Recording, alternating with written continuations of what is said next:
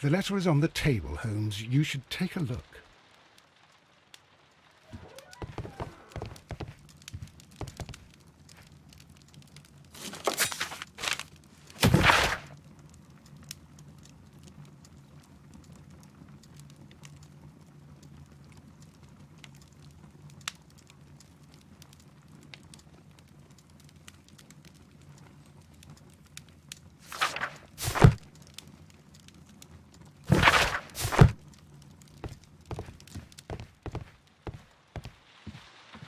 The letter is on the table, Holmes. You should take a look.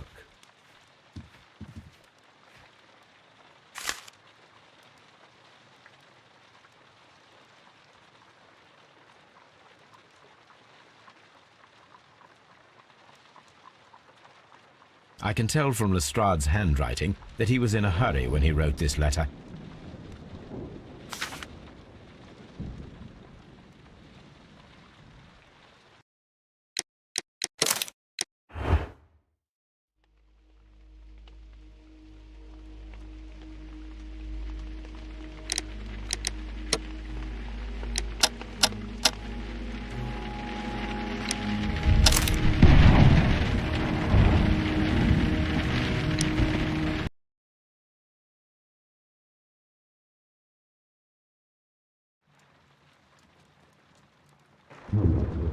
The game is afoot, not a word. Into your clothes and come.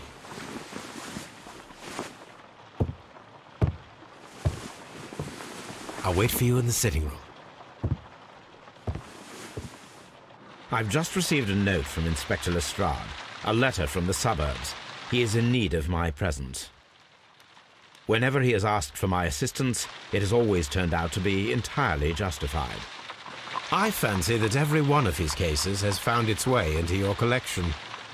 Yes, they all seem worthy of... However, I regret your fatal habit of looking at everything from the point of view of a story instead of a scientific exercise.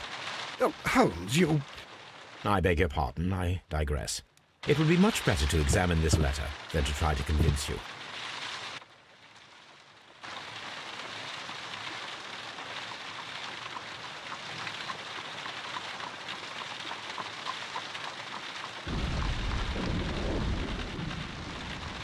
The letter is on the table, Holmes. You should take a look.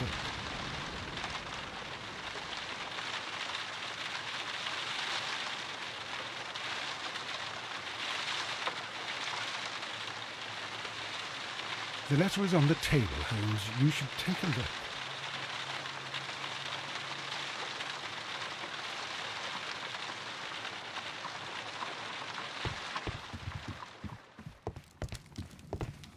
The letter...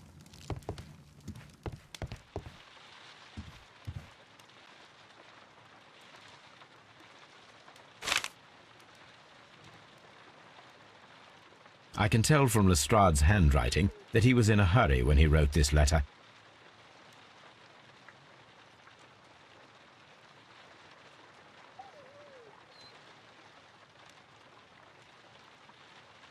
A wax seal with the monogram E.B. The Brackenstall family coat of arms.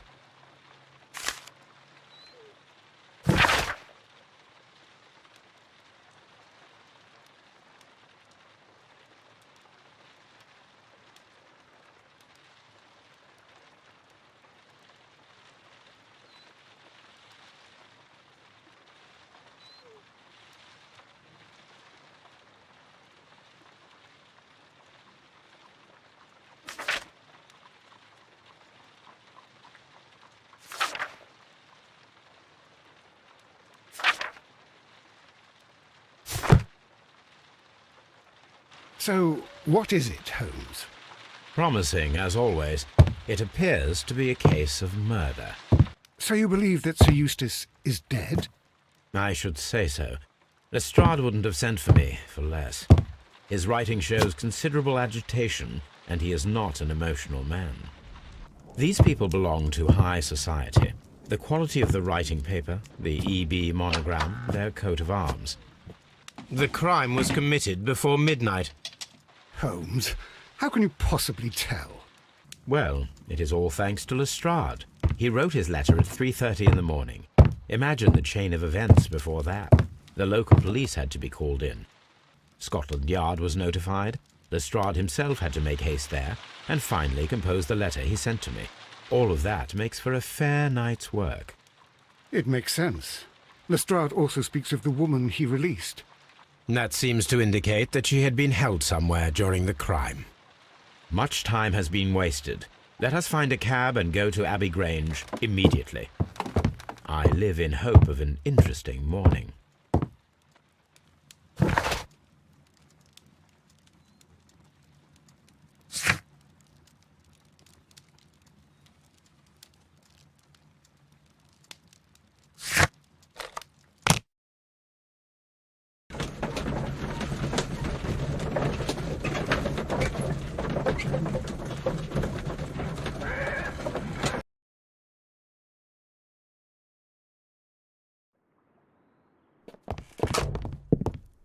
Ah, Mr. Holmes and Dr. Watson, here you are.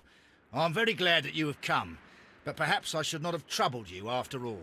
And why is that? Lady Brackenstall has come to her senses, and she has given so clear an account of the affair that there is not much left for us to do. You remember that Lewisham gang of burglars? What, the three Randalls? Exactly. The father and two sons. It's their work. They stole a silver service, which is of great value. Sir Eustace Brackenstall is dead, then? Yes. His head was knocked in with his own poker. A violent act of aggression. Yes, the poor lady. She has had a most dreadful experience. She was assaulted and tied to a chair. But I think that you would best see her and hear her account of the facts. She's in the morning room with her maid, Teresa Wright. Where is the body of the deceased? In the dining room. We haven't touched anything. All right, I'm going to examine it. Very good, Watson.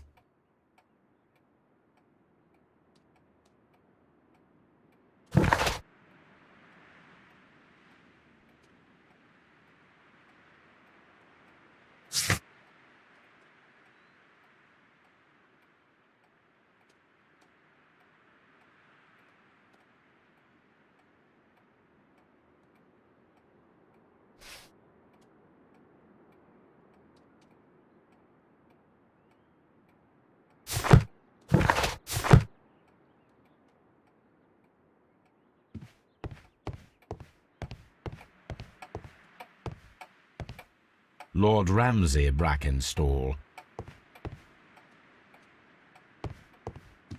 Lord Brigham Brackenstall. Lady Sir Warthen Brackenstall. Baron Lyndon Brackenstall.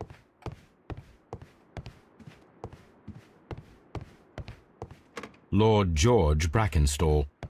The Brackenstall family seems rather austere.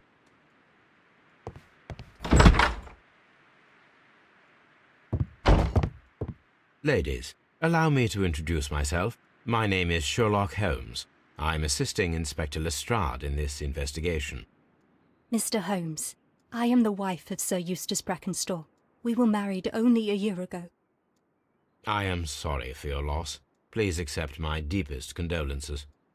I suppose that it is no use my attempting to conceal that our marriage has not been a happy one. I fear that all would tell you that, even if I were to attempt to deny it.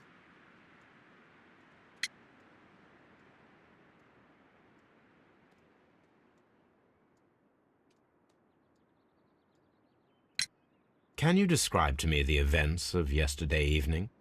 Is it really necessary? I have already told Inspector Lestrade all that happened. Yes, madam, it is. I will tell you then. Sir Eustace retired about 10:30.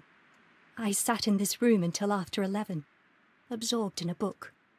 Before I went upstairs, I entered the dining room to fetch a candle and... oh God. Please, go on.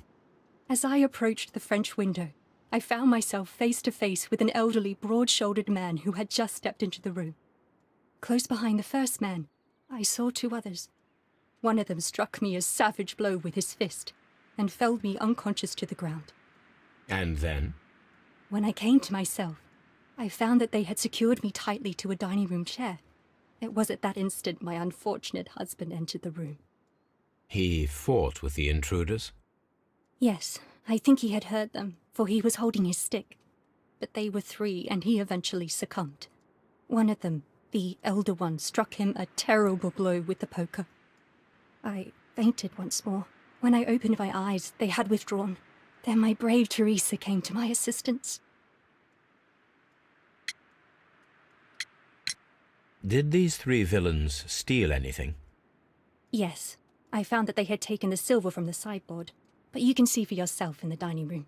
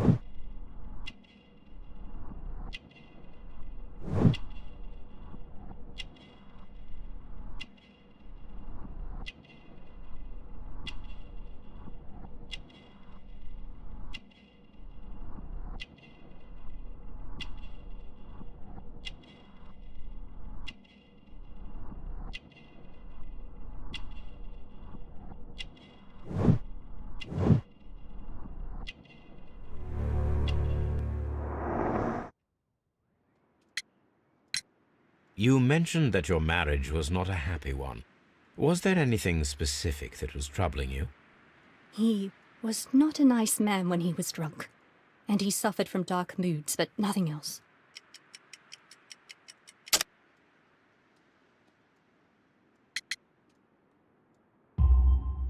The bruises on your hands are at least 1 week old.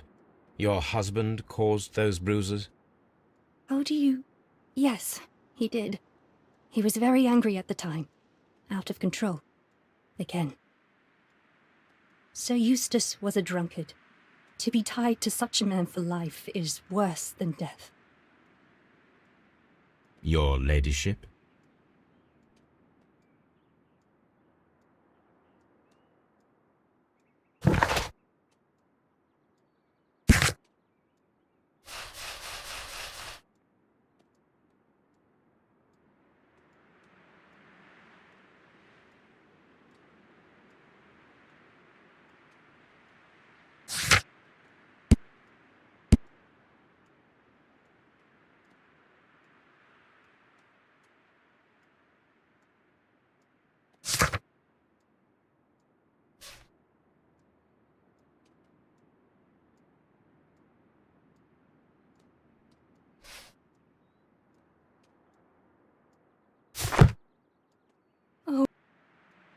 Oh, what a horrible thing to have happened. Teresa, I would like to hear your testimony. Certainly, sir. As I sat by my bedroom window, I saw 3 men in the moonlight down by the lodge gate. But I thought nothing of it at the time. Oh, if I'd known. And then? I went to bed, and it was more than an hour after that I heard my mistress scream. And down I ran, to find her tied to the chair and him on the floor with his head smashed. That's all I know.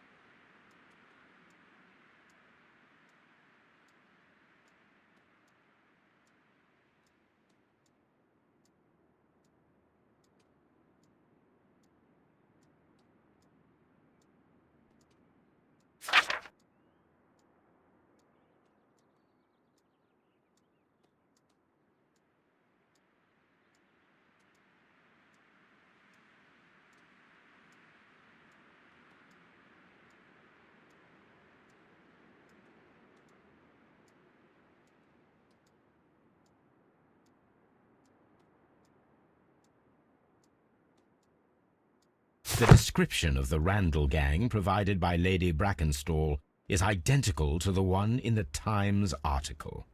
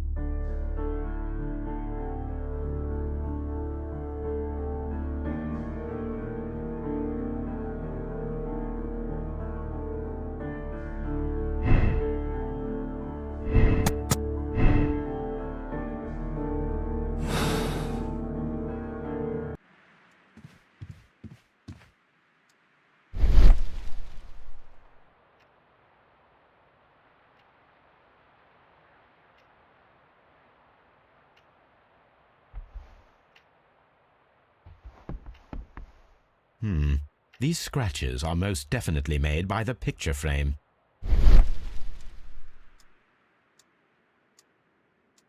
A trapper's hut.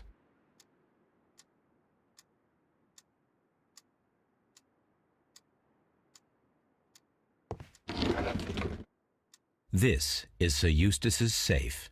There may be something important inside. I must ask Lady Brackenstall to open it. This is Sir Eustace.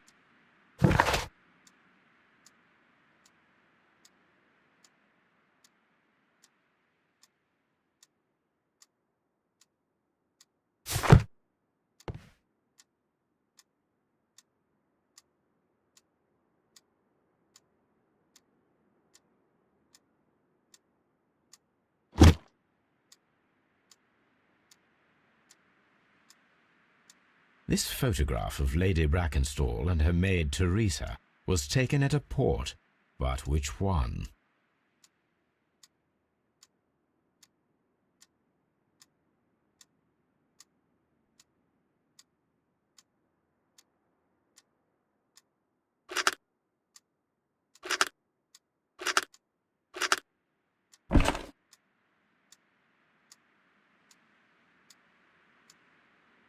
So the lady and her maid came from Australia a year and a half ago on this ship.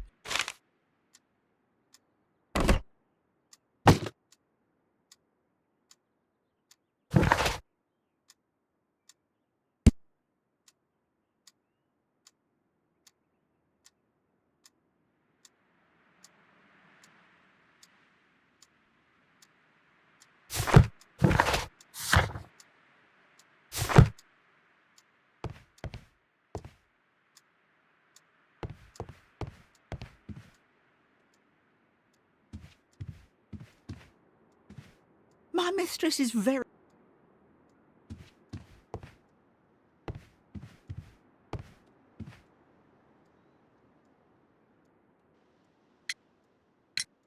Lady Brackenstall, could you open this wall safe? No, it is my husband's safe. I do not know the combination. We have to open it. Your ladyship?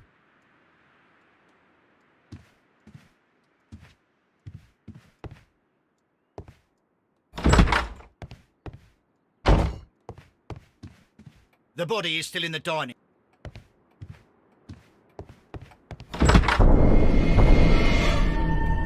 You should examine the body of Sir Eustace Brackenstall.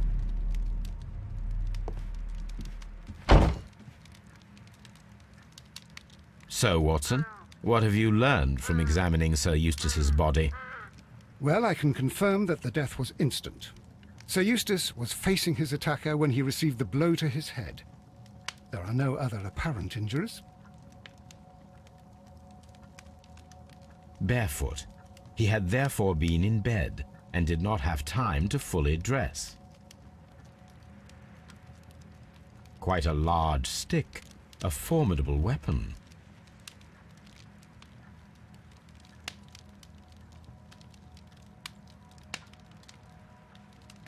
The head was cracked with the force of the blow. That must be the murder weapon.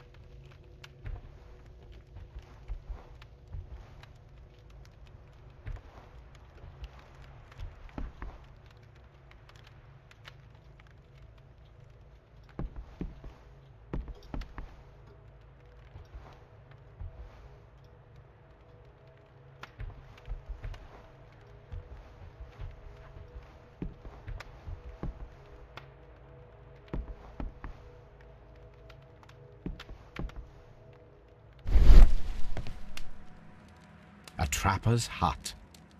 A trapper's hut.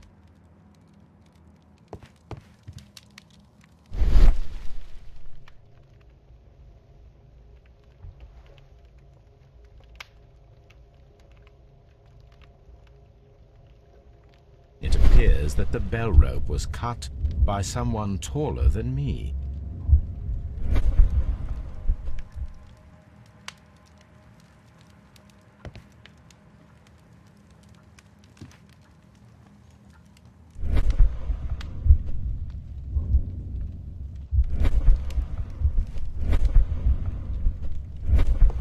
You should examine.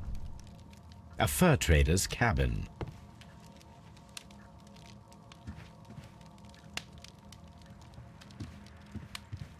A deer hunt.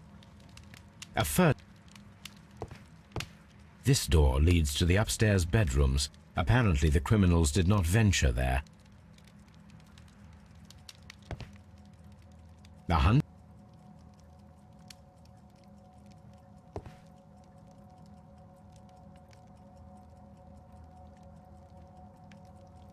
This candlestick is valuable.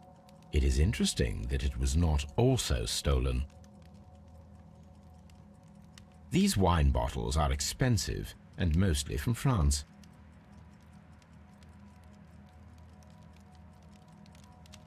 A bottle of wine is missing here.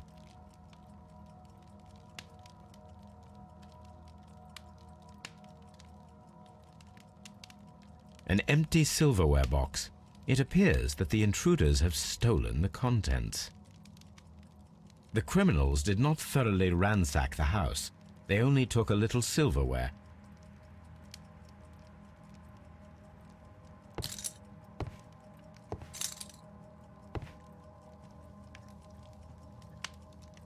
Sailor's knots. That's interesting. This rope was handled by the murderers. We need a scent hound to follow their trail. I will take it with me.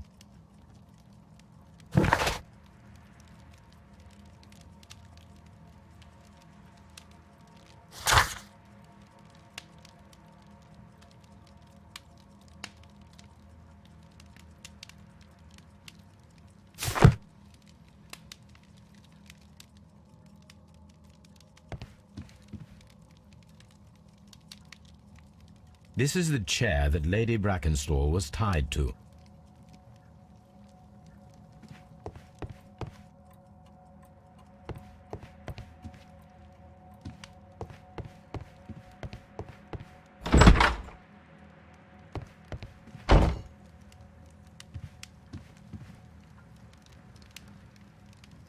It appears that the bell rope was cut by someone taller than me.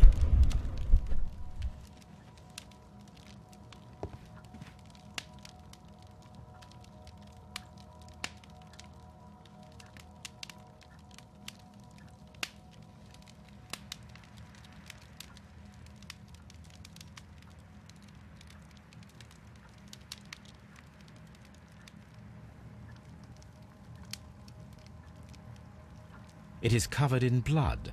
Sir Eustace might have struck his head upon it while falling from the blow. That is one possible explanation.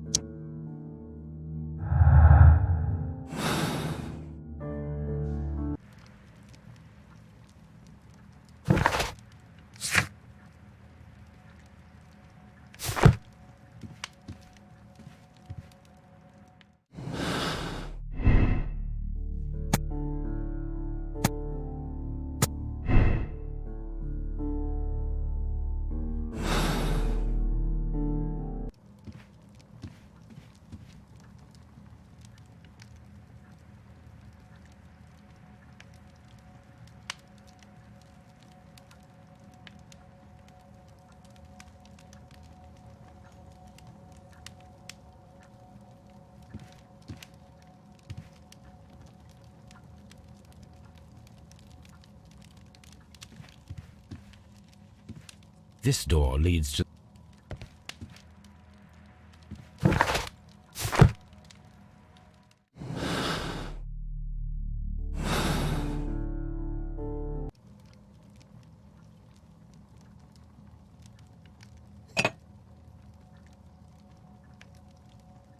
There is beeswing at the bottom, as if the wine had not been decanted before being poured.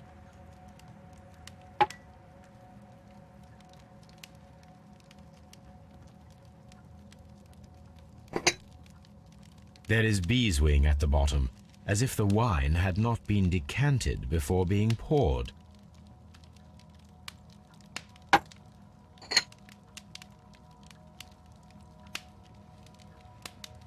This glass has some wine traces, but no visible beeswing. This glass has some wine traces, but no visible beeswing.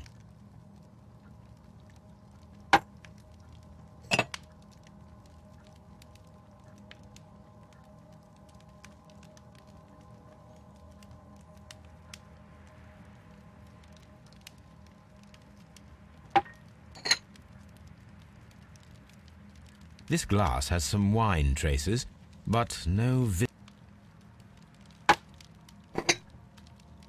This glass has some wine traces, but no visible beeswing. It is rather strange that only one of these glasses has dregs of beeswing inside it, while the other two are clear. This glass has some wine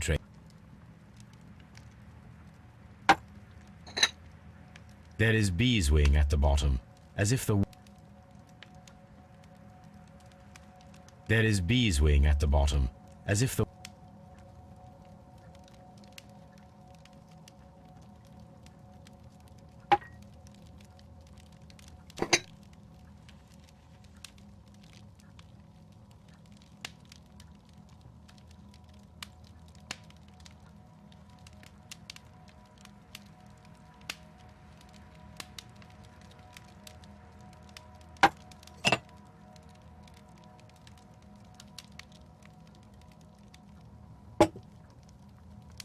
Chateau Calon-Ségur, French wine, Grand Cru. A decanter standing next to the open bottle, an inseparable pair indeed.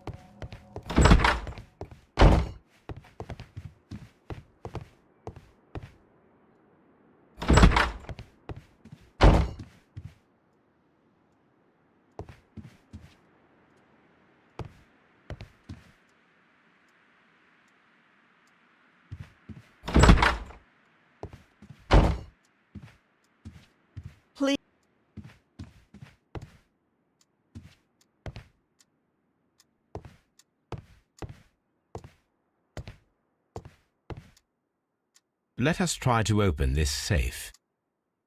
This safe can be cracked. I only have to pay attention.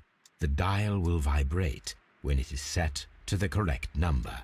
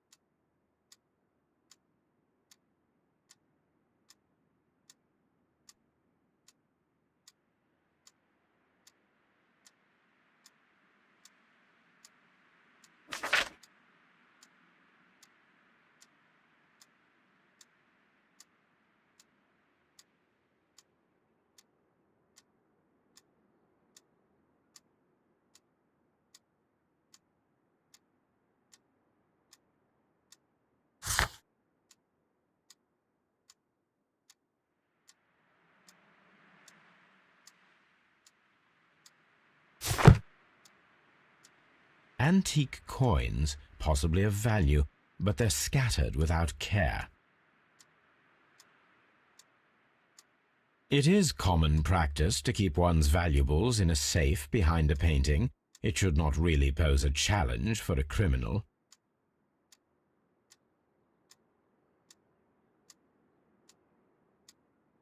It is common practice to keep one's valuables in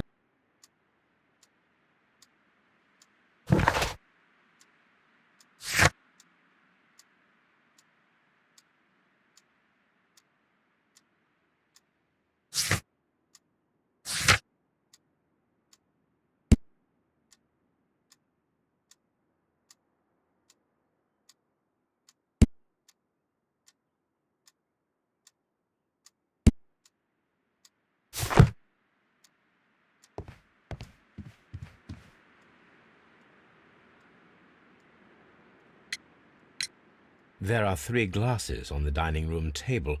I was wondering if... Oh, I forgot. When I came to myself the first time, each of them had a glass in his hand. They might have been a father and his 2 sons. They talked together in whispers, and then they left.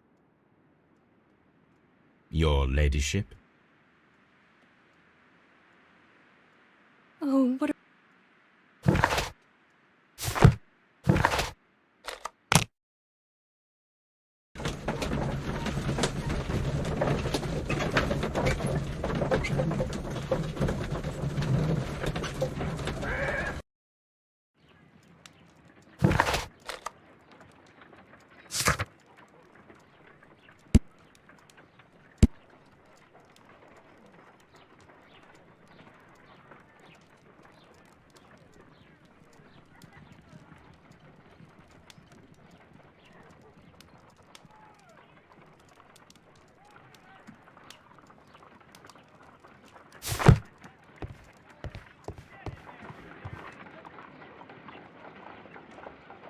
Let us see how the rope was cut.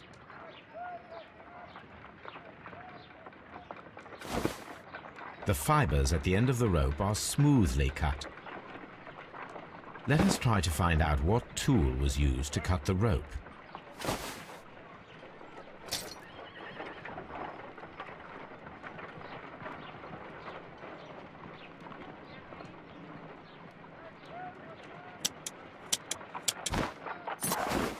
The fibers from this cut appear to be different.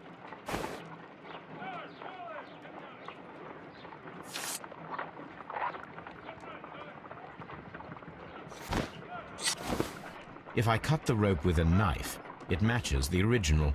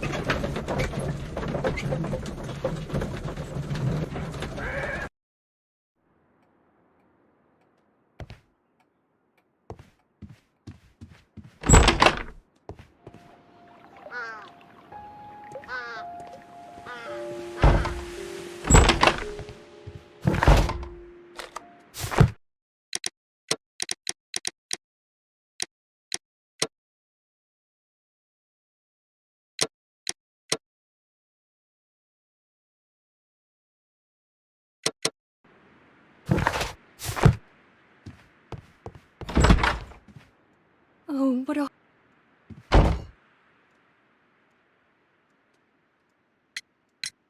Sir Eustace's doctor speaks of his violent behaviour.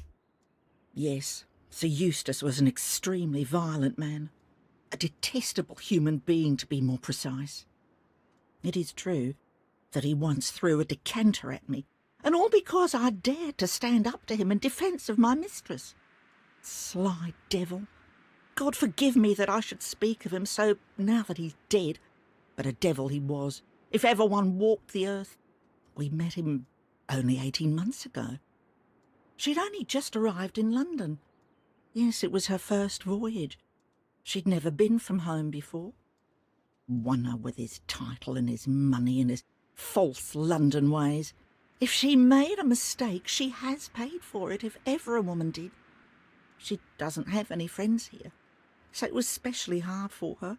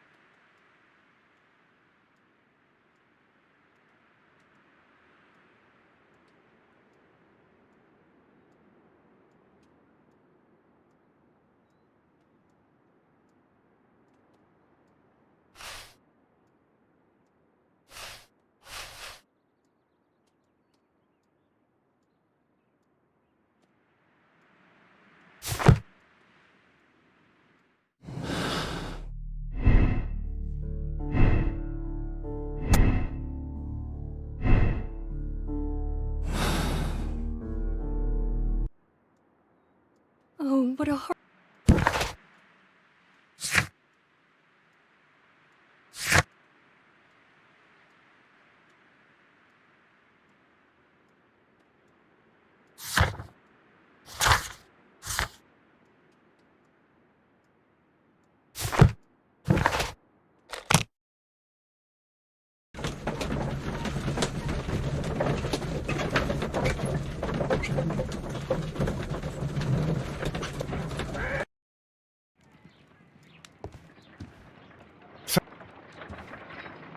Someone...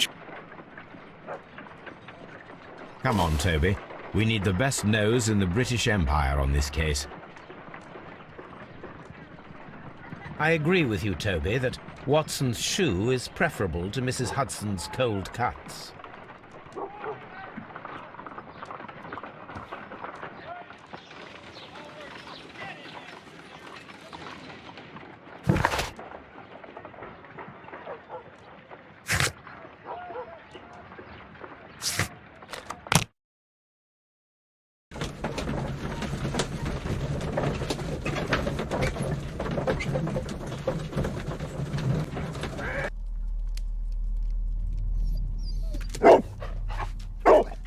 Search, Toby.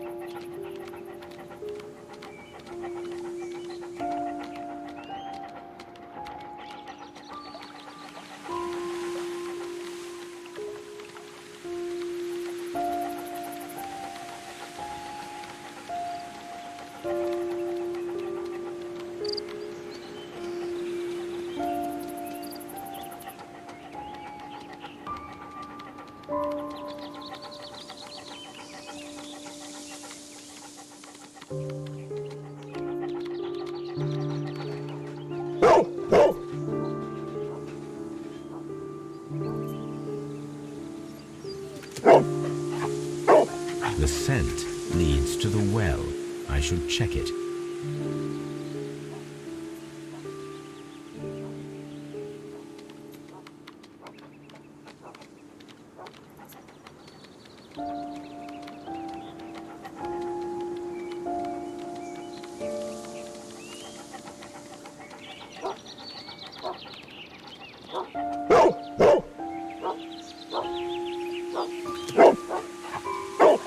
The intruder's trail is lost behind this wall.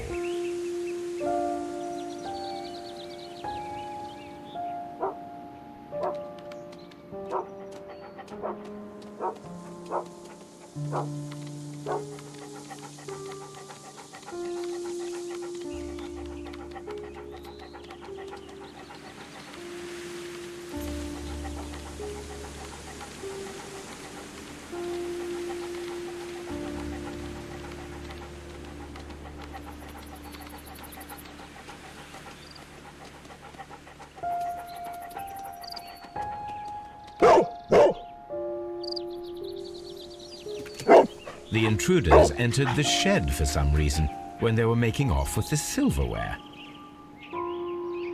The criminals left the house through the French window.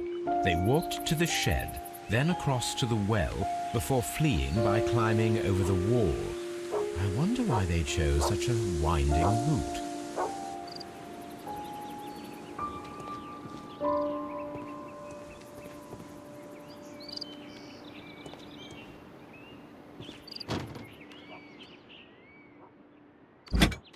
This hook might be useful.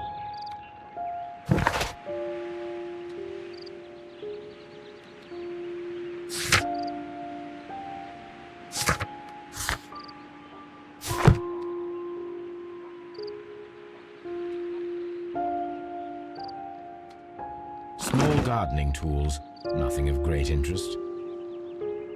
Bags of seed. Some empty bags were recently moved. Small gardening tools.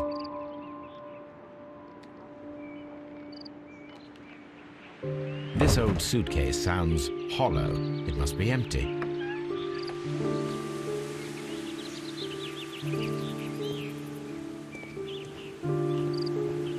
Brave Toby, the best nose in the British Empire.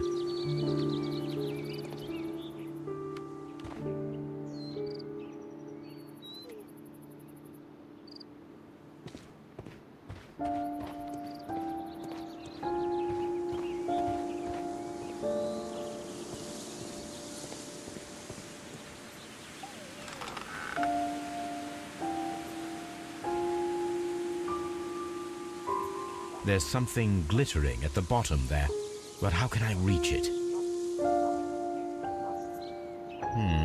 The bucket can be easily removed.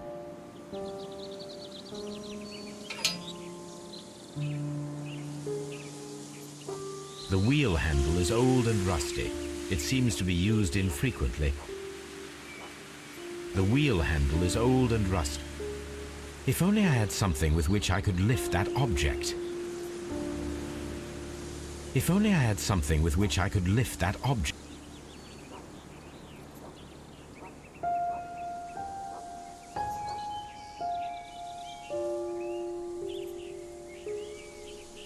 If only I had some...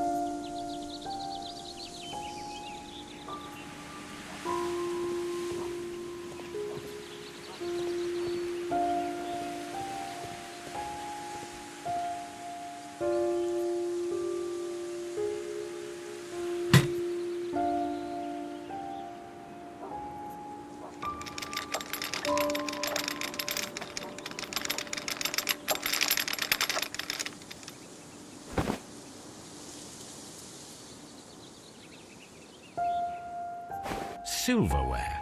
This is hardly a coincidence.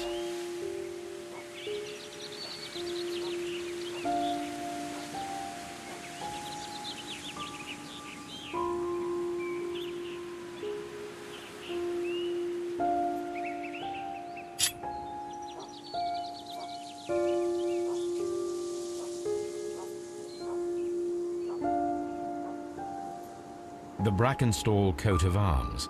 It appears that we have found the stolen silverware.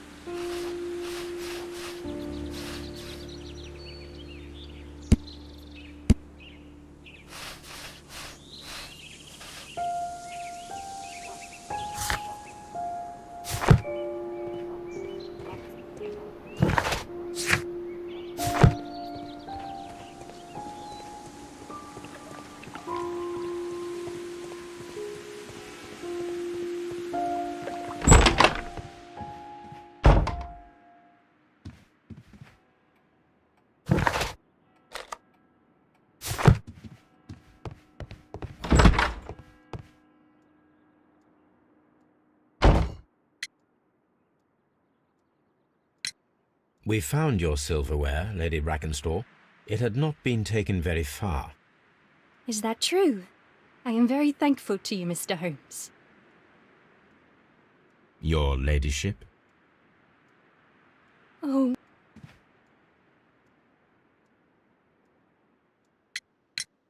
We found your mistress's silverware.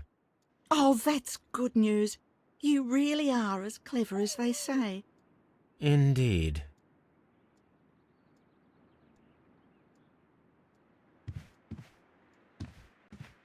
Please.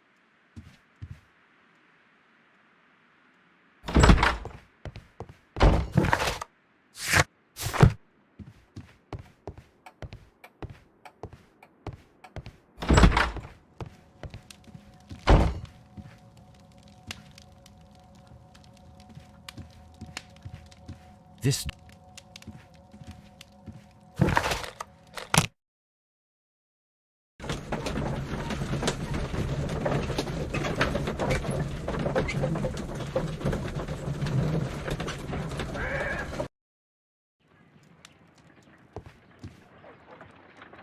Have you found...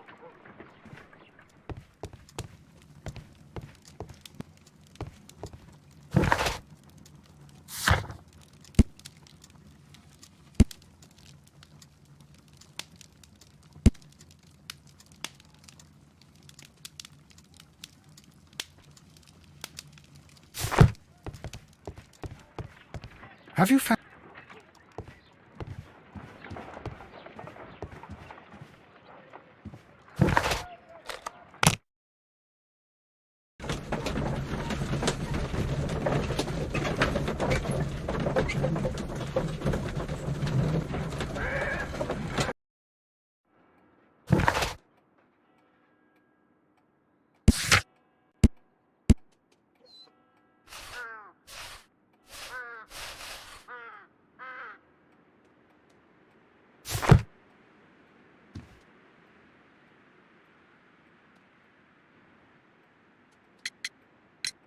What do you know about Sir Eustace, Inspector?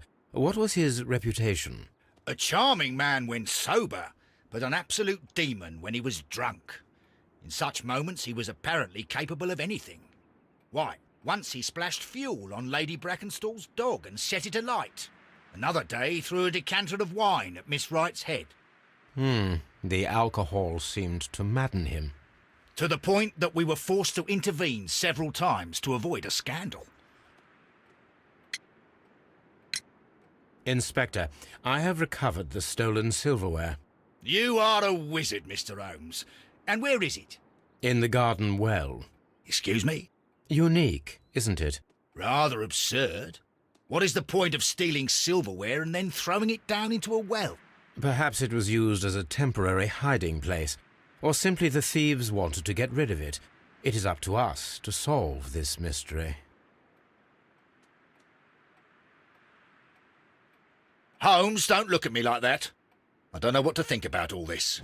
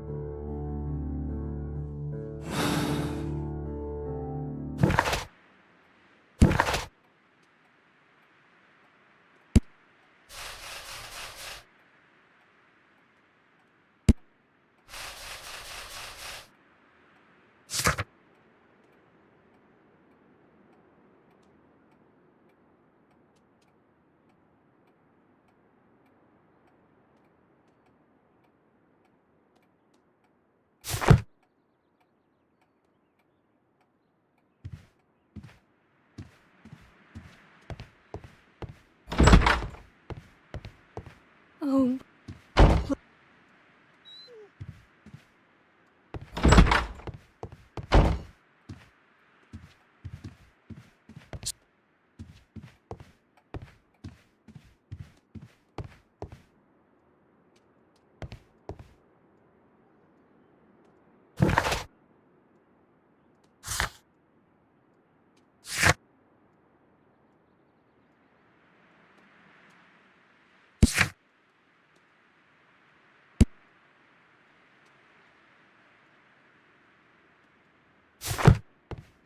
Sir Lord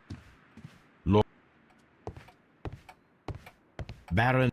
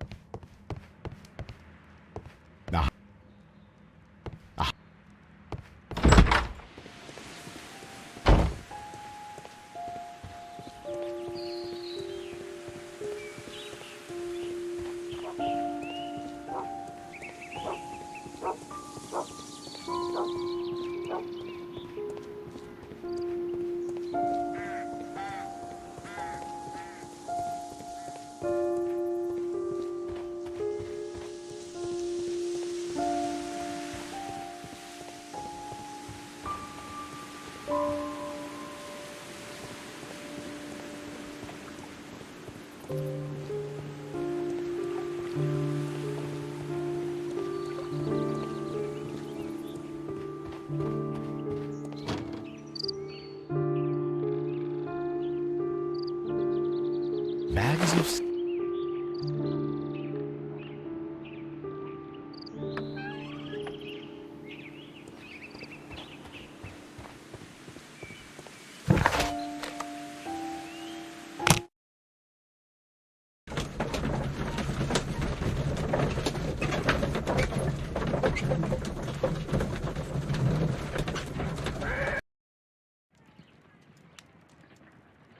What should we do?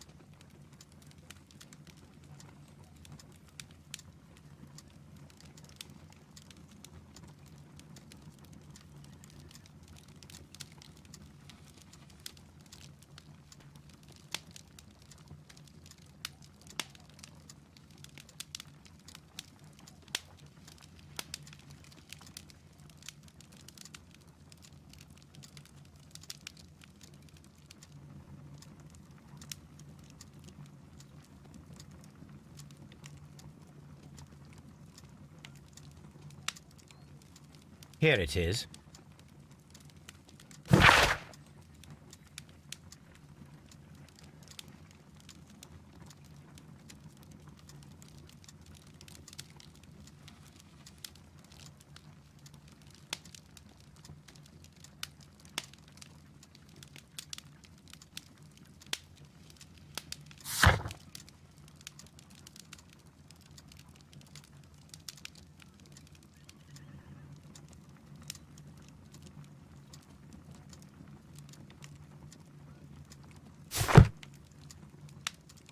The shipping company, the Adelaide, Southampton, London line, and its address. Interesting. It must be the place where they keep the records, including the one for the crew of the Rock of Gibraltar. I think that if you pretend you're from Scotland Yard, they'll give it to you without any problems. But I have another solution. I'll call in the specialist.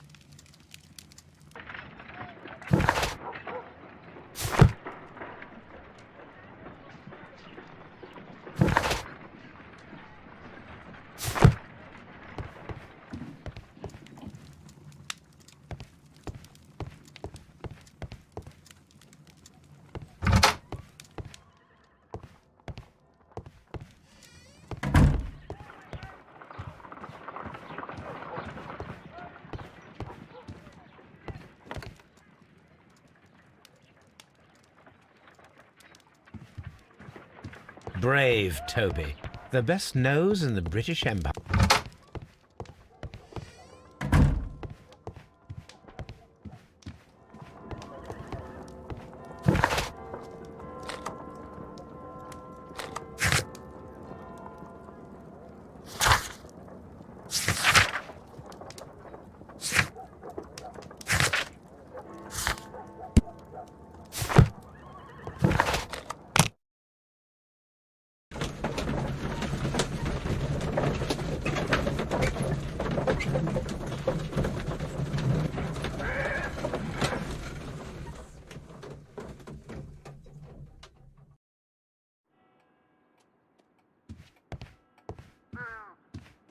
Holmes, don't...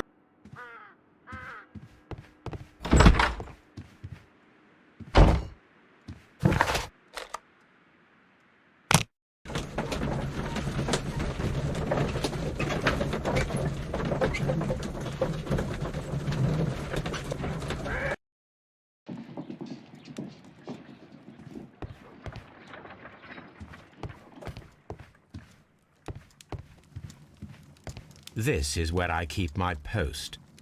Watson, I need Wiggins. Is he anywhere nearby? He's right across the street. You can give him a sign from the window. Watson. He's right across the street.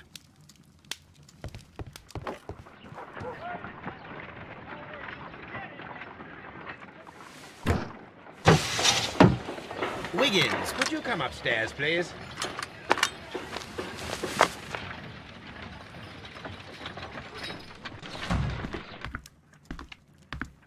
At your service, Mr. Holmes.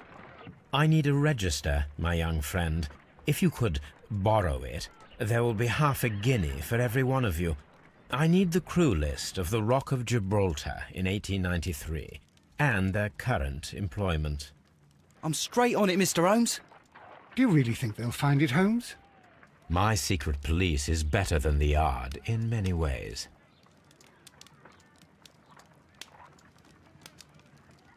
Here it is, Mr. Holmes.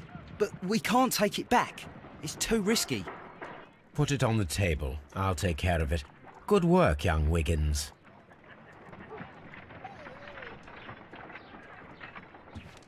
I left it right...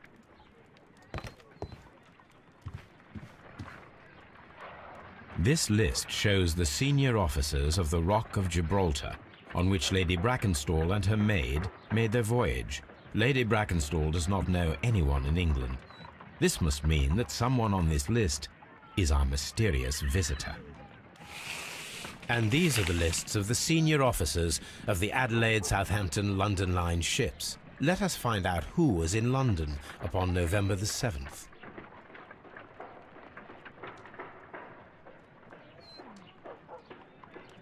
This list shows the senior officers of the Rock of Gibraltar, on which Lady Brackenstall and her maid made their voyage. Lady Brackenstall does not know anyone in England. This must mean that someone on this list is our mysterious visitor.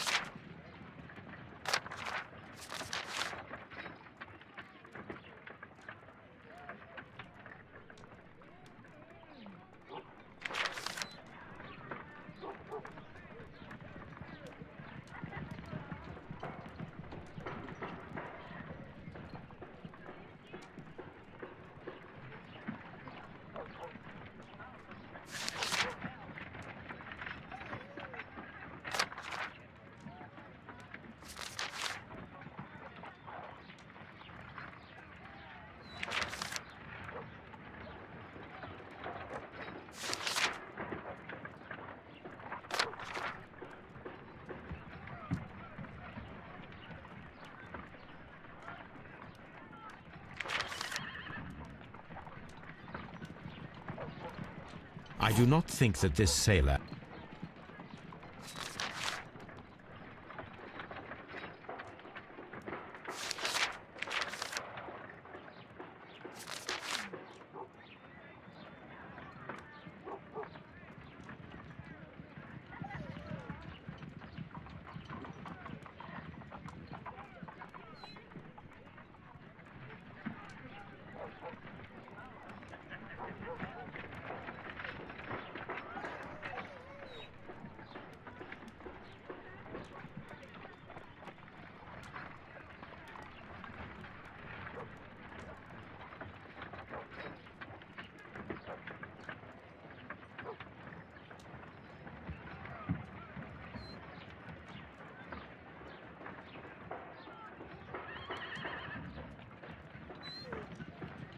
This officer was on a ship that sailed half a month ago. He wasn't in London at the time of the crime.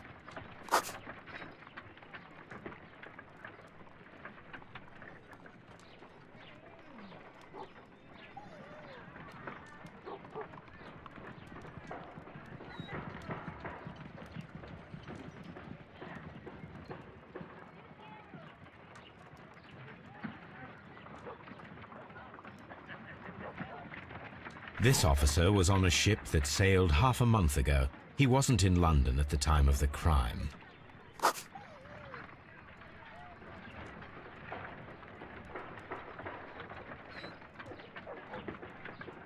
I do not think that this sailor has any connection to the case. I do not think that this sailor has any connection to the case. I do not think that this sailor has any connection to the case. I do not think that this sailor has any connection to the case. I do not think that this sailor has any connection to the case.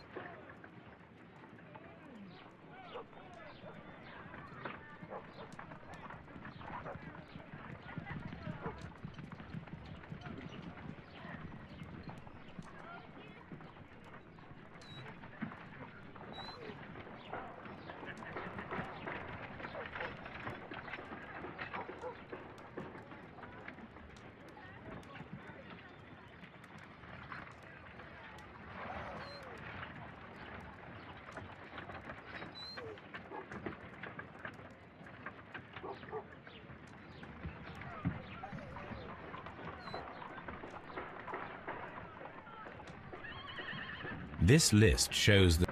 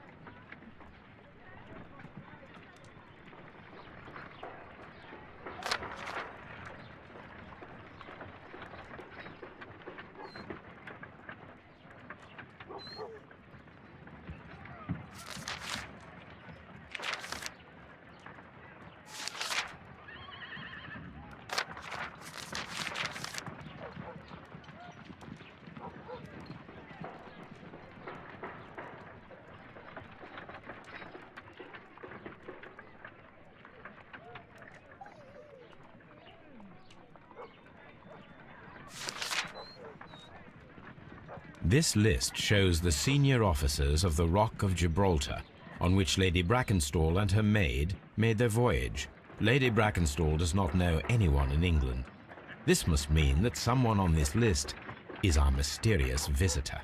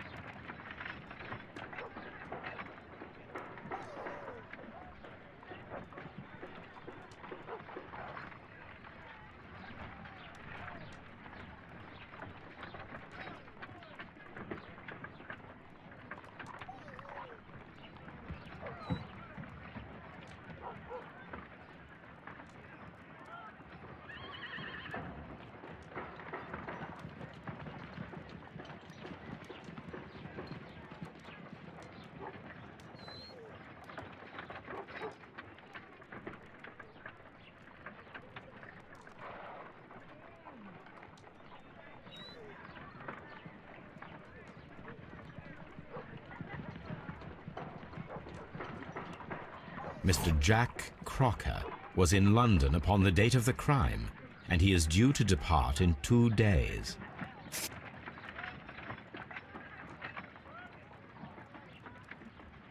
This list shows the senior officer.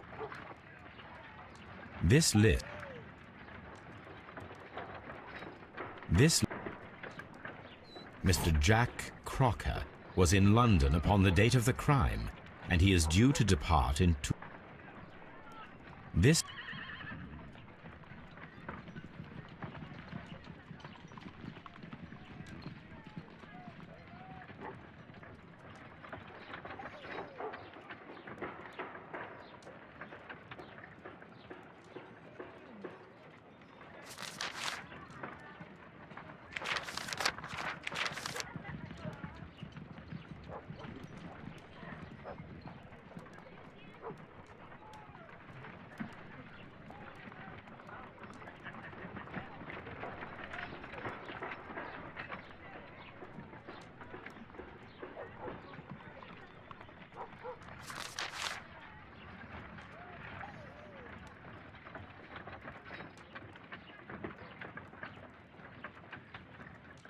I do not think that this sailor has any connection to the case.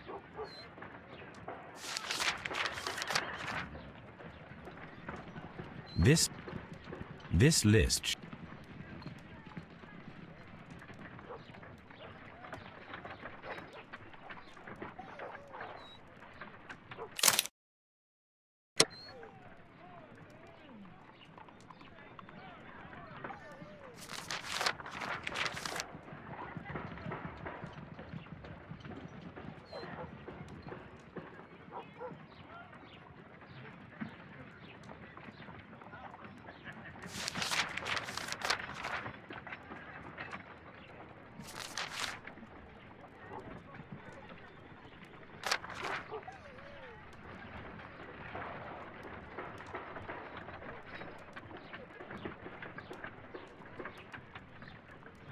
Mr. Jack Crocker.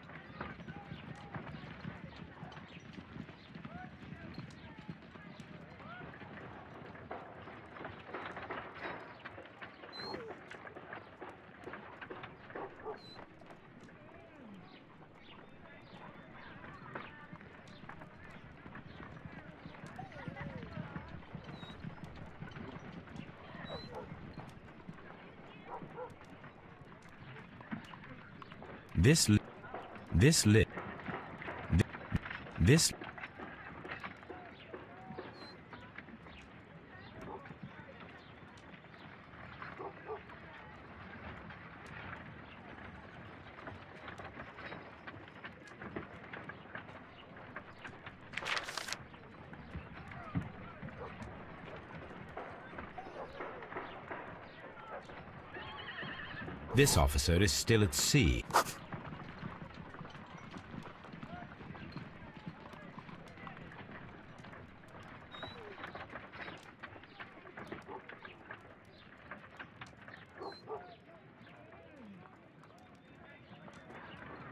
This officer is still at sea, therefore...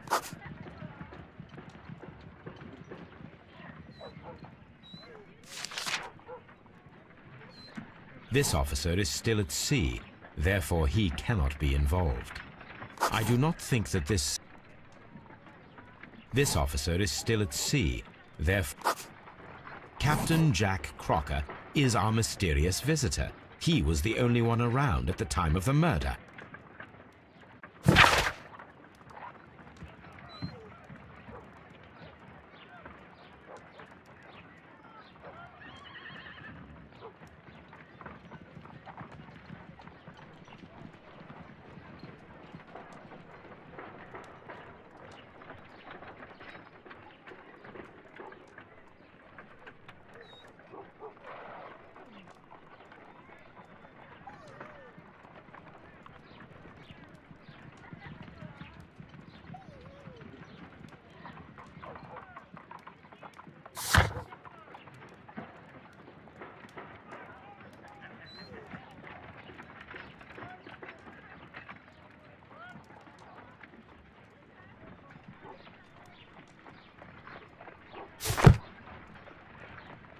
This Crocker, do you think...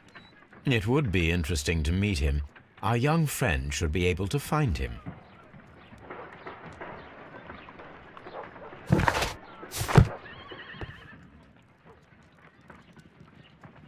Wiggins, could you find a way to bring this Captain Crocker here to us? Here? Holmes, that could be dangerous. No problem, Mr. Holmes.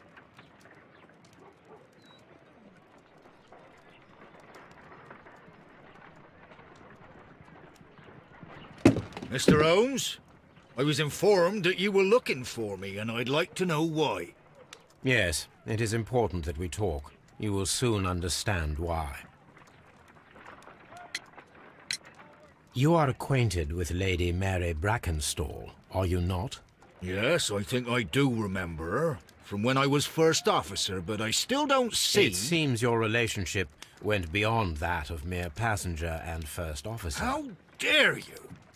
Indeed, how reckless a feeling is love, particularly if one is prepared to commit a murder in its name. Explain yourself this instant.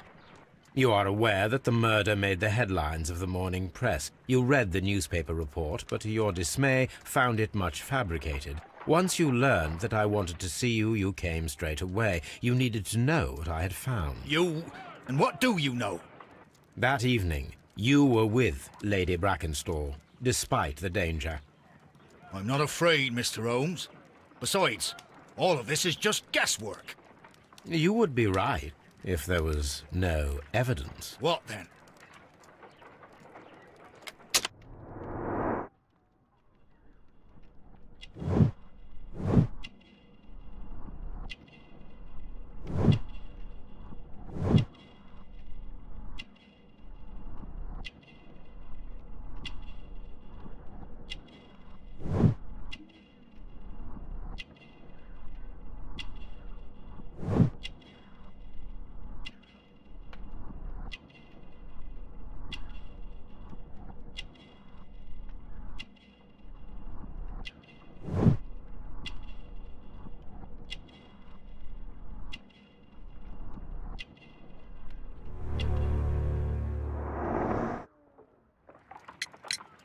Lady Brackenstall was tied to a chair on the night of the murder. And it was you who tied her up. You call that evidence?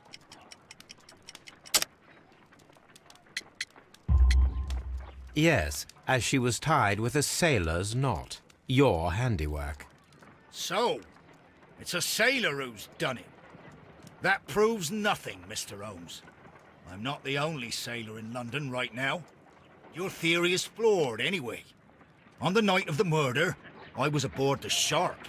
I was supervising the repair of a porthole. At night? It was an emergency. There was a leak. You can ask the ship's carpenter. He can confirm. I'm sure that he can.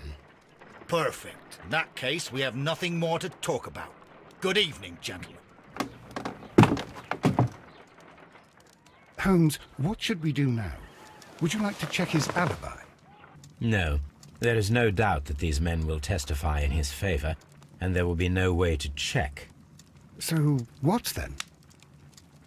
So, we must work with what we have. We have all the puzzle pieces.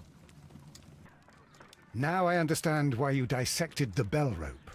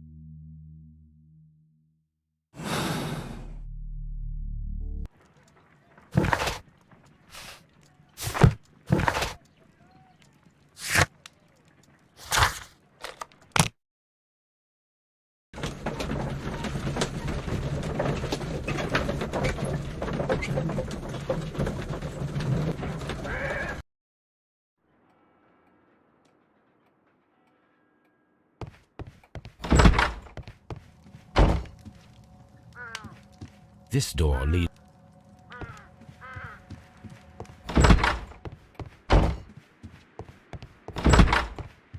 Oh,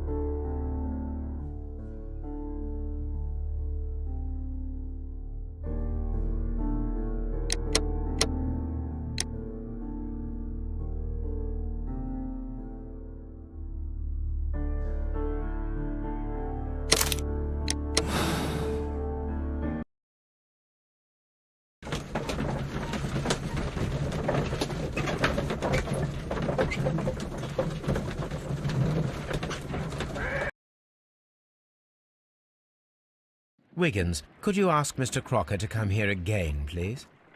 Right away.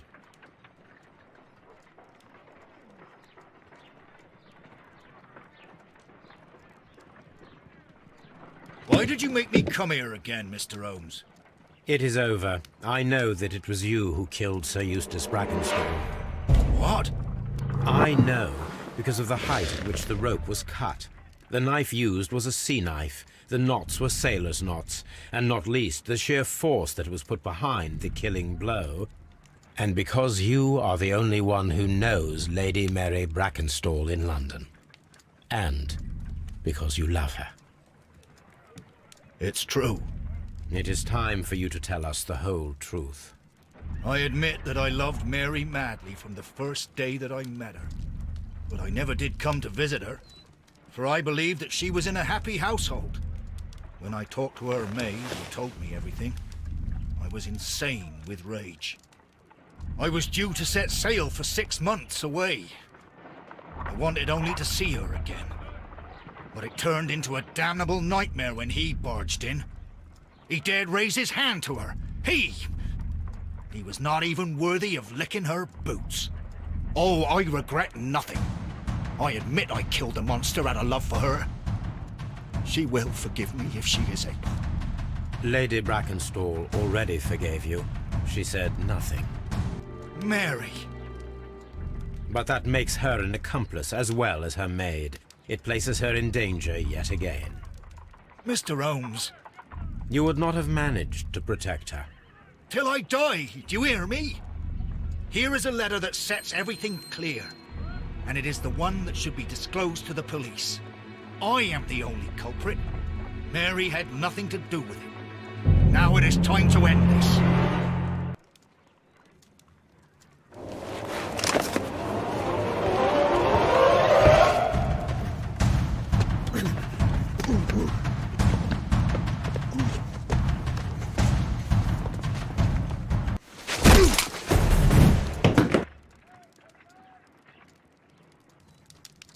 You should have let me die. How can I live if Mary suffers? I am sorry, Captain Crocker, but there has been quite enough death in this case. Inspector, I give you Sir Eustace's killer. He tried his best to perform his own justice. Well, I'm not surprised. Yes, it was me. I confess. Here is a piece of evidence that can be used in court. Perfect. A case that went smoothly for once.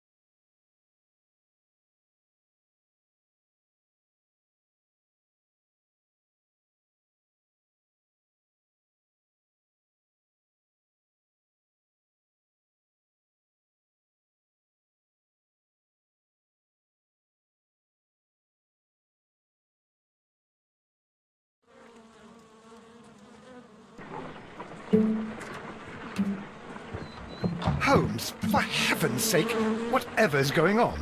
Oh, hello, Watson. You're early. Did you kill all of your patients? What? Holmes, where have all these wretched bees come from?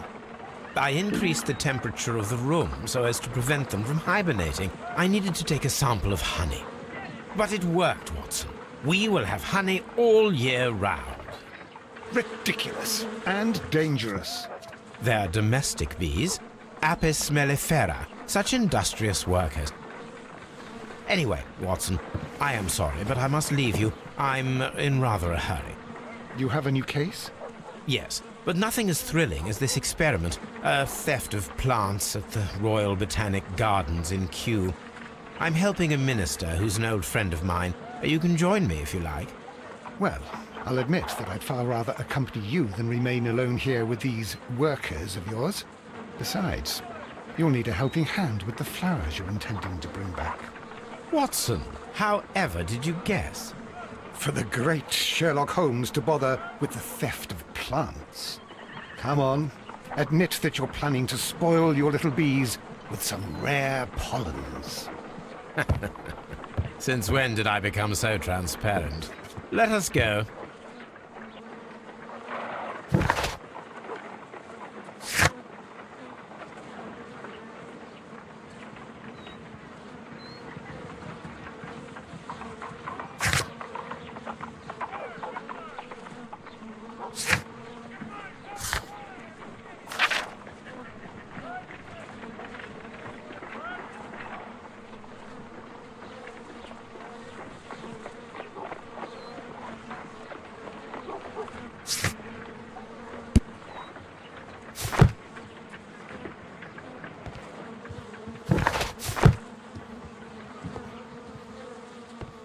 A map of London and the surrounding area.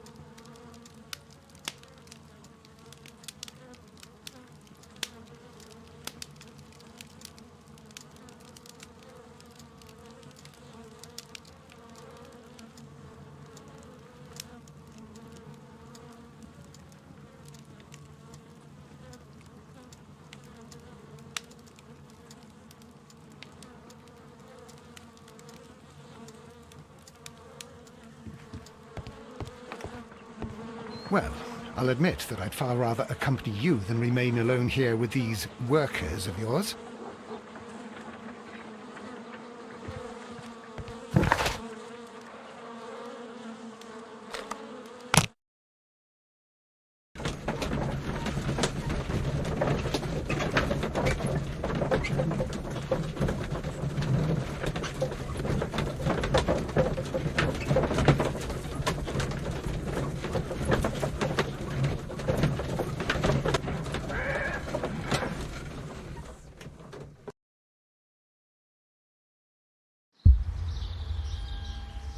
Well, Holmes, here we are at the Royal Botanic Gardens. There's no doubt that this place is beautiful. But are you really intent on investigating the theft of the plants? Yes, of course.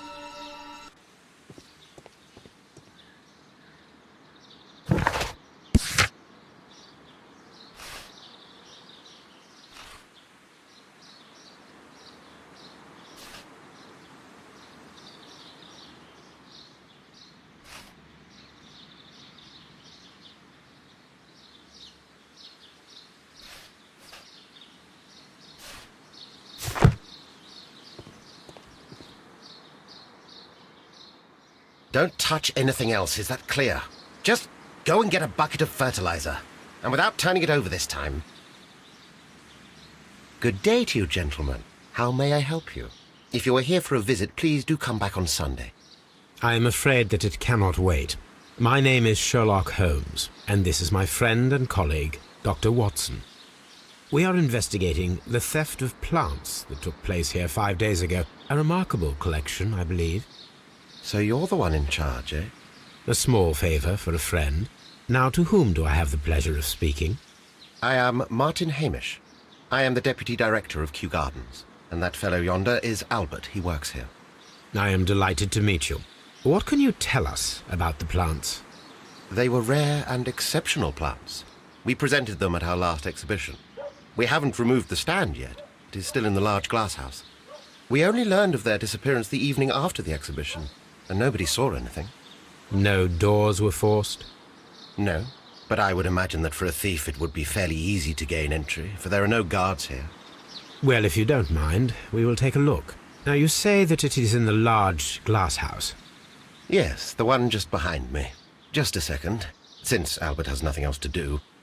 Albert, show these gentlemen where the exhibition was held. How many people work here? Only myself, but occasionally 2 students, Albert, whom you have met, and Miss White.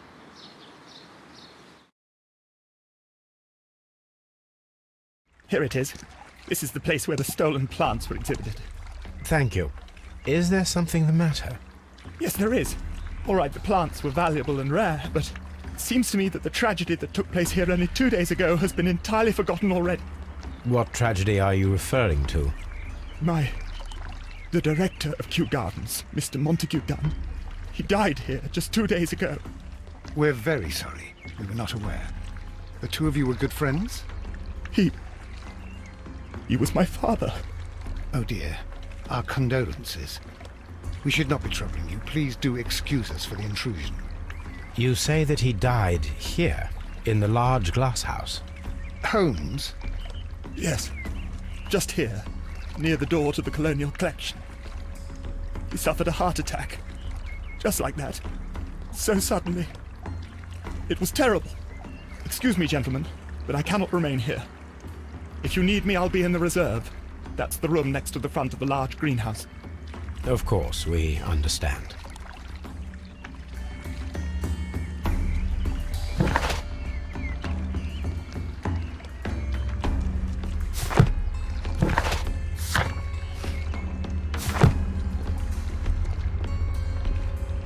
Do not touch. The plants were here. All of them were stolen.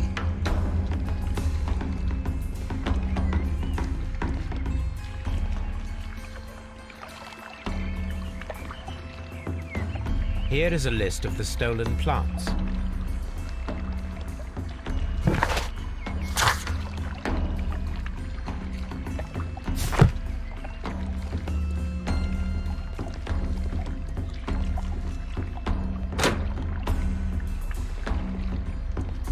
According to Albert, this is where his father, Montague Dunn, was found dead.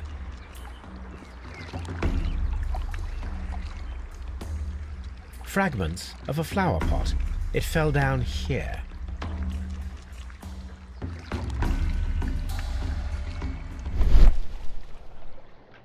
Soil. It should have come from a flower pot. The soil on the side of this flower shelf is the same as that on the ground.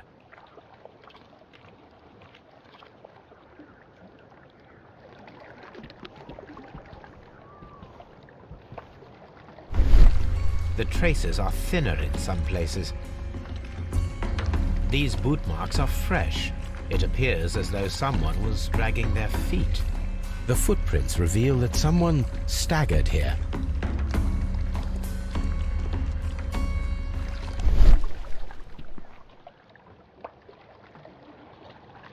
The door was smashed at shoulder height. This door handle is new. It was recently changed.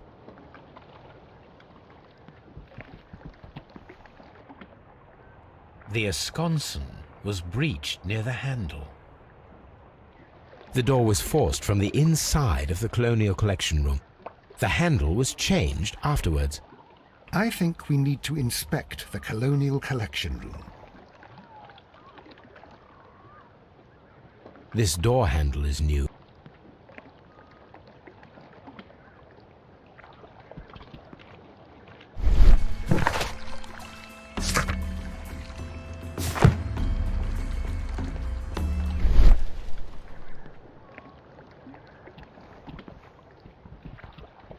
This pot was broken fairly recently. A flower pot recently fell down from these shelves and was misplaced.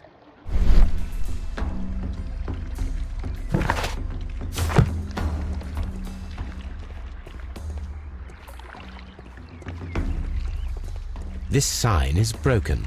Something heavy was dropped upon it. Blood. Someone fell violently against this sign, and they were injured in the clash, most likely a head wound. All the clues around here are quite suspicious. I need my imagination to make sense of it all.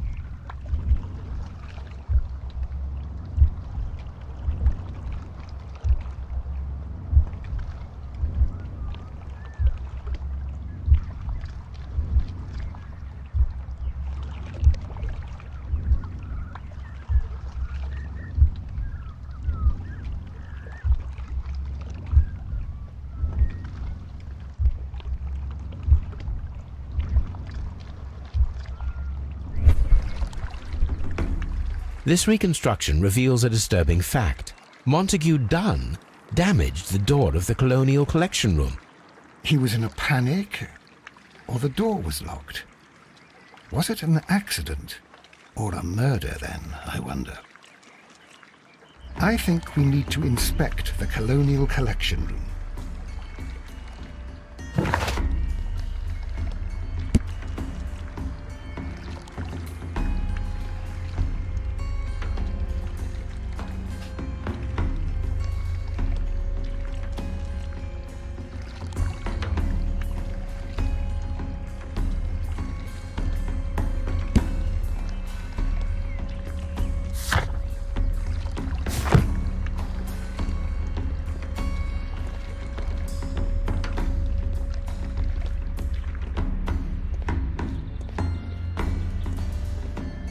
These plants come from all the territories of the British Empire.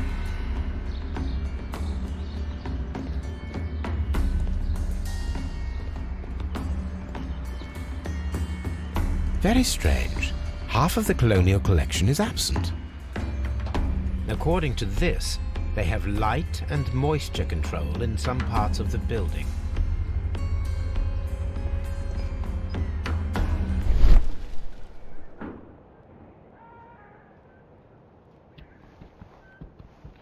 The smell is strong. It is a detergent.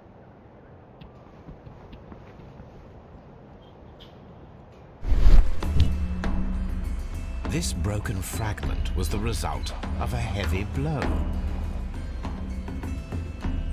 A fragment of marble, most likely chipped from a statue or sculpture.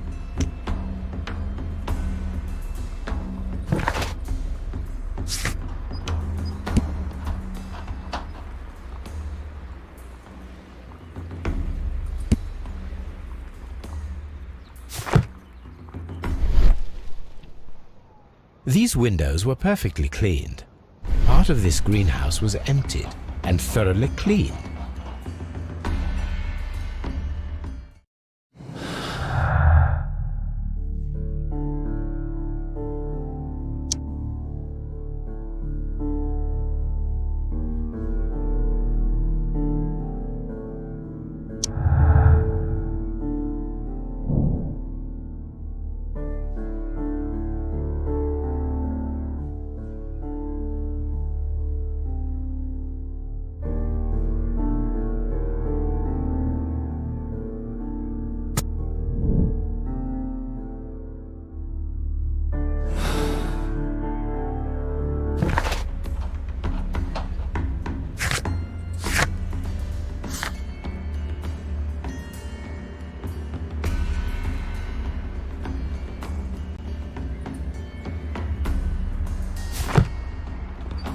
This is one of the outlets of the ventilation system.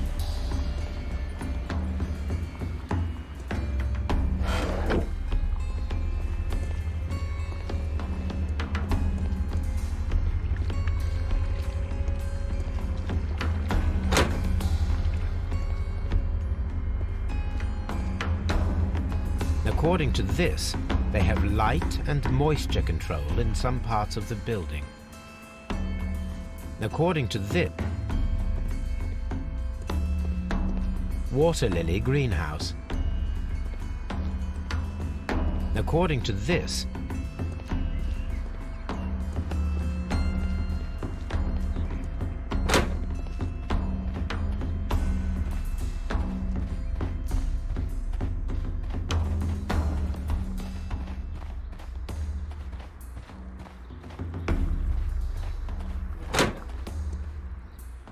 Can I help you, gentlemen?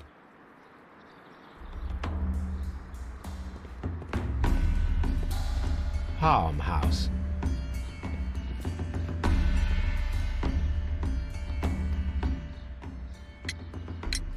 Do you work here? Yes, but part-time only, for I'm also studying botany at the University of London. You're following in your father's footsteps, then. That is commendable. Well, even if botany is not my strongest suit, there are people who say that I could be a good manager.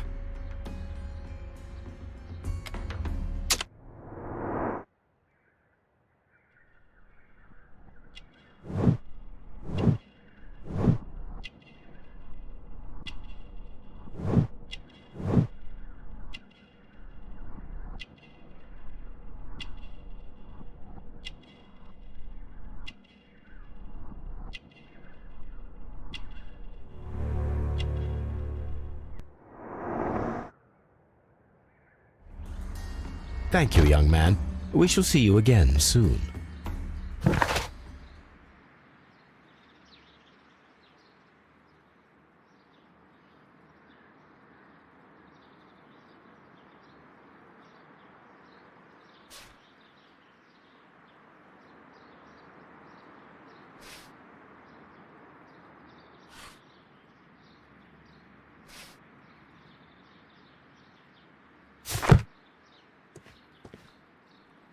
Excuse me, but I have to...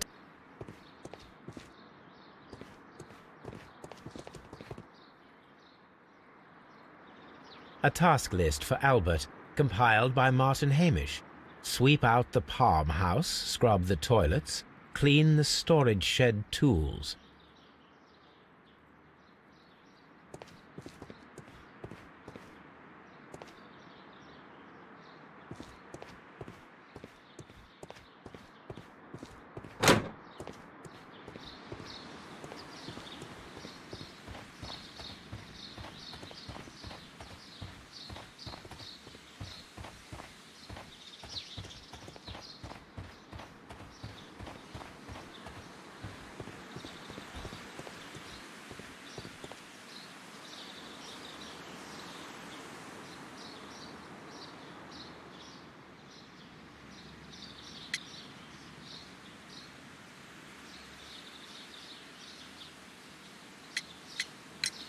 Albert told us about the tragic death of Mr. Dunn, the late director of Kew Gardens. Tragic indeed. His heart attack was quite unexpected.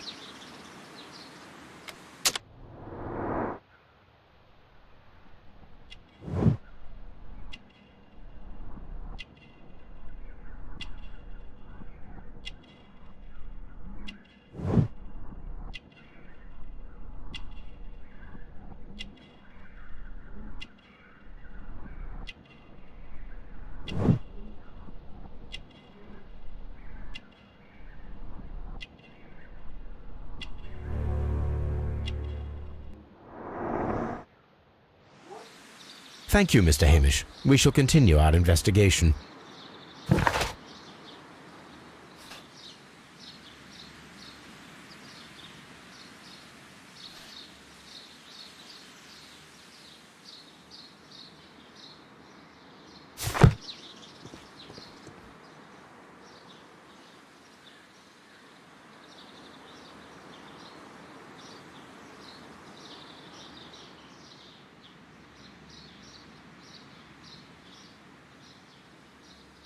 Nursery.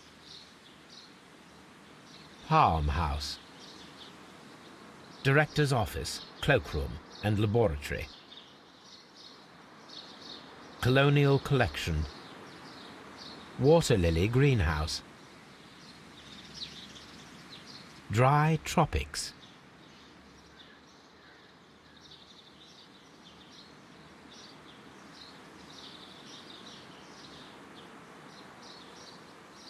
Seed house. Ventilation system.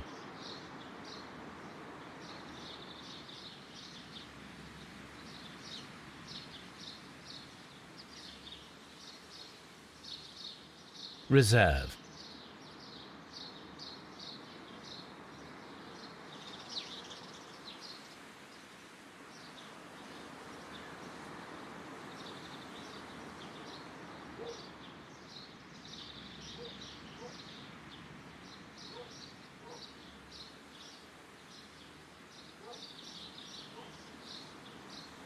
A map of Kew Gardens.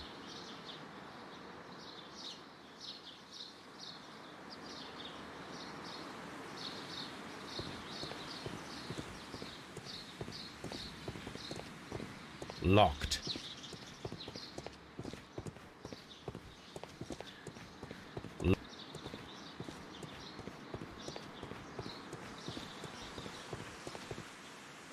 Locked.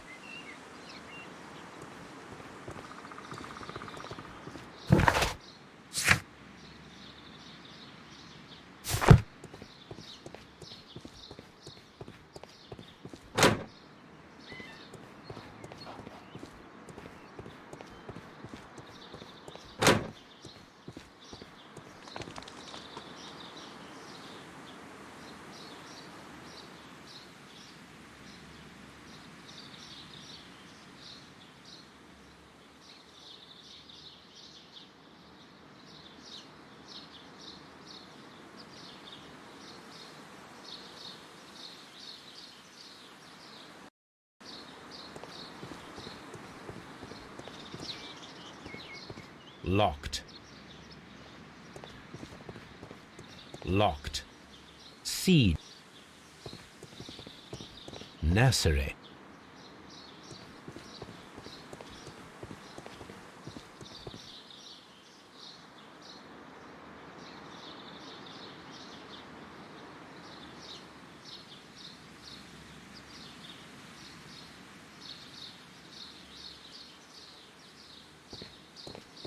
There is a smell of burning.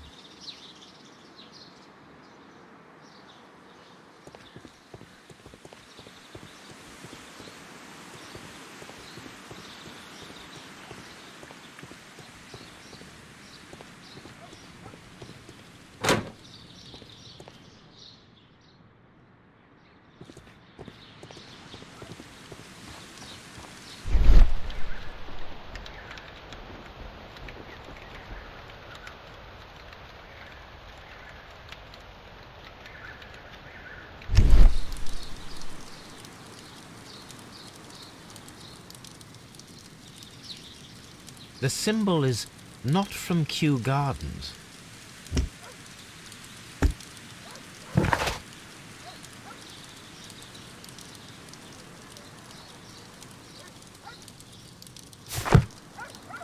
The remains of a picture frame. A protective mask. Someone set it alight, but it did not burn.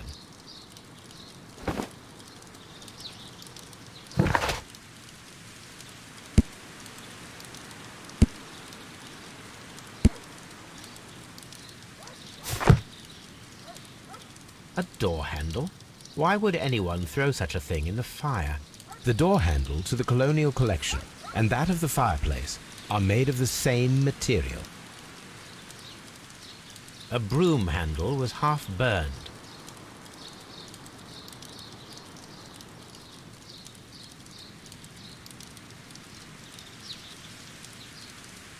The plants were set alight fairly recently.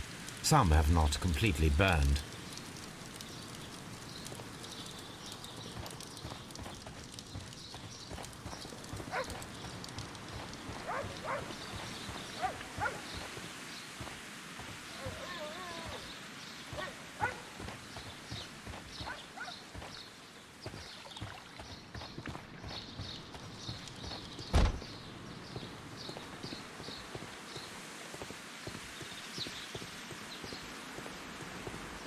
Locked.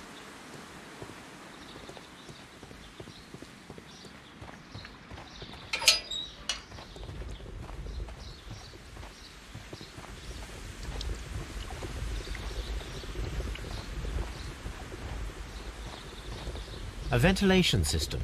It should regulate the temperature of the staff buildings. A water tank.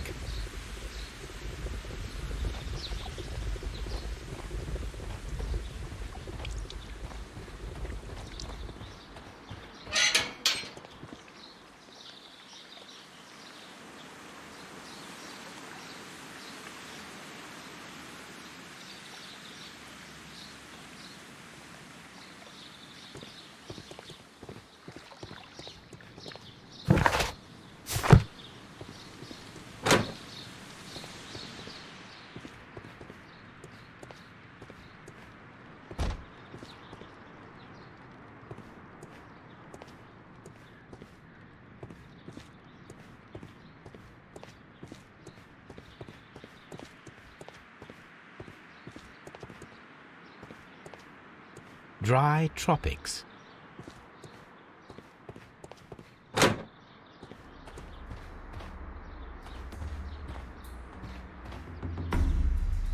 These flower pots are beautiful.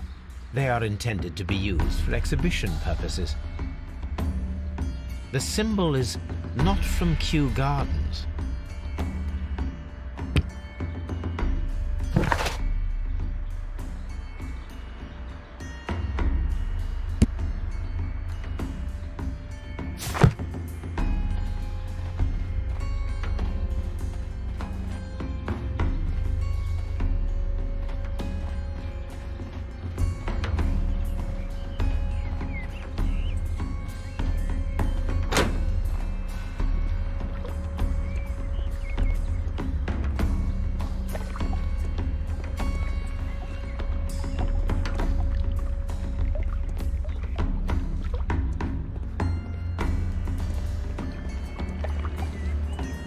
According to this,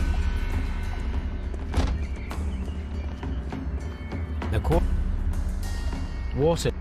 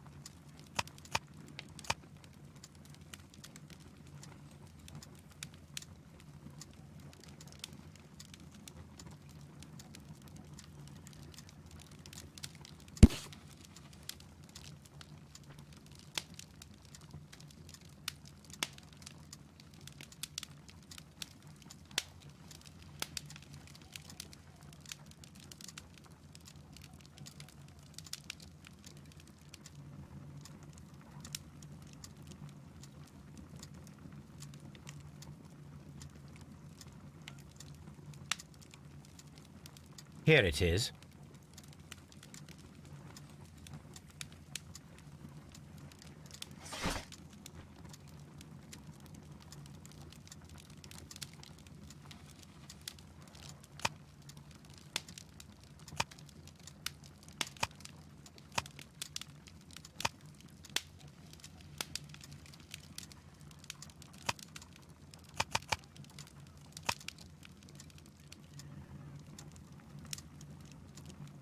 That is not the one I need.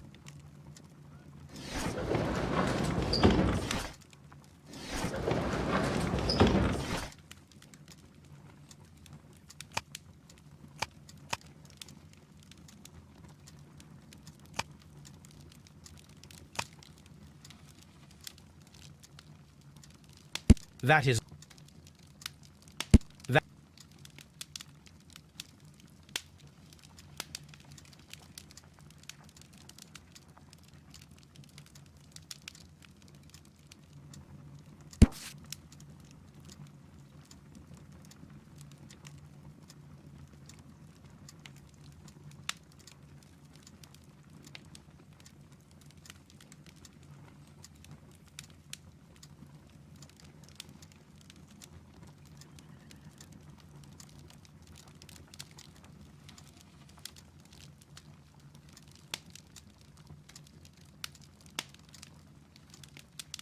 Here it is.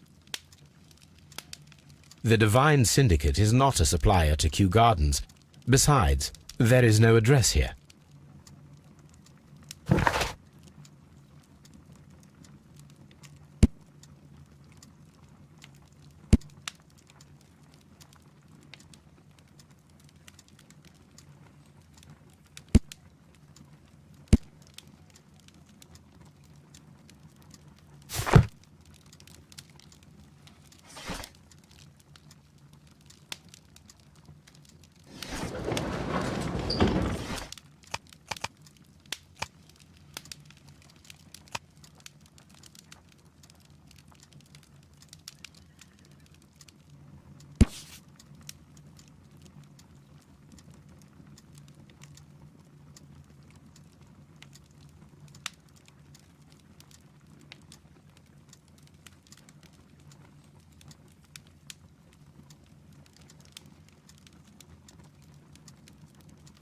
Here it is.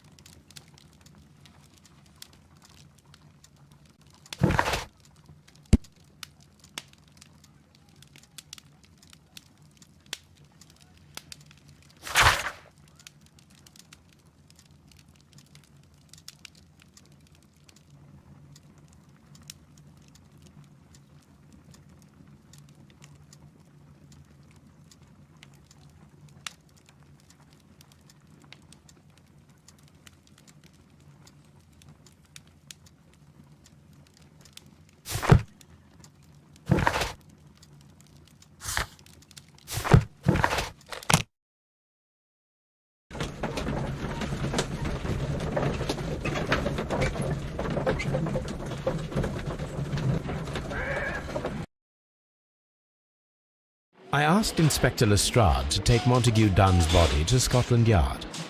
It's ready for autopsy, then.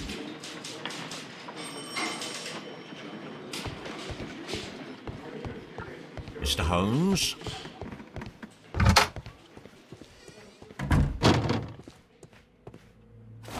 First of all, let us carry out an external examination.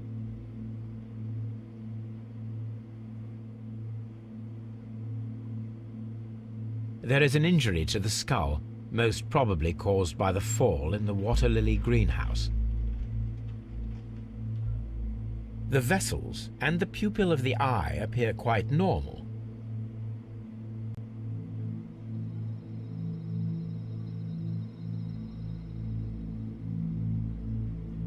The air from the lungs carries a faint floral aroma.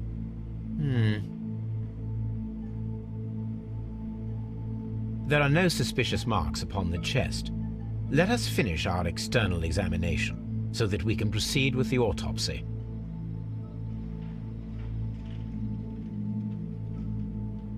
No redness, stings, or bruises.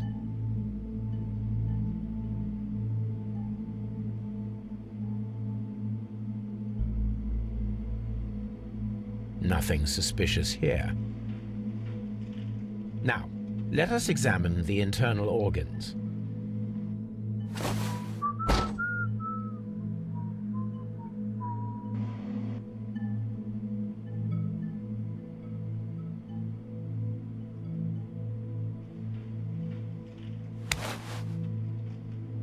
The lungs are congested and edematous.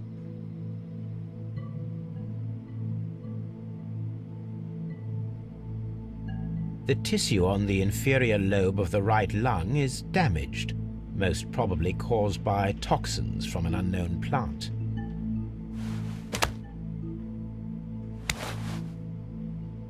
The heart's blood vessels show no pathological signs.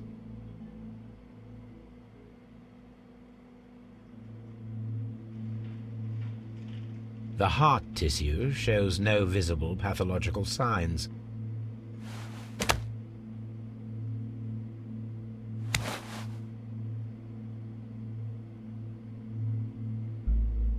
The liver is enlarged. It would seem that he was suffering from an alcohol addiction. The liver tissue is brown. There are no visible pathological signs.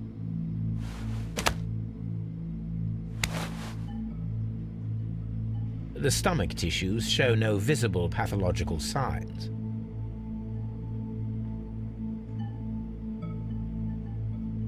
There is a small amount of content. It appears that he breakfasted lightly, only a short while before his death.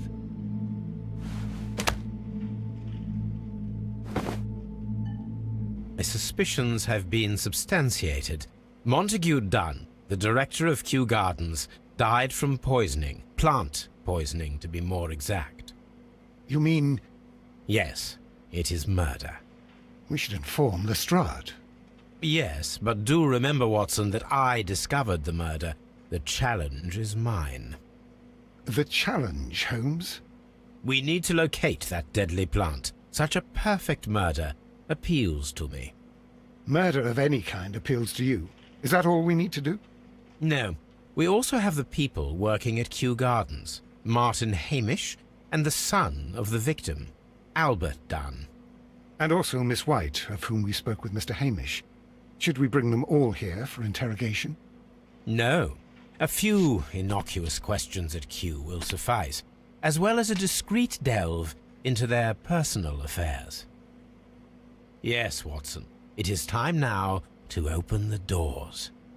Even those in the staff building? I suppose that is necessary. We should also be concerned with the victim himself. After all, we don't know very much about Montague Dunn. You're enjoying this already, aren't you? More than a little.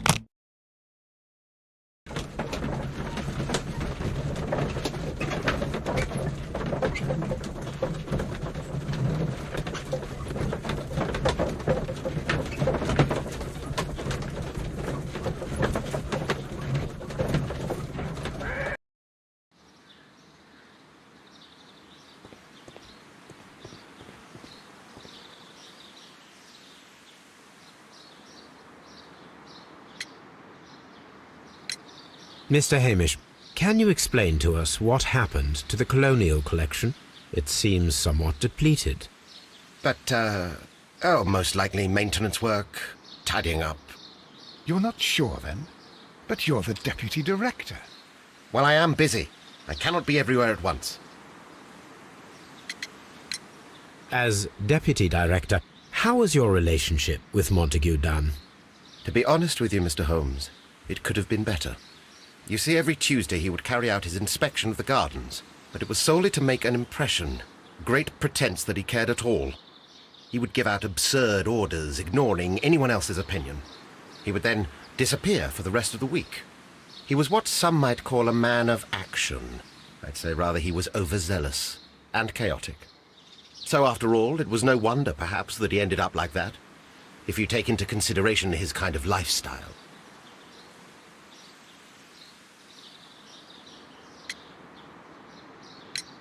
You mentioned that Mr. Dunn led a particular lifestyle. Well, it's no secret that he enjoyed, celebrating, shall we say?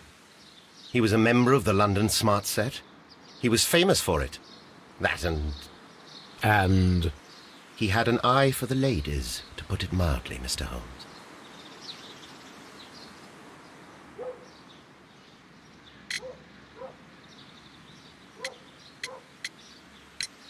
Mr. Hamish, can you tell us who holds the keys to the locked greenhouses? That would be Albert, Mr. Dunn's son. Yes, Albert keeps all the keys, and one can only imagine why. What do you mean? Well, he was never interested in Kew Gardens before, and now all of a sudden he is trying to act as if he owns the place. I think he wants to take over the management here. He'd do better to leave that to me. He has no experience. No, none at all.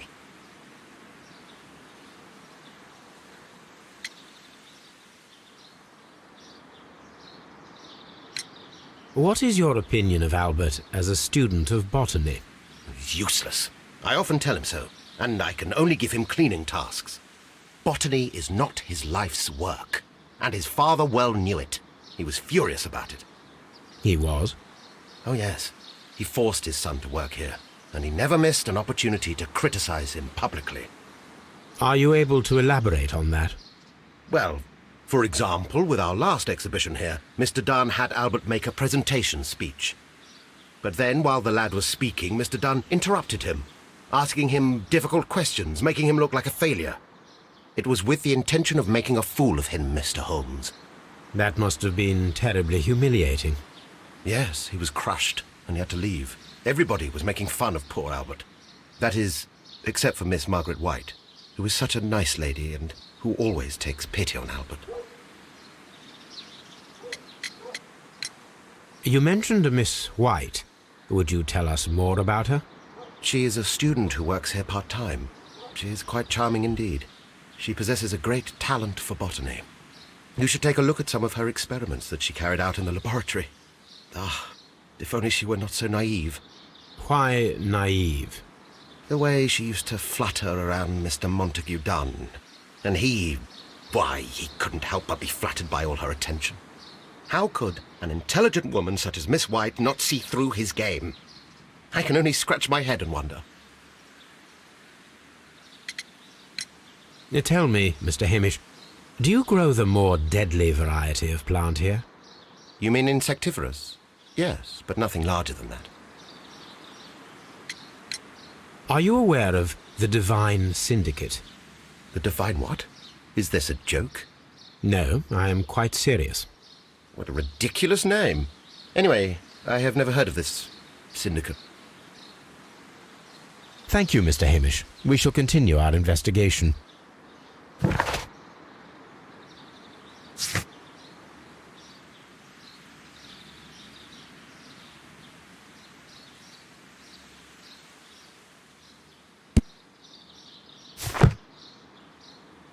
Just be careful with the...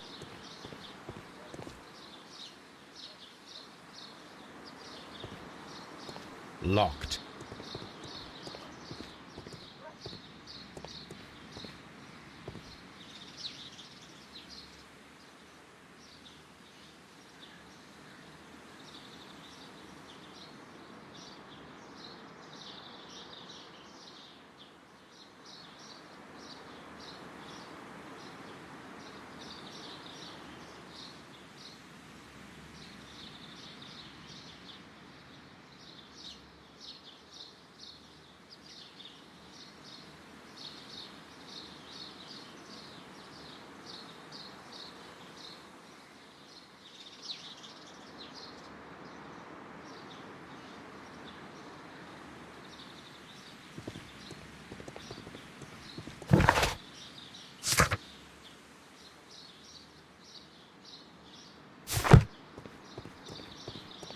Lock.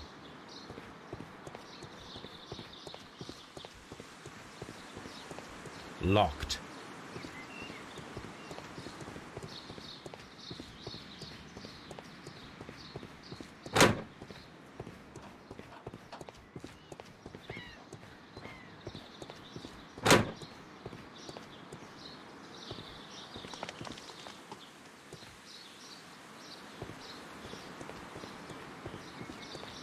Lock.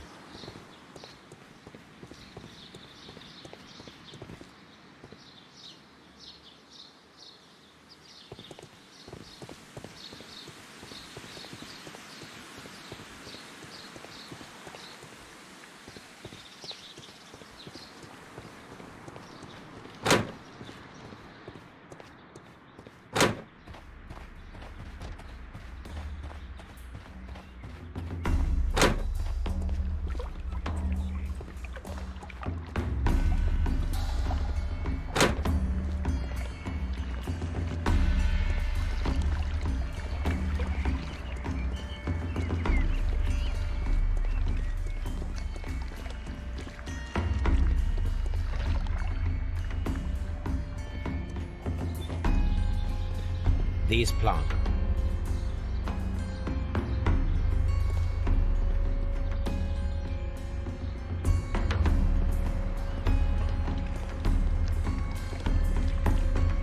What?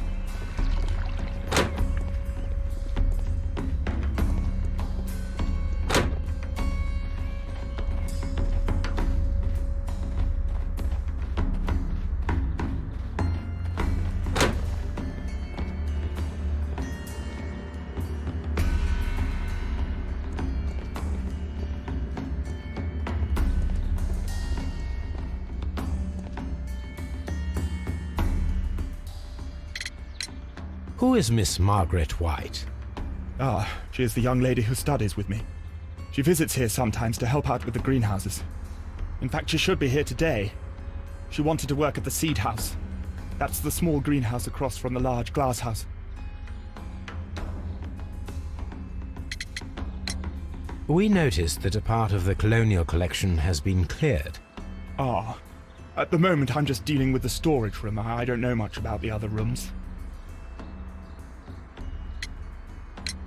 I imagine that your relationship with your father may have been a strained one. Yes. I cannot say that he was a kind man, for he never listened to me at all. He forced me to work here. But now, after his death, I've been pondering it over.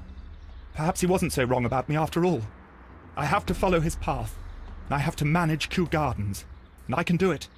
I can be as good as any other who works here. Would you please tell us about Martin Hamish, the Deputy Director? Well, I have to tell you that Mr. Hamish is not and has never been the Deputy Director of Kew Gardens. My father would not have tolerated it. Indeed? Well, that is most interesting. He told us that he was. Yes, because he believes that the management should be passed down to him now that my father is dead. But in actual fact, Mr. Hamish only has the honour of being the garden's longest-serving employee. In fact, if we are to think logically at all, it should be me who takes over the management of Kew Gardens. Do you not have a good relationship with Mr. Hamish? I suppose so. But we have very little in common. Mr. Hamish loves his plants and Kew Gardens, and I cannot say that I share his passion. I see. And how was his relationship with your father? Oh, he hated my father. It was obvious. He would be furious whenever my father boasted of Kew Gardens in the newspapers or at conferences. He was convinced that my father was stealing all of the credit for himself. But my father treated Mr. Hamish in the same way as he treated anyone. Dismissively. With indifference.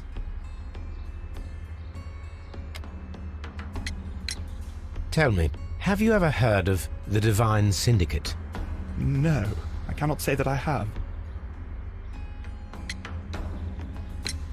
Do you hold the keys to all of these locked doors? Yes, you can have them. But I cannot give you the keys to the cloakroom. The employees' effects are private.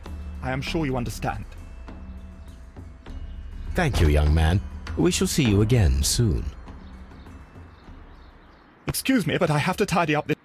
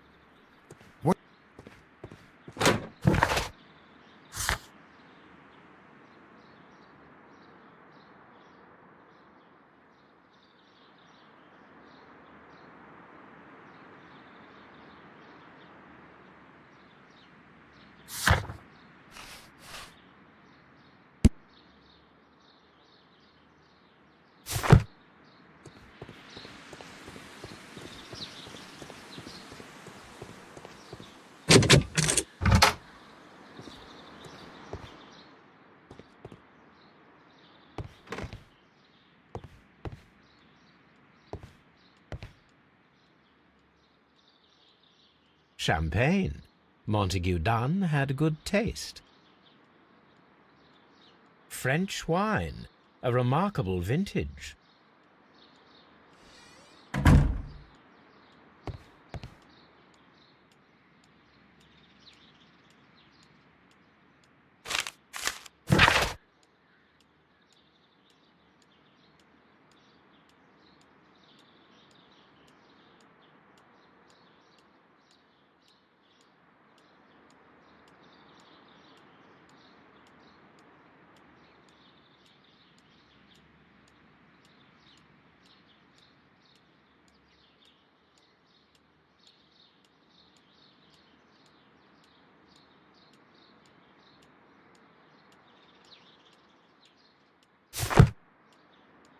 Newspapers discussing Kew Gardens.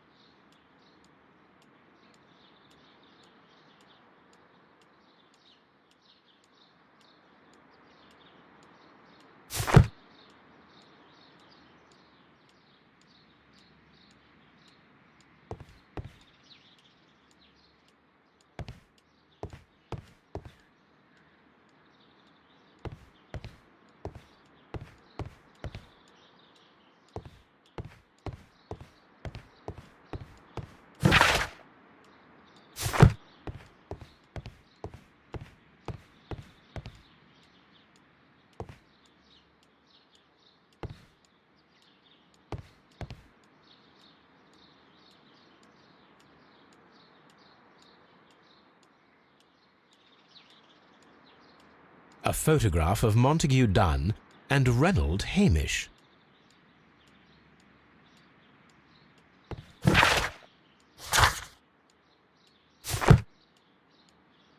A photograph of Montague Dunn and Reynold Hamish.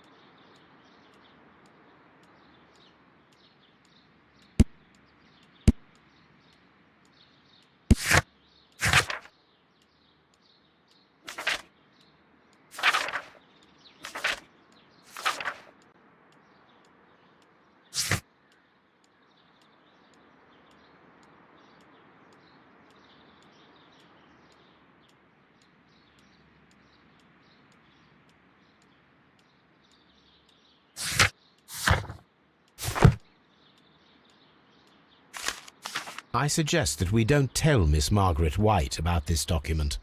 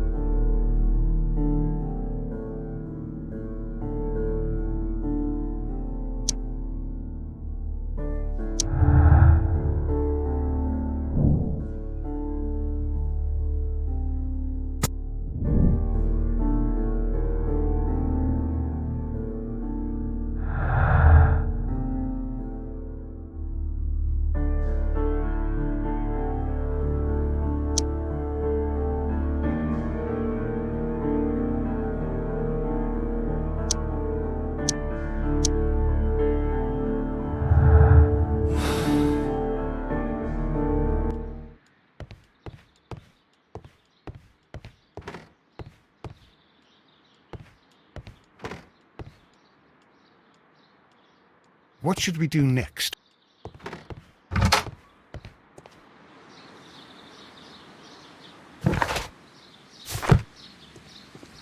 Just be...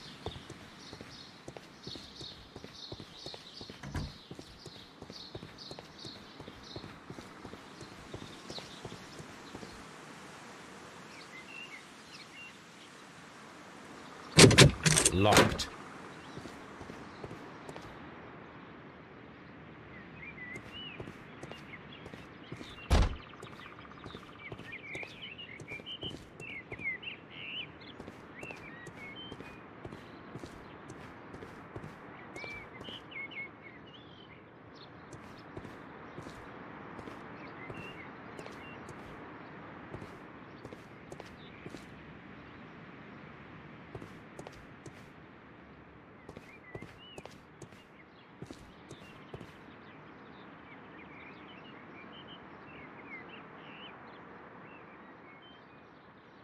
This poster is for an exhibition that Martin Hamish was directing, but it had nothing to do with Kew Gardens.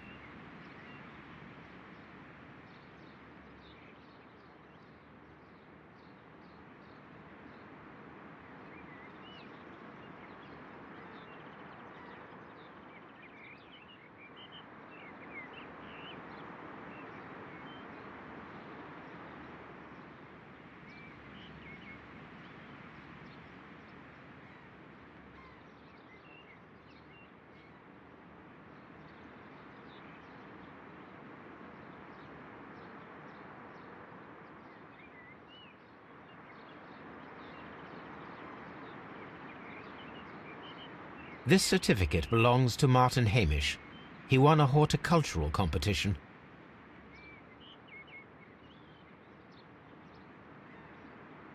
This certificate belongs to Martin Hamish.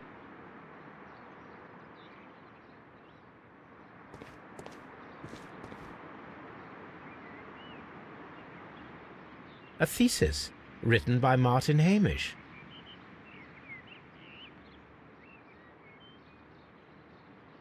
A glasses case. It is empty. This area serves as Martin Hamish's office.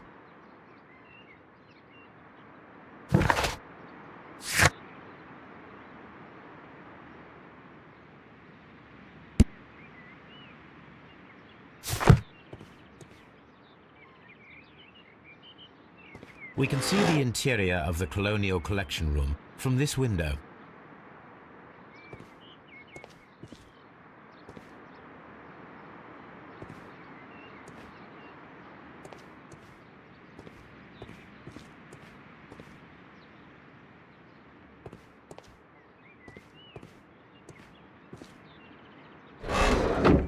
We can see the interior of the Colonial Collection Room. These young plants must be delicate if they are kept in the nursery.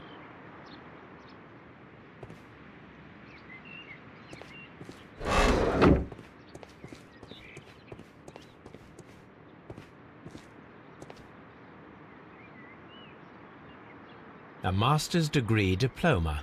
It belongs to Martin Hamish. An award presented to Martin Hamish for Best Grower of the Year.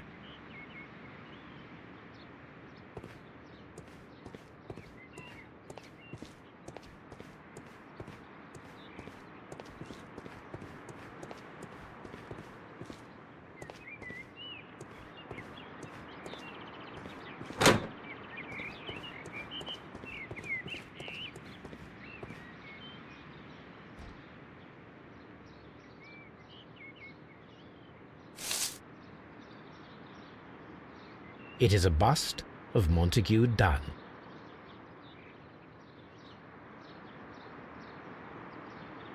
I am curious if the marble that we found will fit this place. Here it is. The marble fragment that we found in the Colonial Collection Room is what they have in common.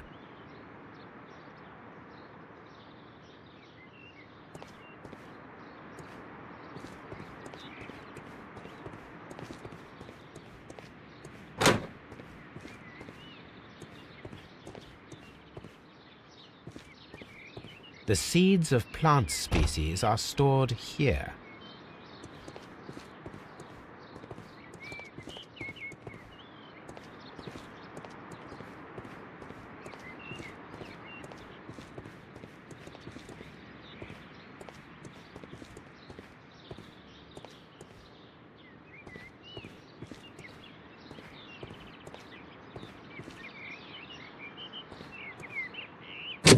Locked.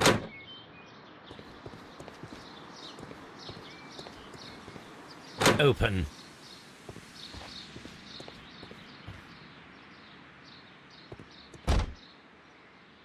Good day to you, miss. You have some very beautiful plants here. Why, thank you, sir. And good day to you, too. But... Oh, I do beg your pardon. My name is Dr. John Watson.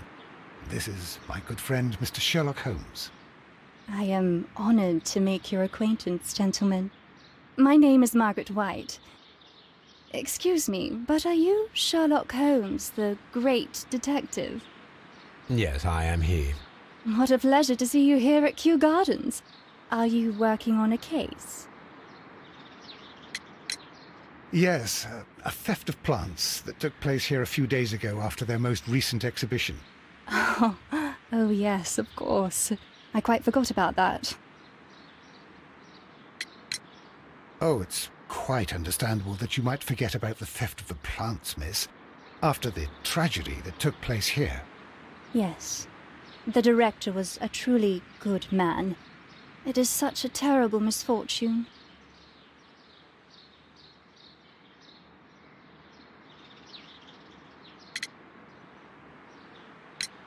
Would you happen to know why part of the Colonial Collection was cleared? No, I have never been there. Do you work here? Part-time only. I am a biology student at the London University. I attend the same classes as the son of Mr. Montague Dunn. That is how I found my chance to work here for part of my thesis, you see. It is a great honor.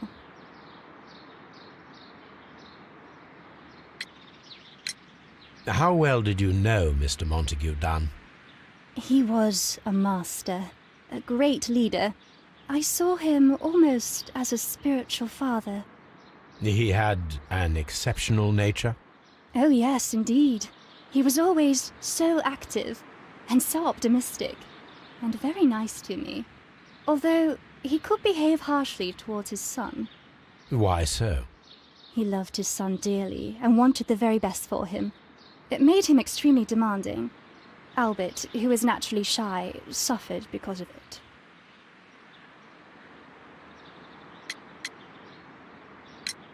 The Divine Syndicate. Does that name mean anything to you, by any chance? Not at all. But it is a very pretty name. Most of the doors in Kew Gardens are locked. Do you have a key to this room? Oh, yes. Albert gave me a set of duplicate keys.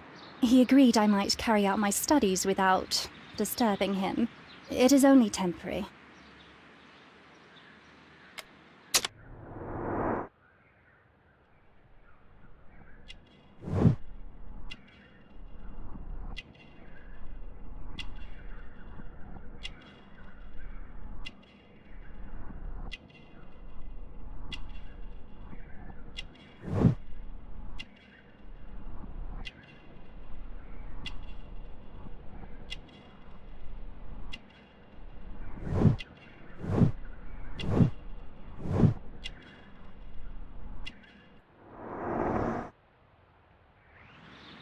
Thank you, miss. None of the 3 people who work at Kew Gardens know why half of the colonial collection was cleared. So, someone is lying. It is obvious. Kew Gardens.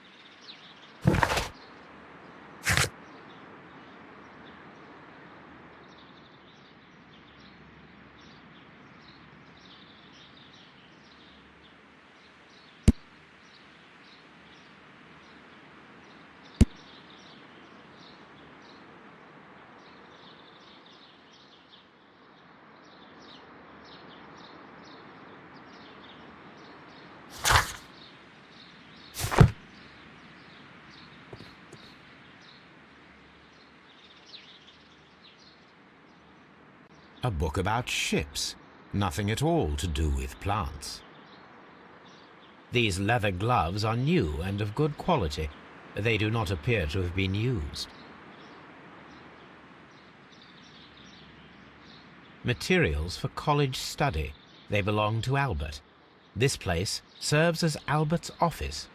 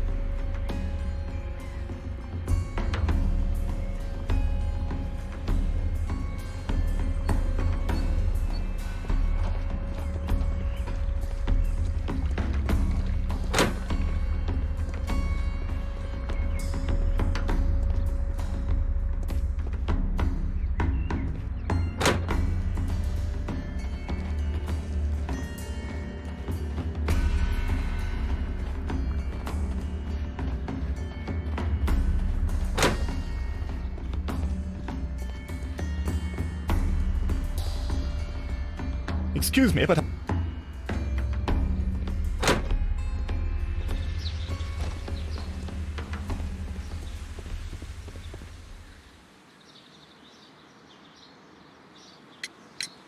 There is a bust of Montague Dunn in the nursery. A bust? Oh, that old thing. Further proof of that outrageous ego of his. But why in that room in particular? Oh, I don't know. It has always been there.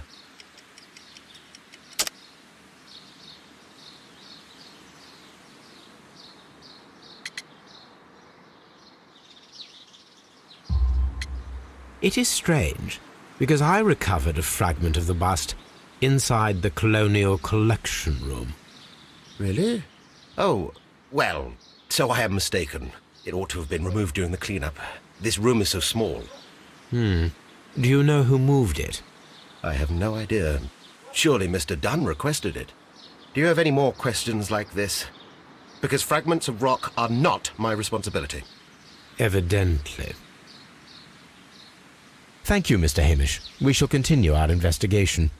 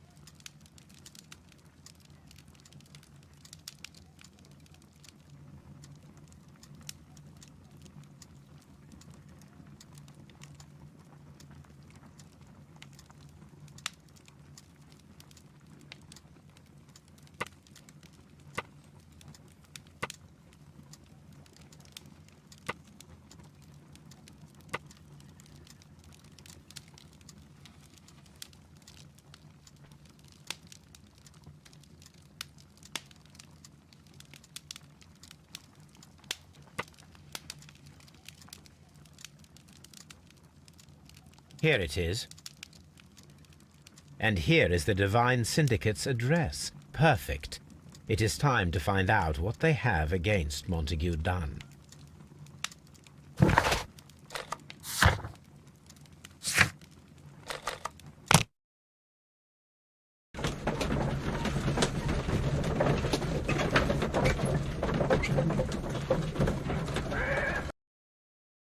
This place is beautiful, Holmes. Its atmosphere is remarkably soothing. Let us find someone who could help us.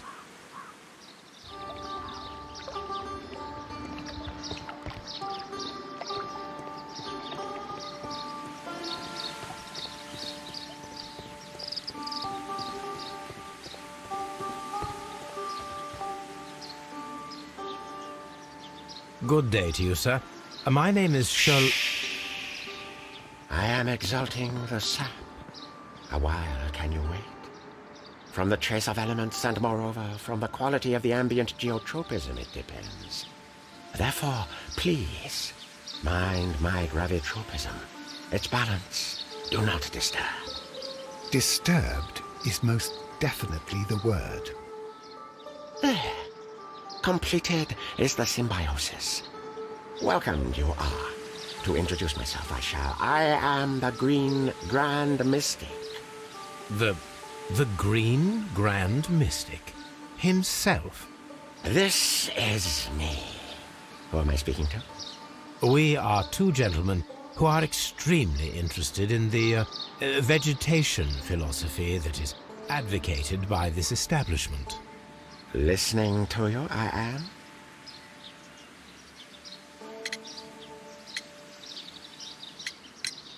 We should like to take a look around, to immerse ourselves in the wisdom that emanates from here. It is a school of anastomosis, the divine scholastic syndicate for vegetation veneration and meditation. You may say, the divine syndicate. Glory to the eukaryotic. Only true devotees, those whose hearts are ready to spermatophize in sharing of knowledge, are permitted to physically enter our vegetable kingdom and its wisdom. And to be permitted, you must earn it. Yes.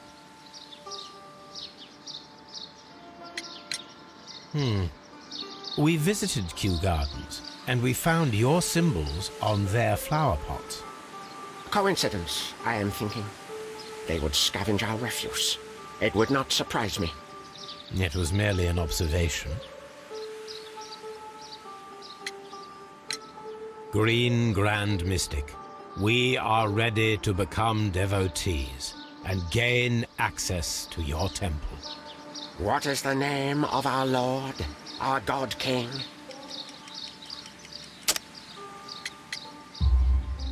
Our God King's name is Treewan, Green Grand Mystic. Oh, la! Good, good. I like you. Here is the holy key to the wisdom place. Holy donation can you make whenever you so wish. Thank you so much. I pray you to taste our fertilizer substance. From the burdens of life it helps to free. But of course. Raw sap, it is called. It is near the entrance.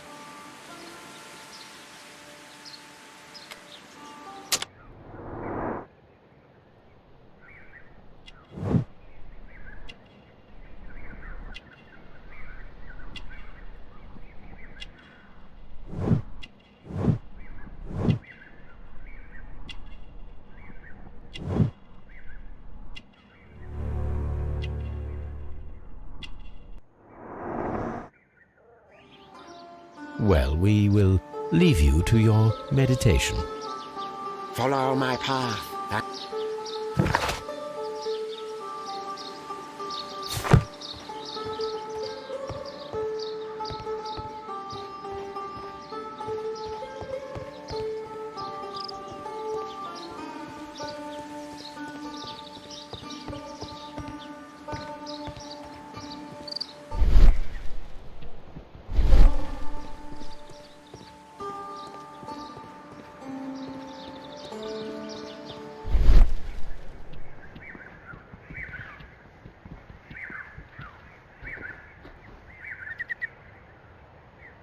Fragments of a flower pot. It fell down here.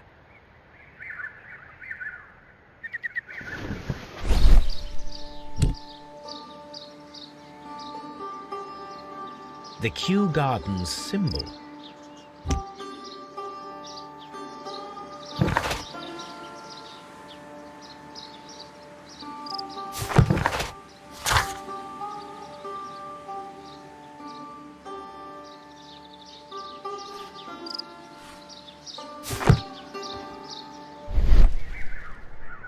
A fragment of a flower pot.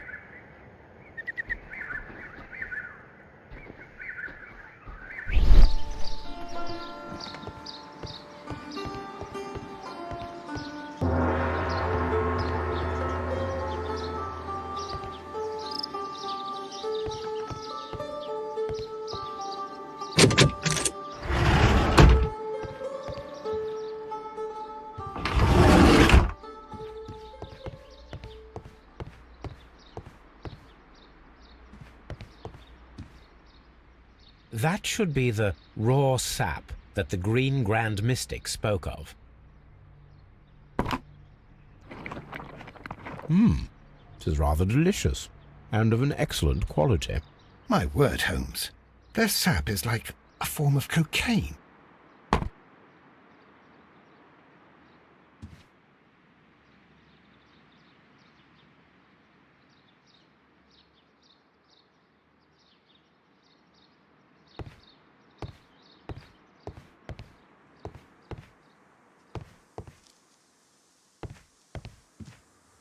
This must be Triwan, the Divine Syndicate's god.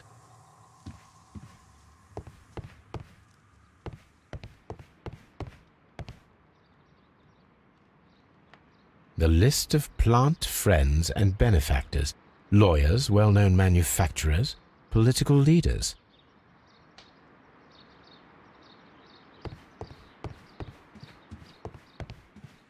You came to make a donation? Glory to Triwan! You...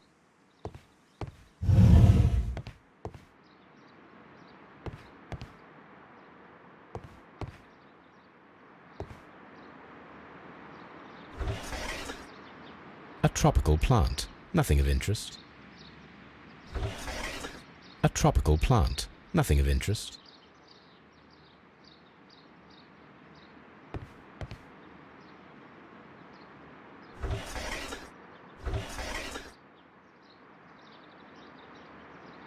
Caterpillars.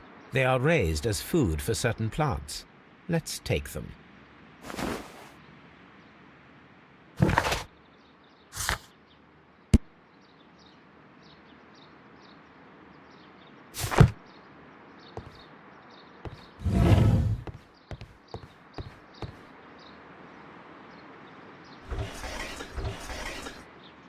A tropical plant. A tropical.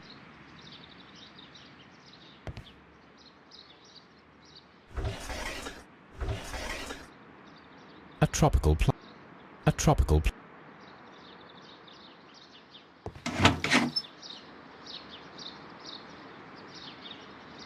These three plants are identical to the ones shown at the exhibition. I shall take them.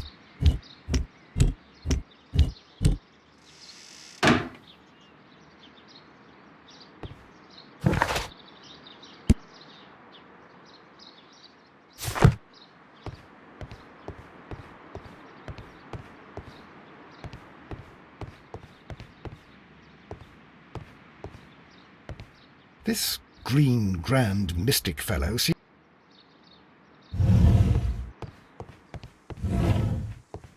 This door is locked, but I can try to open it.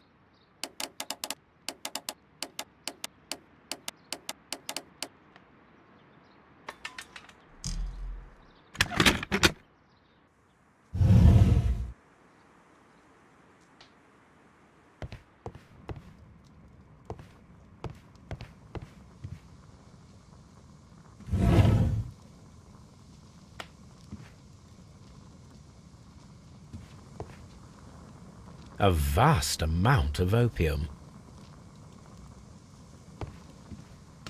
These instruments are used for smoking opium.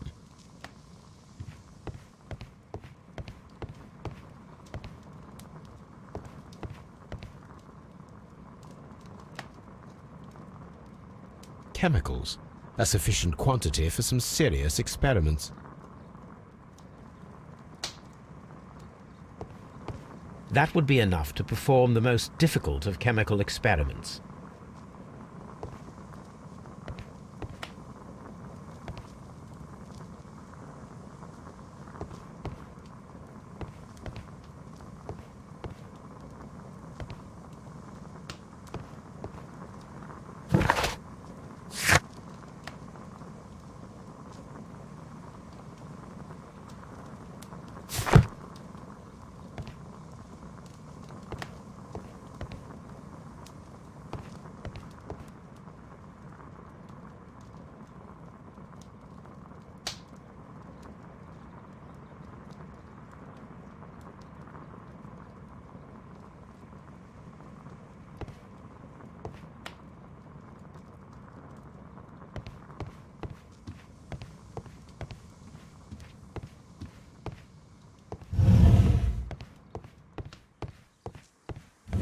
You came...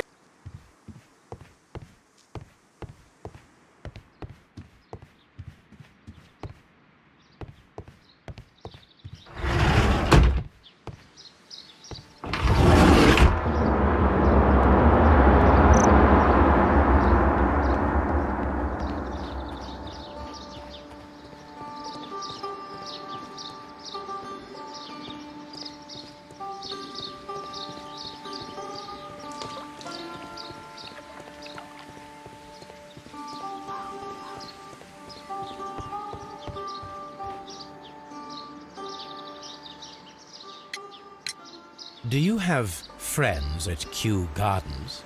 None. Not worthy there.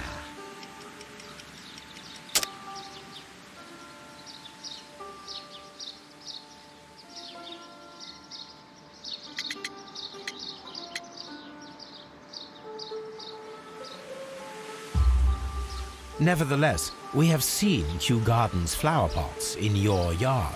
How could they happen to be there? What? Our sacred place you permitted yourself to search? Sacrilege. No, really now. There was a theft of plants at Kew Gardens a matter of days ago, and we believe the pots we found here may be connected with it. Please tell us, were you involved? No. Those plants were ours. They had stolen them from us. How so?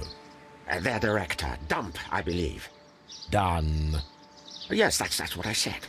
He borrowed from us 3 of our sisters for the exhibition at his greenfly-infested gardens.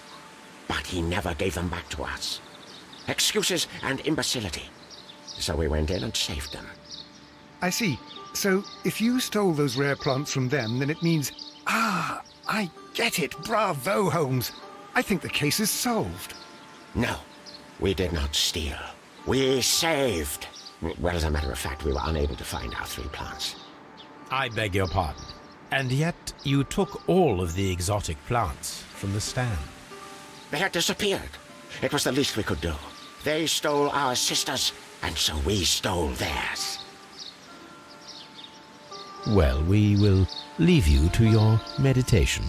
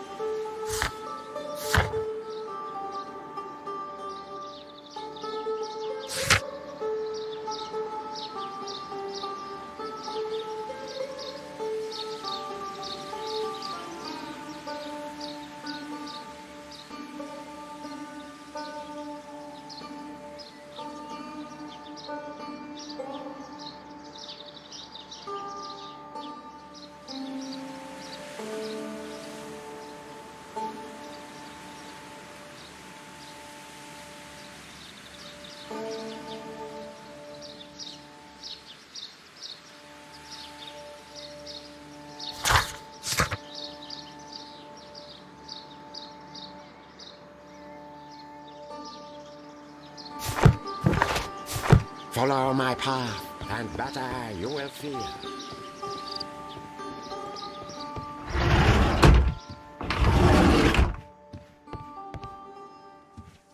You...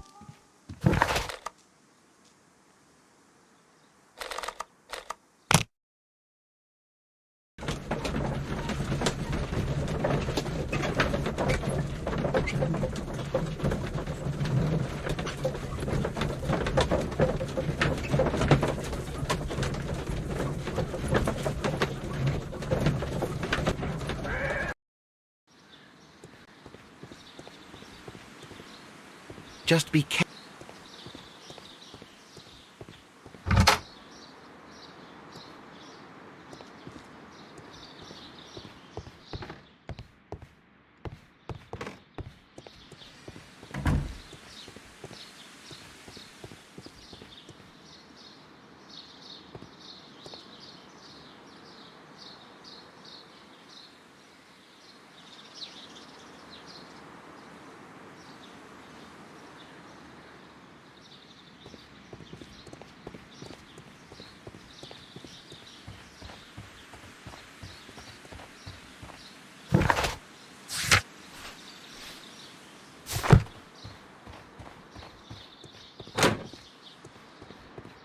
Excuse me.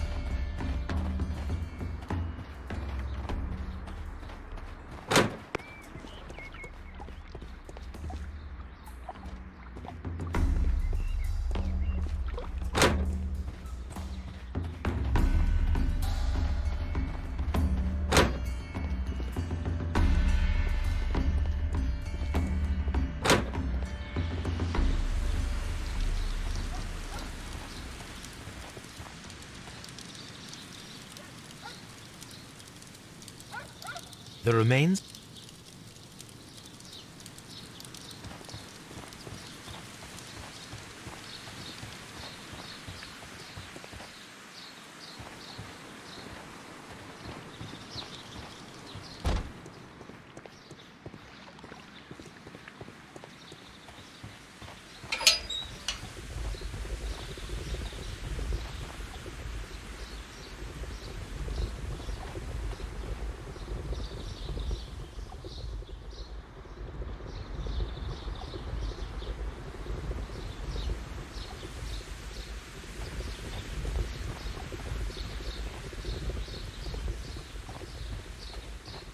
a ventilation system,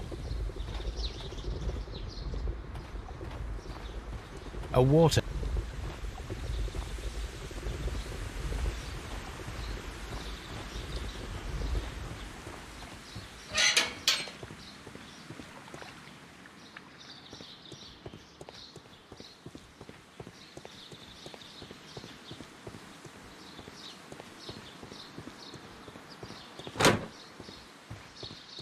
Poor Mr. Montague Dunn. It is so awful.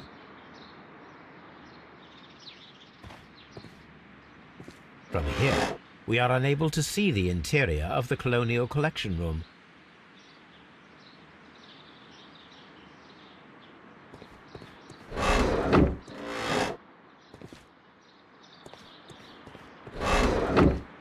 This is one of the outlets of the ventilation system.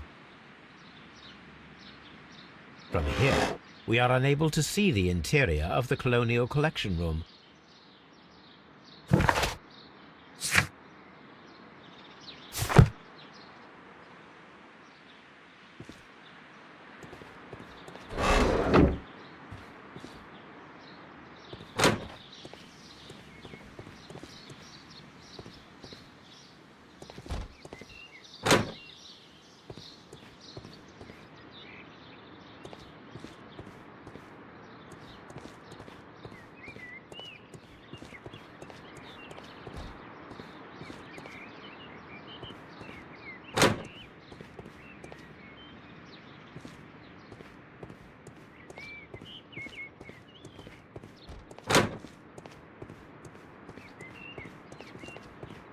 This is one of the outlets of the ventilation system.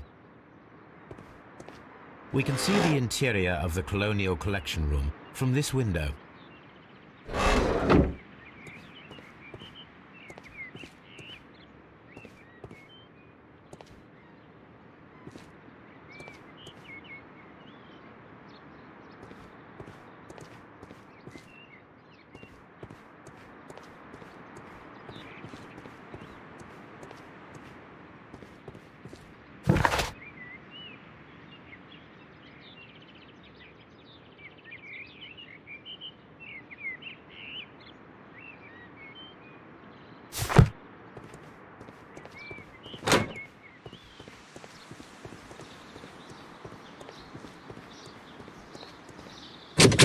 Locked.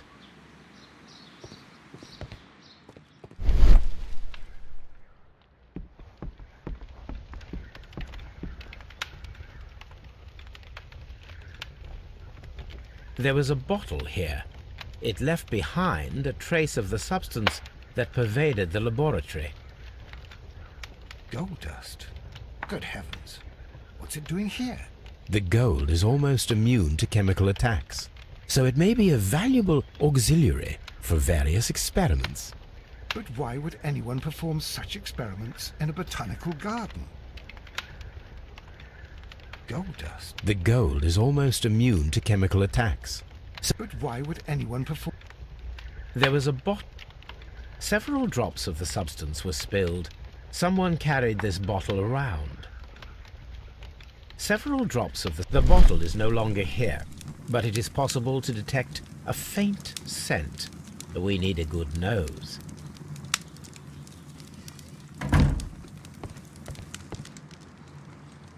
This is a table for experiments. It resembles my own. Only this one is kept in good order, Holmes.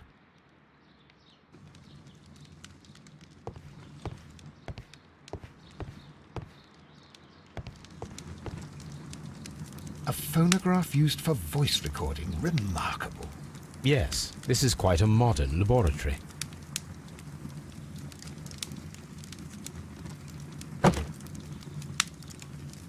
I don't hear anything.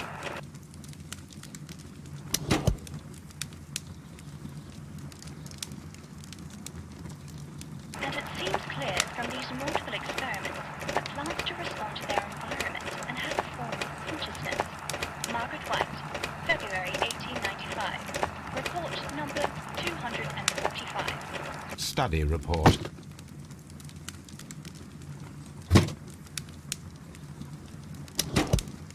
Martin Hamish's perception of plants.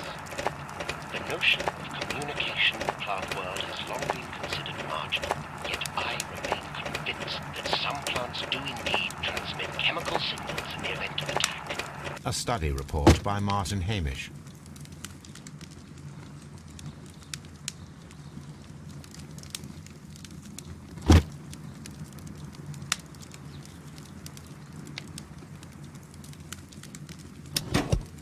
And it seems clear from these multiple experiments that plants to respond to their environment and have a form of consciousness. Margaret White. Study report. Martin Hamish's perception of plants. The notion of A study report by Martin Hamish.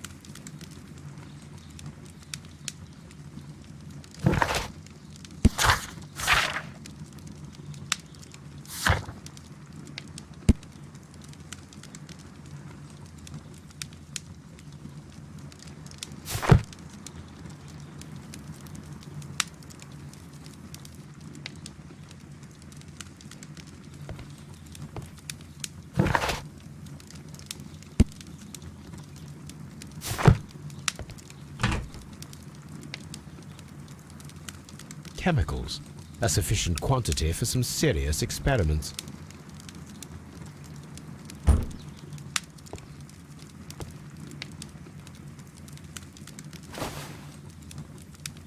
A botany book. This student's book belongs to Albert.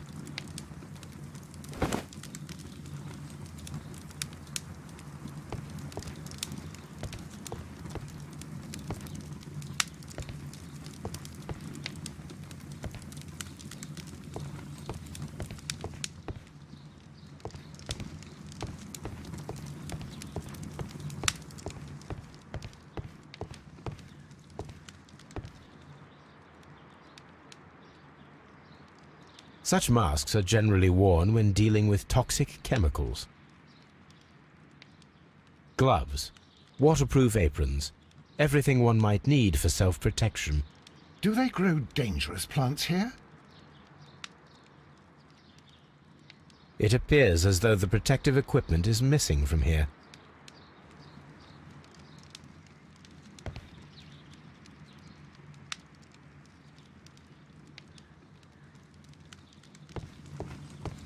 Locked. Holmes, Albert Dunn didn't give us the key to this door. It does not matter. We will open it.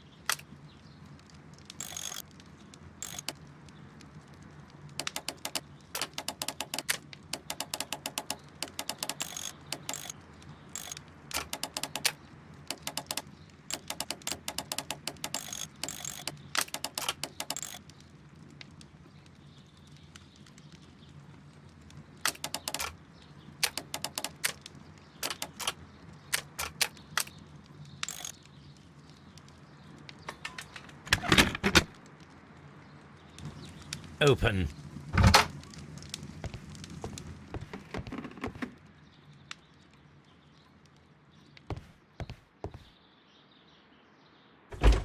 Miss White's locker.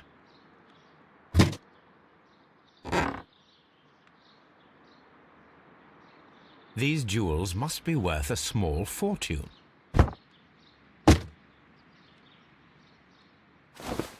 A vanity purse.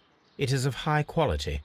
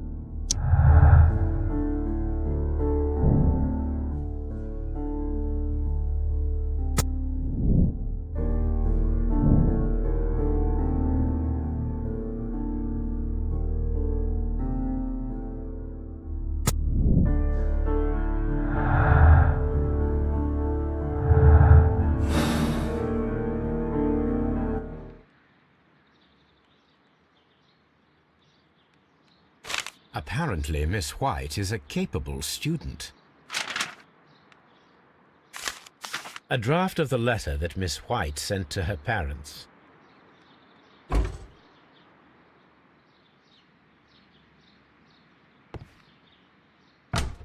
Miss White's locker.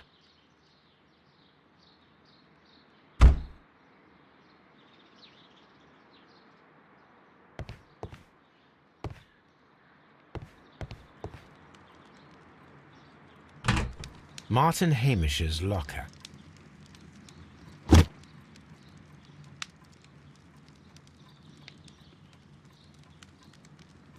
Father and I, Kew Gardens.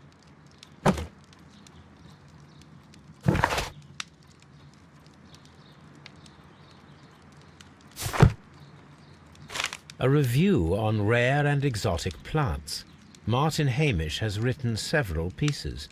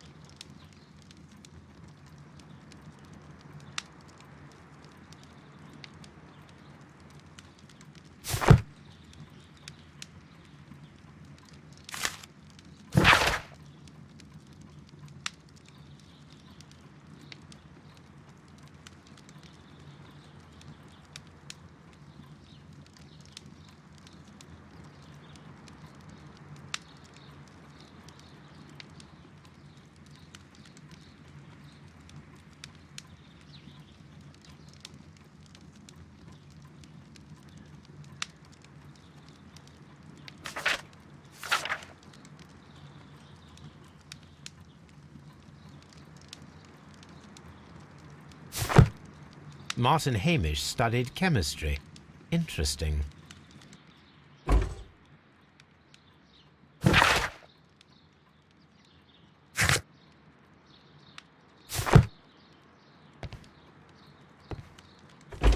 Albert's locker. A rejection letter from the British Royal Naval College.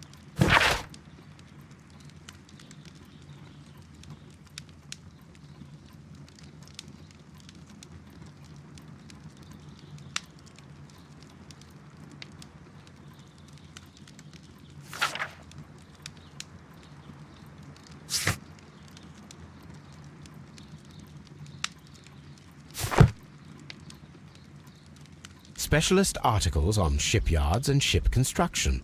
Albert Dunn has a great passion for shipbuilding and the sea.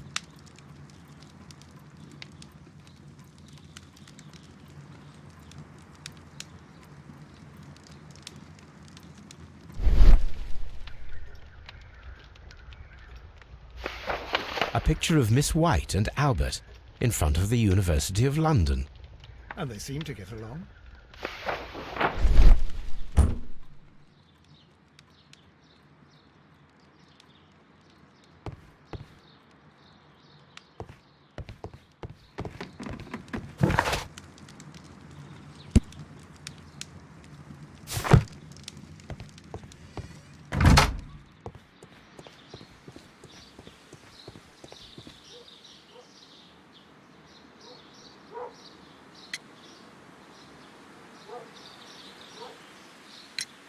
Mr. Hamish, was someone from your family connected with Kew Gardens? Family? No. I'm the only one with a passion for botany.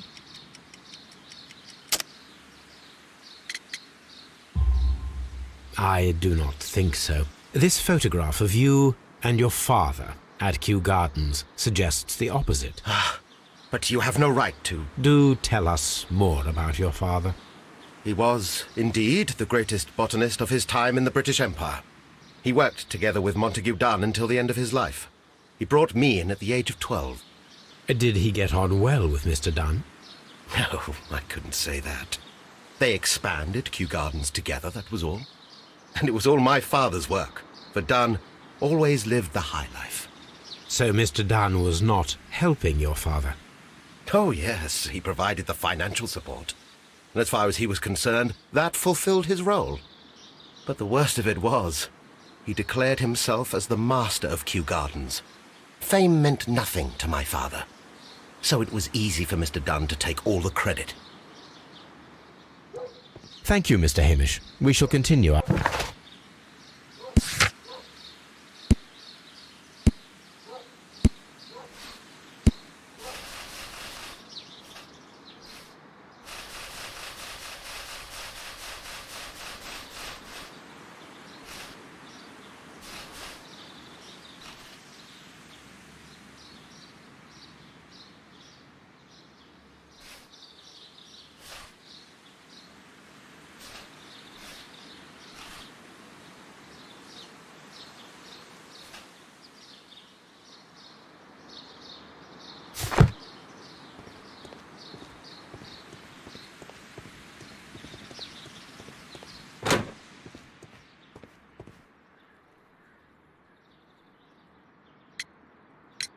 I perceive that you are passionate about the Royal Navy. Passionate? No, not really.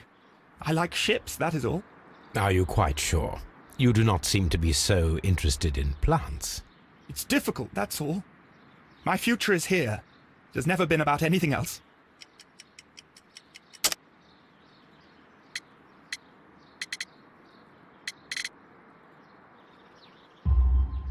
And yet I know that the Royal Naval College rejected your application. Ah, you truly are as clever as they say. Yes, that's correct. And in fact, my father was strongly against the idea. He did his best to ruin my plans, although I almost did succeed. But my dreams were shattered, Mr. Holmes. Thank you, young man. We shall see you again soon.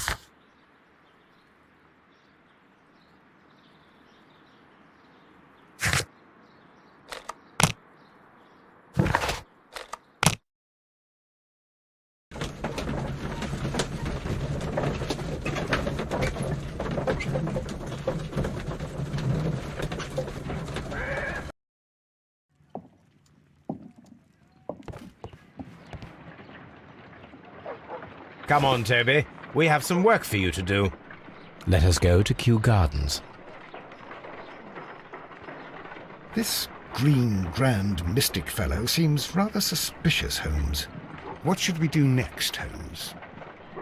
Oh dear, Toby. I wasn't aware that you were Watson's new literary agent.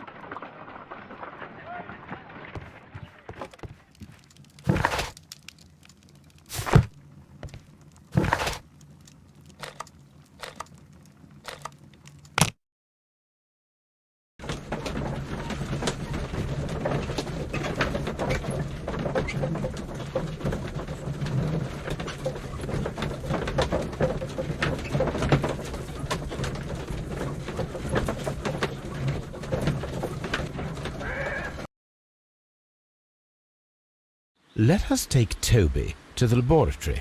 He will pick up the scent of this mysterious substance. Search, Toby. Search.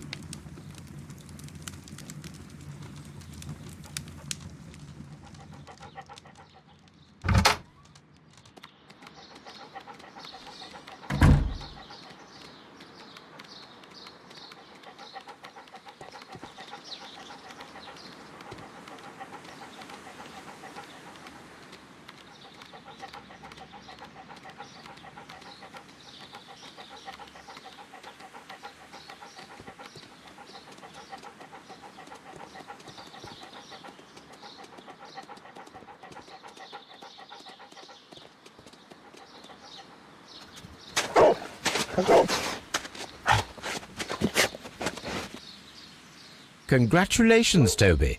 Now let us see what you have found. This is the bottle that was used in the laboratory. It was buried here. There is still some liquid remaining in the bottle, with gold flakes, a tiny caterpillar. Not surprising to see one in a garden, but at the bottom of a bottle.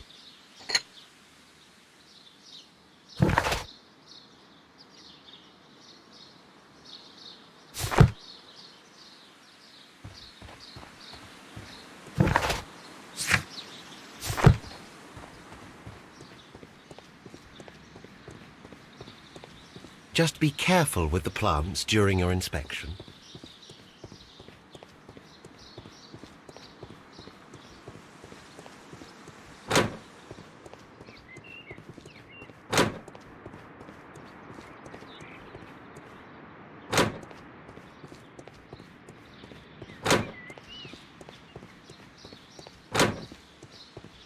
Poor Mr. Mont...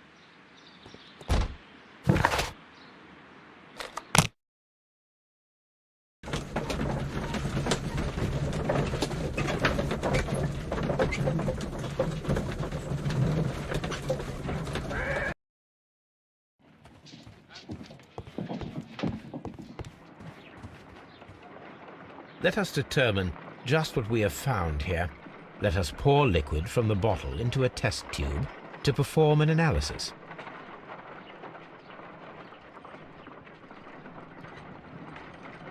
This is the bottle that we found hidden at Kew Gardens. Let us use a pipette to take a sample of the liquid and fill a test tube.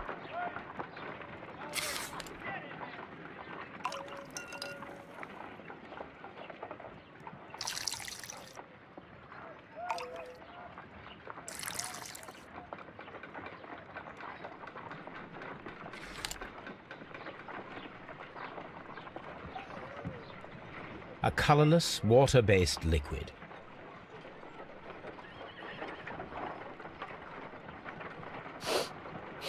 Quite a strong floral aroma. Holmes? What are you doing? It has a bitter taste. What if it's poisonous? Did you ever see poison stored in enormous jars like that? Anyway, there is a doctor nearby. So what do you think it is? It is some kind of organic compound. Let us vaporize the liquid and see what happens.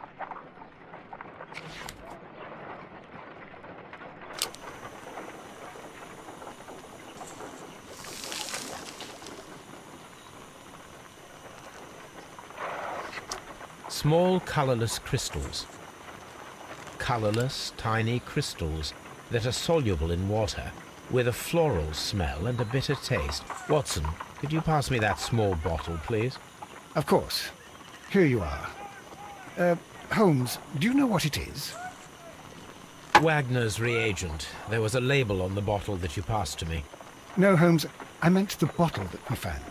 Let me add the reagent and see if there is any sediment, and then I shall tell you.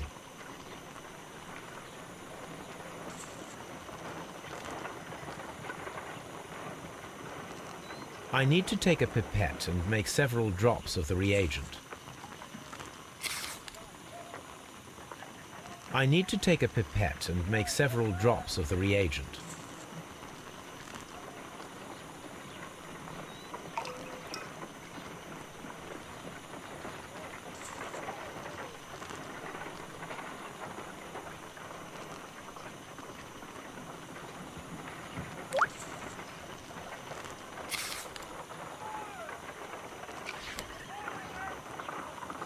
Red sediment, just as I suspected. This liquid is of organic origin. It contains some alkaloid. Most likely it is unstable, and that is why there is a quantity of gold dust to prevent contamination. This mixture is probably a fertilizer. Someone was carrying out unusual experiments in the garden's laboratory.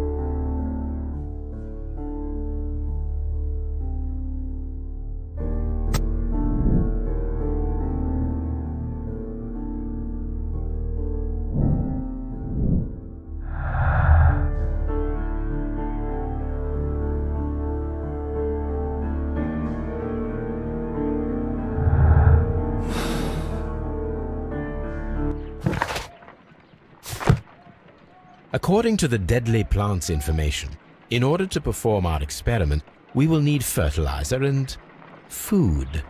Caterpillars should do nicely. According to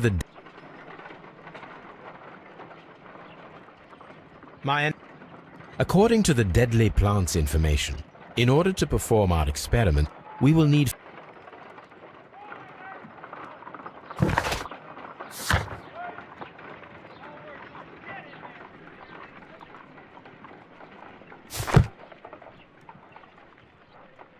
This green ground. What should we do next, Holmes?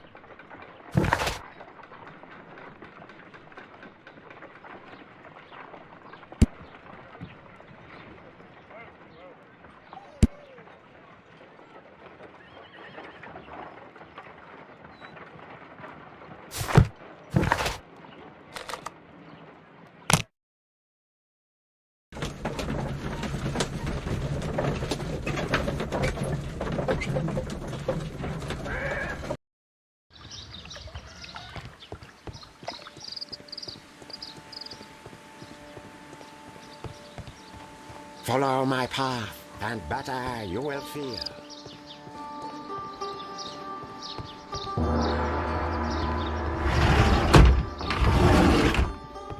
Osmosis and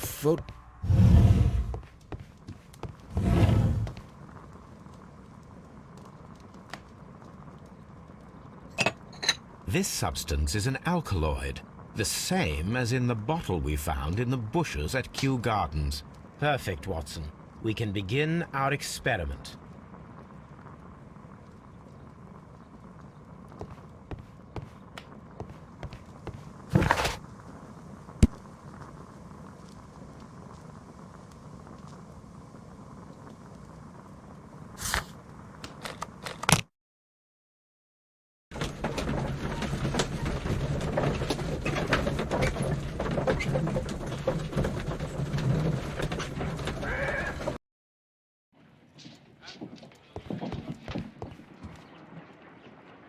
I imagine that one of these plants would be capable of releasing a toxic vapor. I need to find out exactly how it could be done. I shall begin now. Watson, if you are at all optimistic to have dinner this evening, then I'd recommend that you put on the gas mask.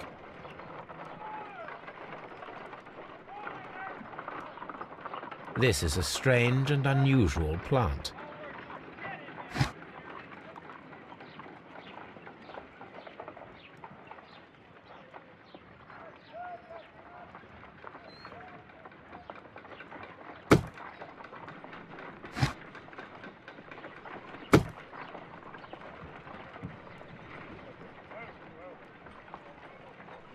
A carnivorous plant.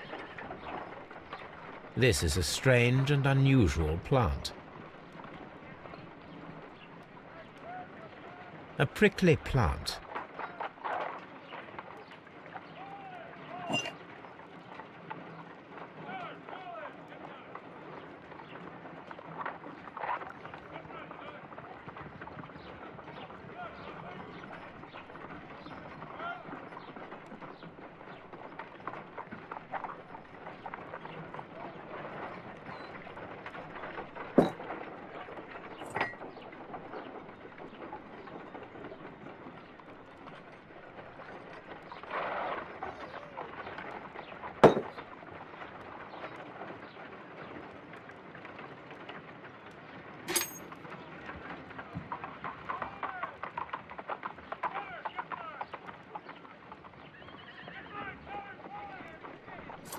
No reaction.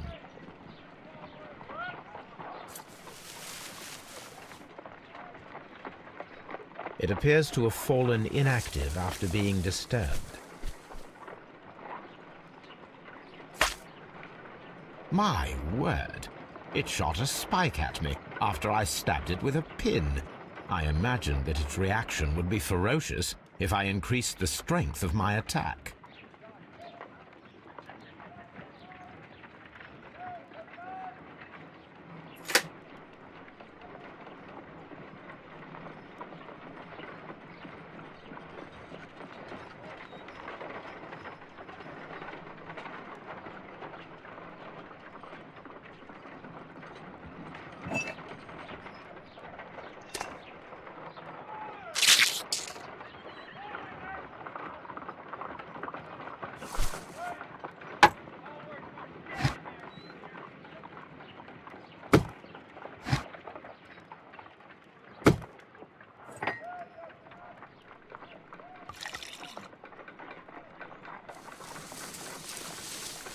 It appears to open after being soaked with alkaloid.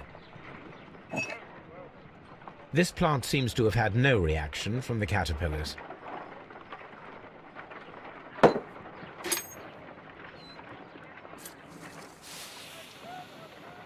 It closed again. I believe I saw a small cloud of gas. I wonder what secrets this plant is hiding. Perhaps if we agitate it to a greater extent whilst it is opened, it will reveal a little more. No reaction.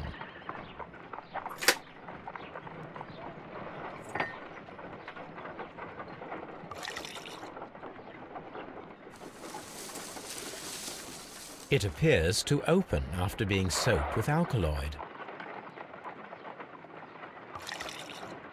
No reaction.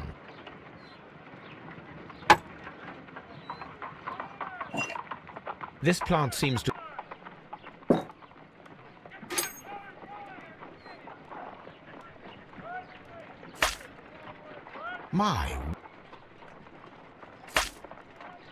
My word! It shot a spike at...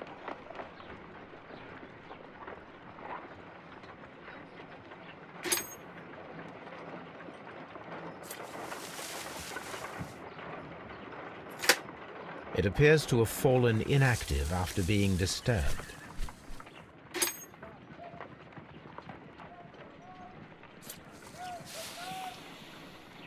It closed again.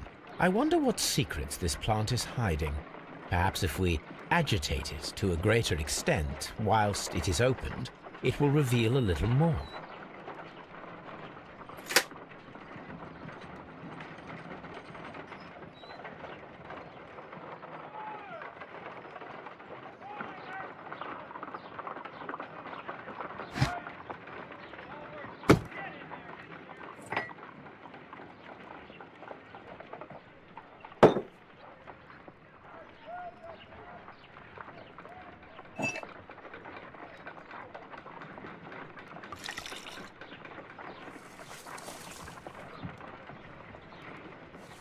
This plant becomes inactive after being drenched with alkaloid.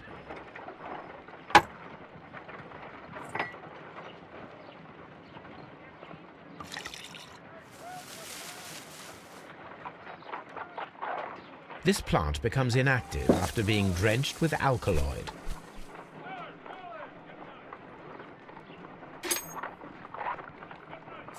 No reaction.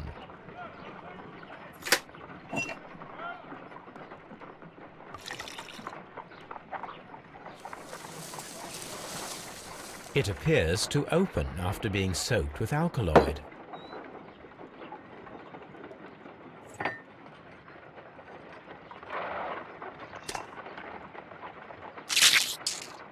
I find the behavior of predators utterly fascinating.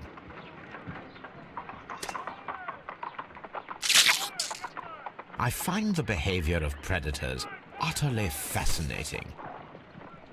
This plant seems to have had no reaction from the caterpillars.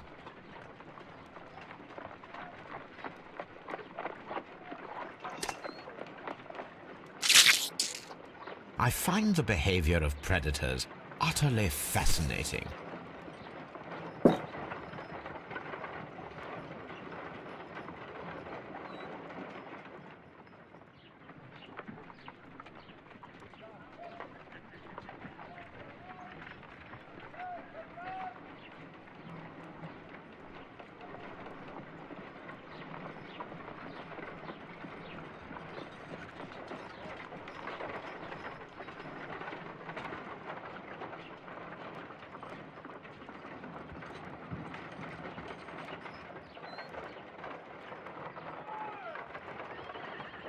A prickly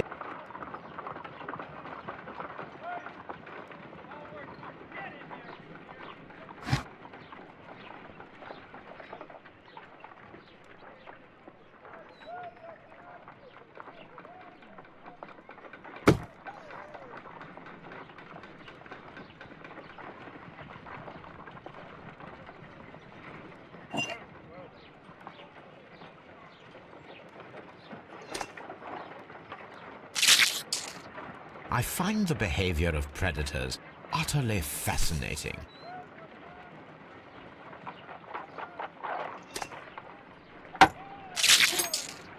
I find the behavior of predators utterly fascinating. It closed again.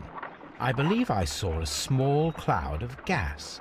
I wonder what secrets this plant is hiding. Perhaps if we agitate it to a greater extent whilst it is opened, it will reveal a little more.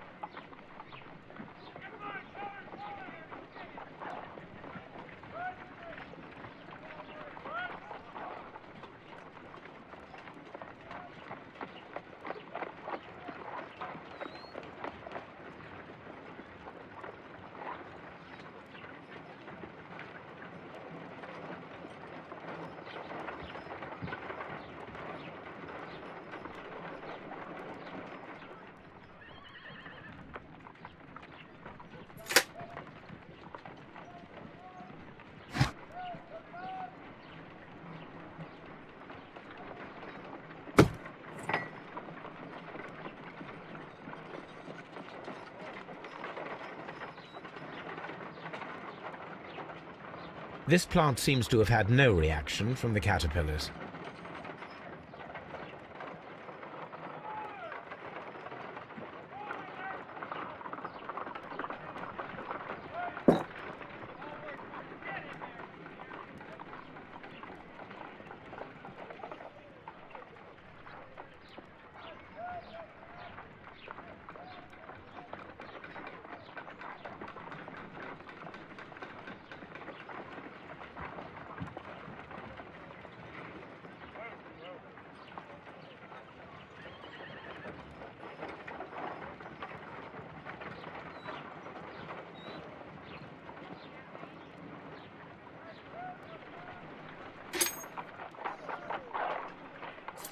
No reaction.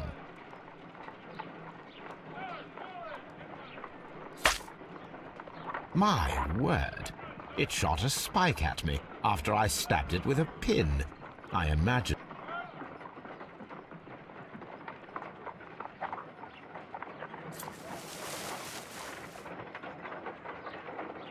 It appears to have fallen inactive after being disturbed.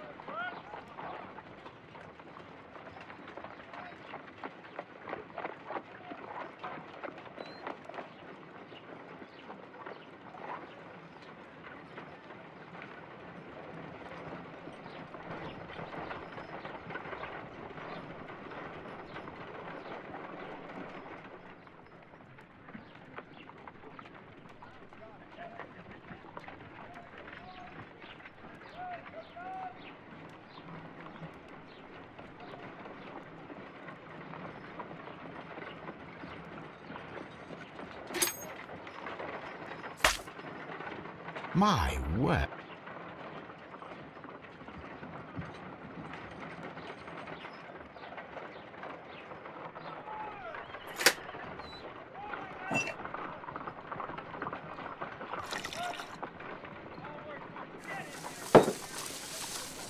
It appears to...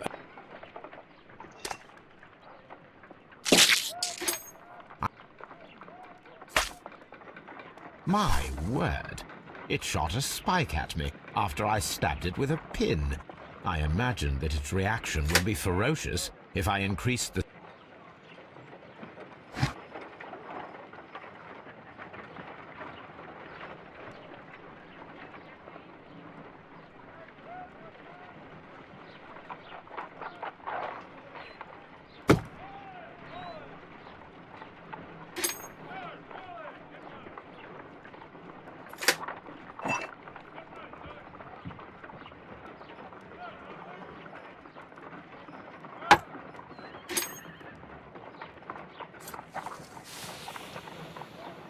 It closed again. I believe I saw a small cloud of gas. I wonder what secrets this plant is hiding. Perhaps if we agitate it to a greater extent whilst it is opened, it will reveal a little more.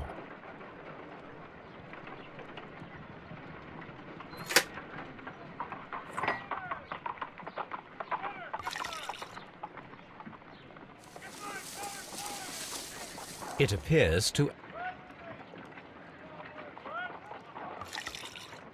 No reaction. No reaction.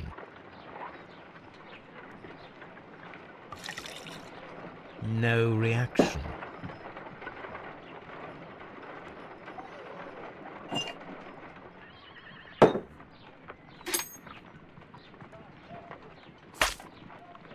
My word!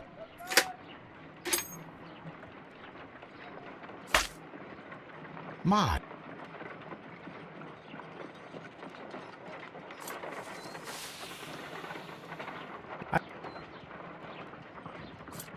No reaction.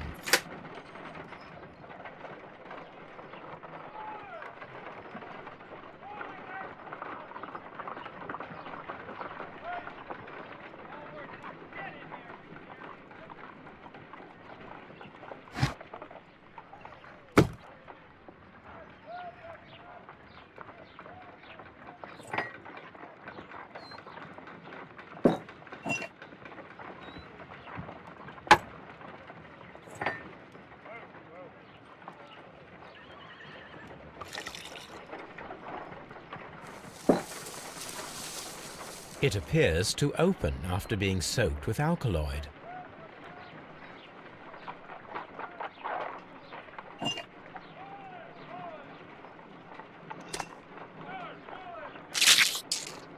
I find the behavior of predators utterly fascinating.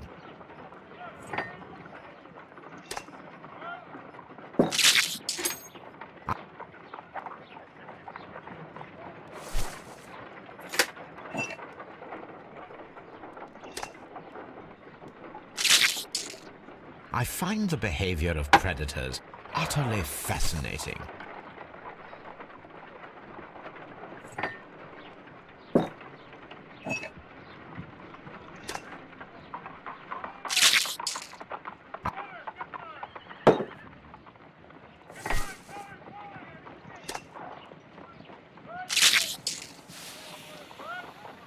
It closed again.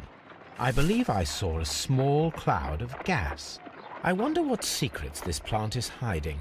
Perhaps if we agitate it to a greater extent whilst it is opened, it will reveal a little more.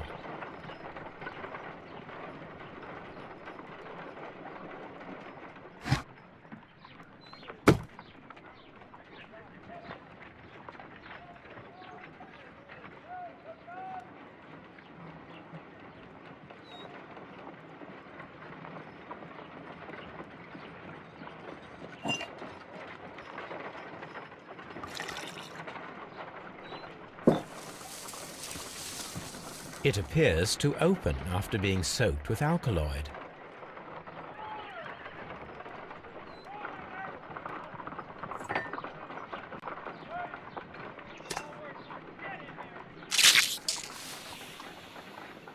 It closed again.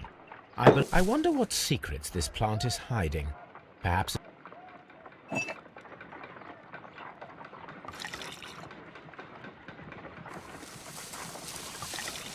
It appears to open after being soaked with alkaloid. This plant becomes inactive after being drenched.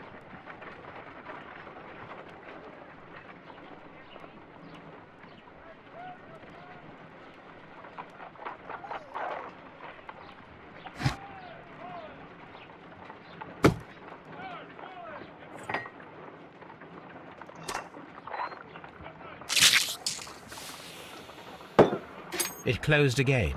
I wonder what...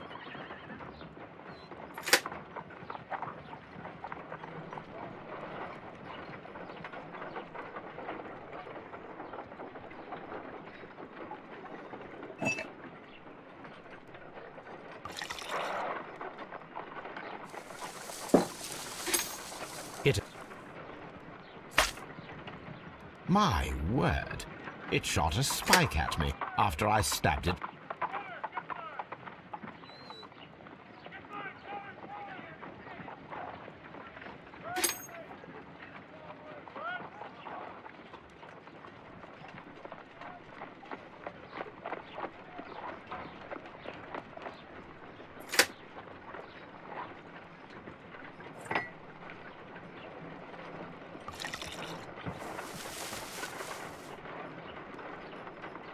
This plant becomes inactive after being drenched with alkaloid.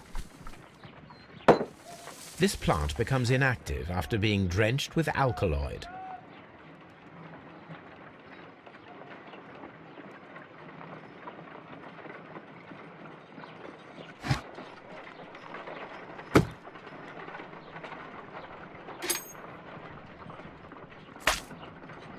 My word!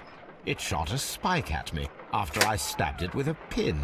I imagined that its reaction would be ferocious if I increased the strength of...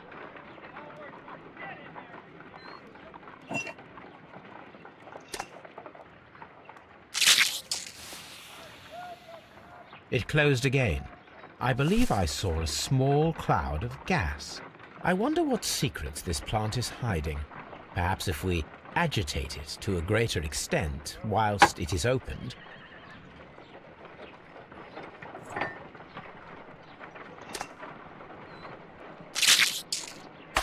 How interesting. What a strong and effective defensive mechanism. I am interested in what might occur if the prickly plant should shoot at it.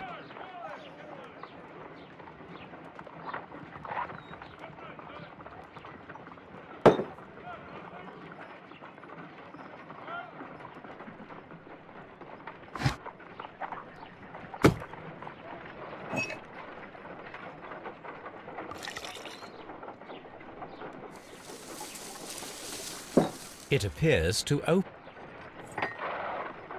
This plant seems to have had no reaction from the caterpillars.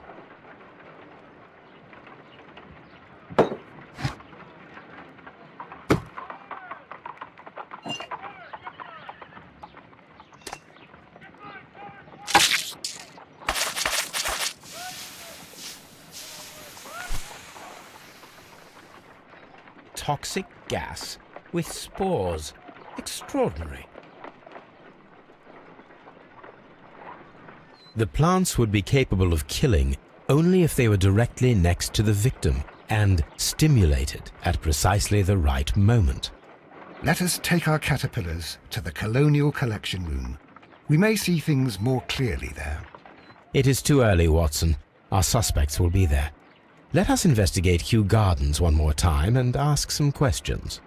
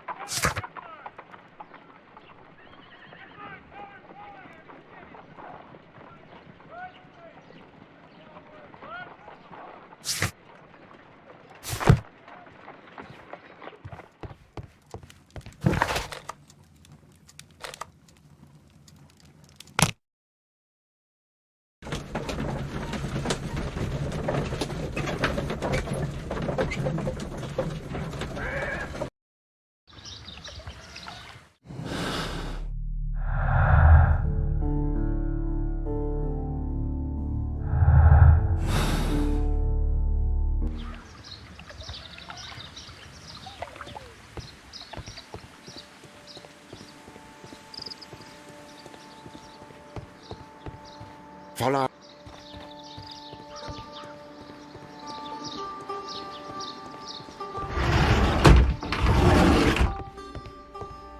Praise the great.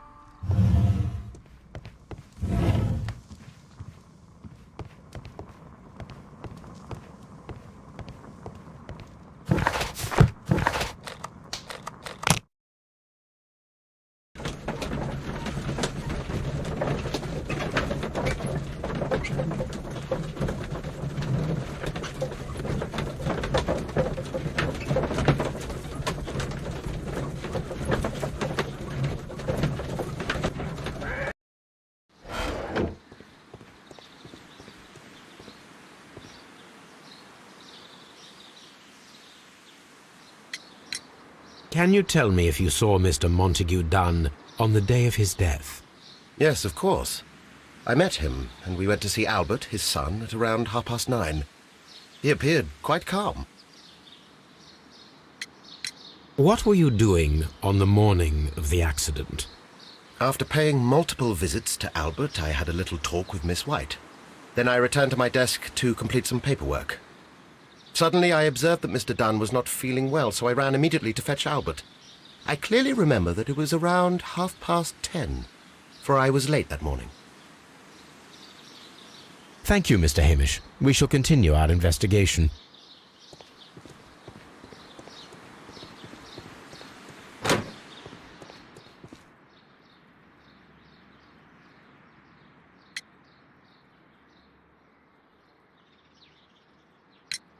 Your father's death does seem highly suspicious. What were your movements here on that day? Suspicious? Well, I was working in the seed house, taking care of something, or Lear Pontus, or... No, wait. These Latin names. And I spent so many hours trying to memorize them. Did you see your father that day? Yes. He came here with Mr. Hamish for his weekly visit. There was nothing unusual about that. And then? Nothing. They stepped out to the backyard. It was perhaps 20 minutes before 10 o'clock.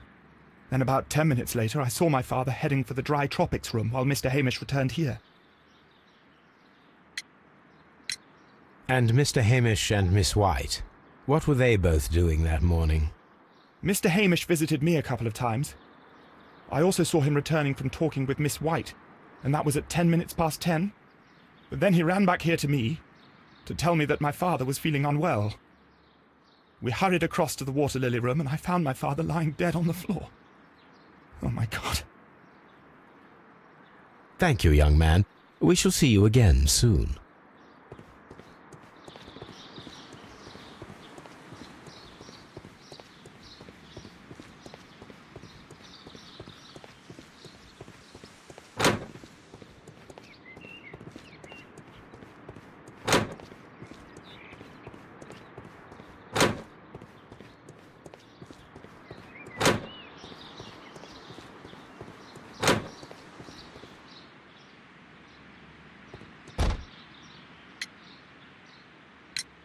Can you tell me what Mr. Dunn was doing upon the day of his death? I can, but there is nothing very special to say. I was in the laboratory when I saw Mr. Dunn heading towards me. Tuesday is the day of his weekly visit. It was supposed to be at 9, but he was 10 minutes late, as usual.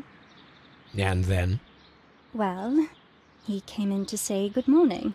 Then I saw him spend 2 or 3 minutes by the plants outside the laboratory. After that, he ran out in the direction of the nursery, where Mr. Hamish was working. He was always in a rush during the inspection, you see. I would pity anyone who stood in his way. And that was the last time you saw him? Yes. I stayed in the laboratory until 20 minutes to 11, when I heard the cries of Albert and Mr. Hamish from the large glass house. I joined them as soon as I could, for I knew that something must be very wrong. What exactly were you doing in the laboratory? I was recording an experiment for my thesis. I only stopped my work once when Mr. Hamish visited me briefly around 10 o'clock. You say you were recording an experiment when the tragedy occurred. Might I listen to the roll? Certainly. Please do. You will find it in the laboratory. It is number 320. Thank you, miss. Everyone has gone, Holmes. The way is clear.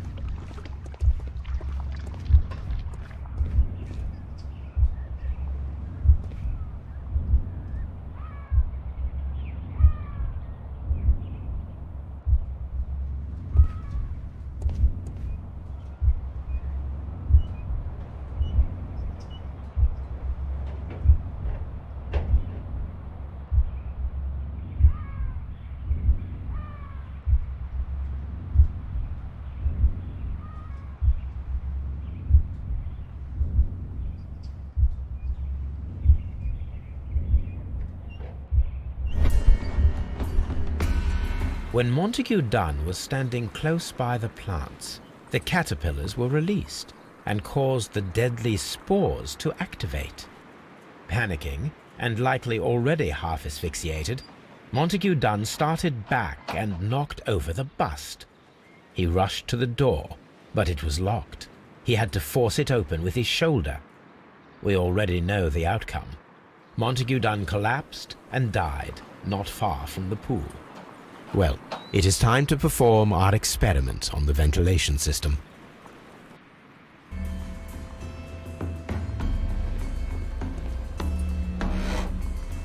The caterpillars could only fall from the ventilation duct. Our caterpillars are in place. I'll activate the ventilation system so that they fall down. Watson, stay here and observe. All right, Holmes.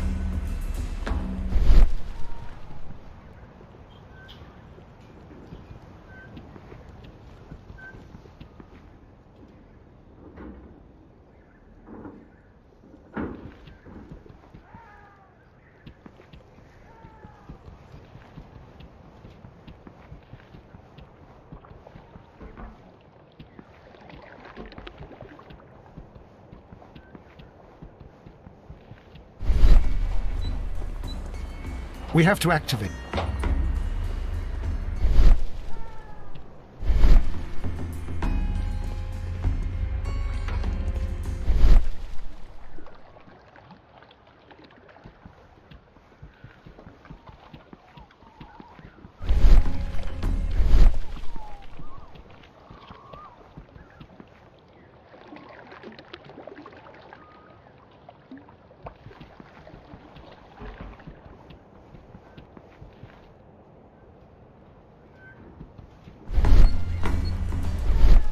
These windows.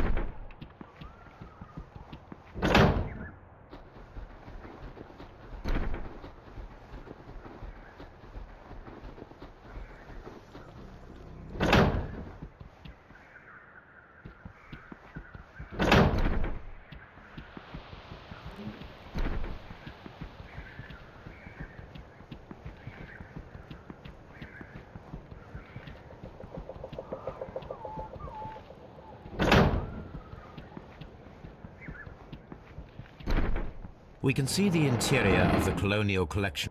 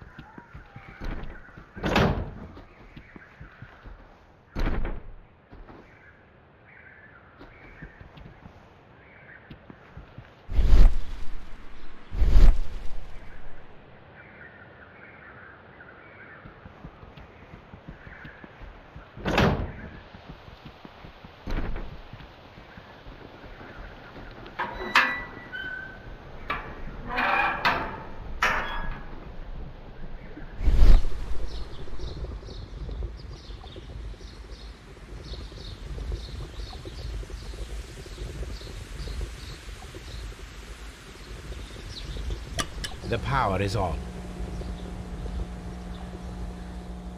The engine cannot be stopped. The engine has started.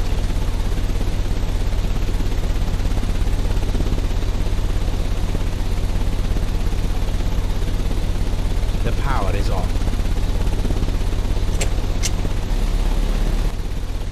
The ventilation system is working.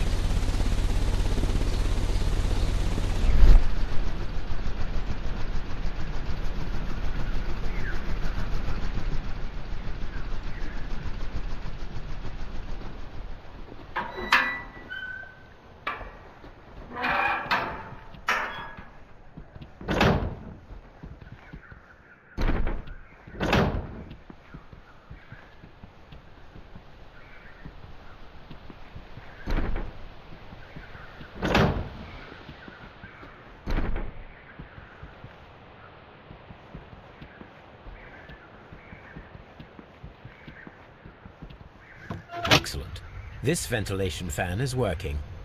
Let us see if I can activate the other one.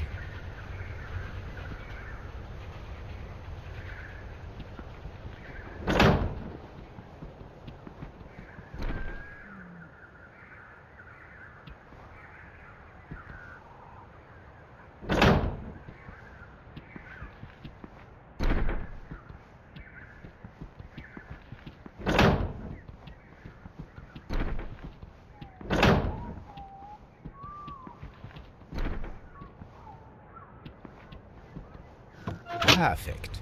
Now I just need to find Watson to check the result. It works perfectly, Holmes. Bravo. Now, if you could just help me to get rid of these caterpillars. Perfect. Now we know how the murder of Montague Dunn was carried out, by activating both Albert's and Mr. Hamish's fans. But only from Mr. Hamish's workplace would it be possible to see when Montague Dunn entered the Colonial Collection Room.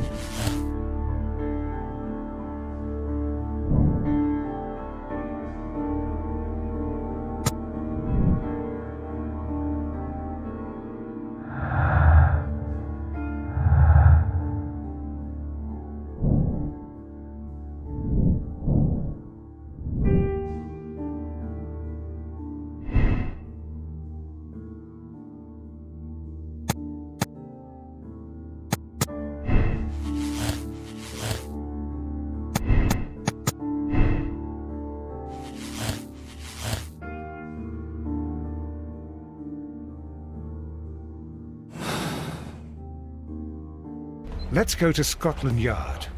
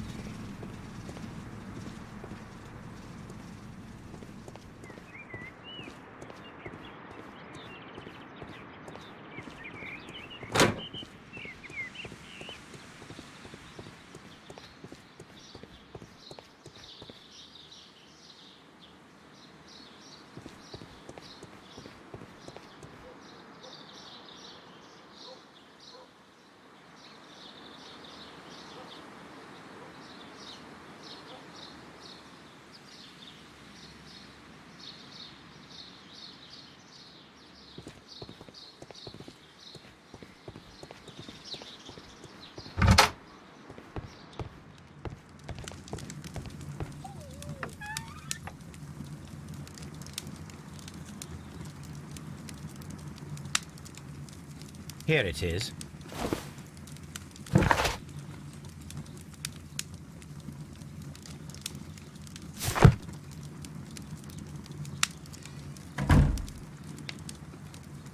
Cylinder Records.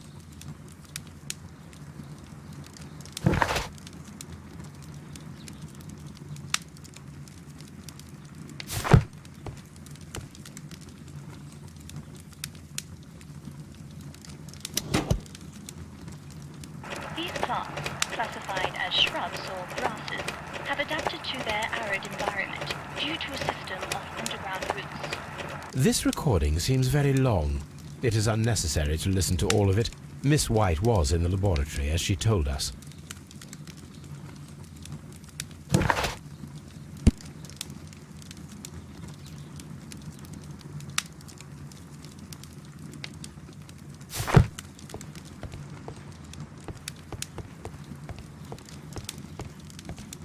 The employee's cloakroom.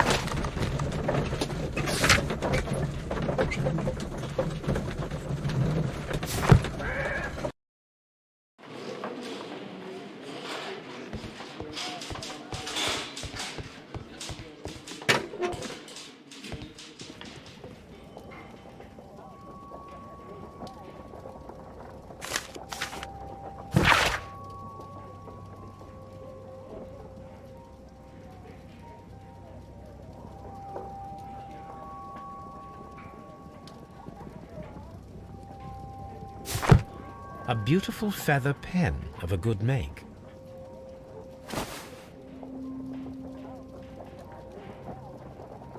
A membership card for the London Crest Club. This watch is of great value.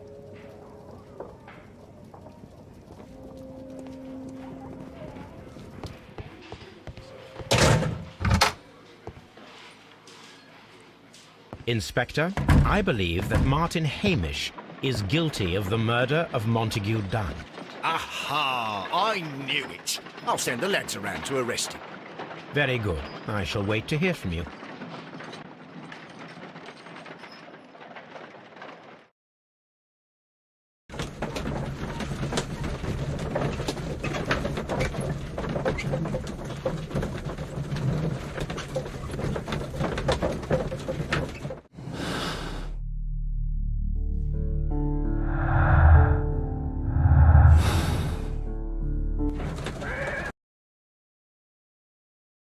Inspector, I came here as quickly as I could. Martin Hamish is in the large glass house. There's no need to hurry.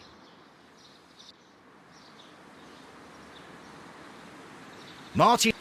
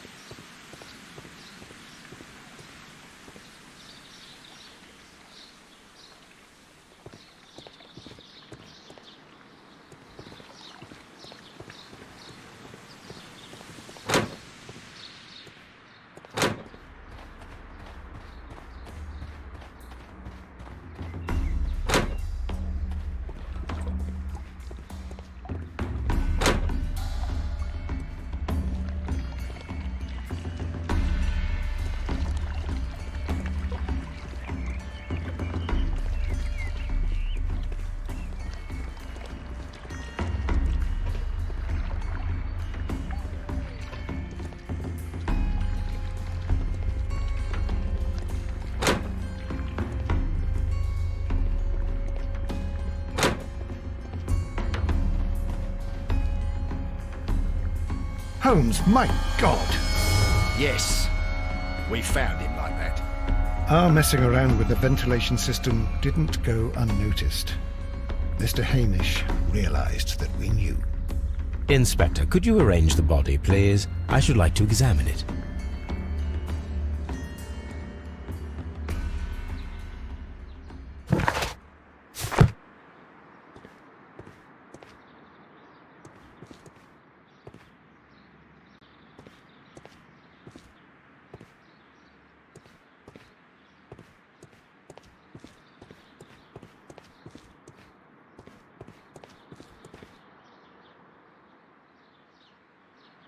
The mark around the neck is very visible. He died instantly.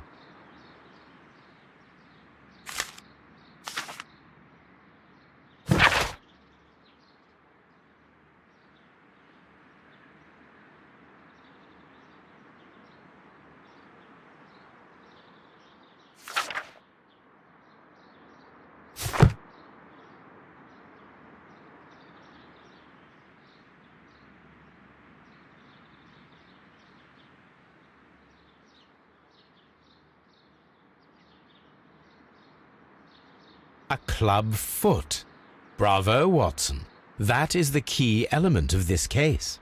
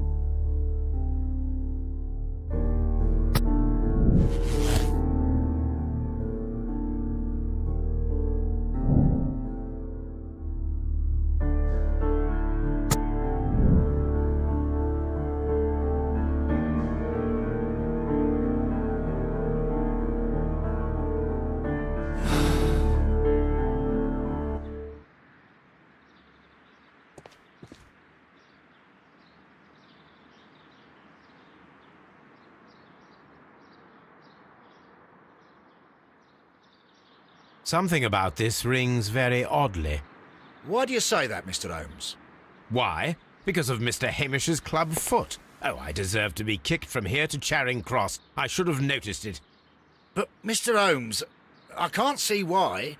No, I don't suppose you do. You must recall that Mr. Dunn was locked inside the Colonial Collection Room by the murderer.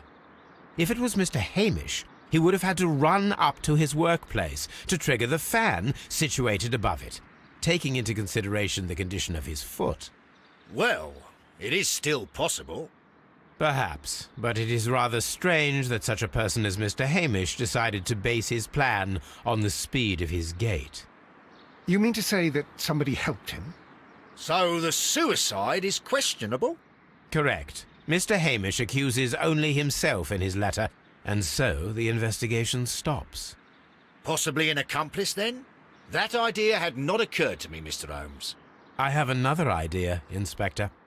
Thanks to the testimony that we have collected, we are able to rebuild the events as they took place that day. With a timeline, such as we did in the Jack the Ripper case. Precisely. The map at the entrance of Kew Gardens should help us with our timeline. Let us analyze the facts and statements so that we may recreate the events of that morning.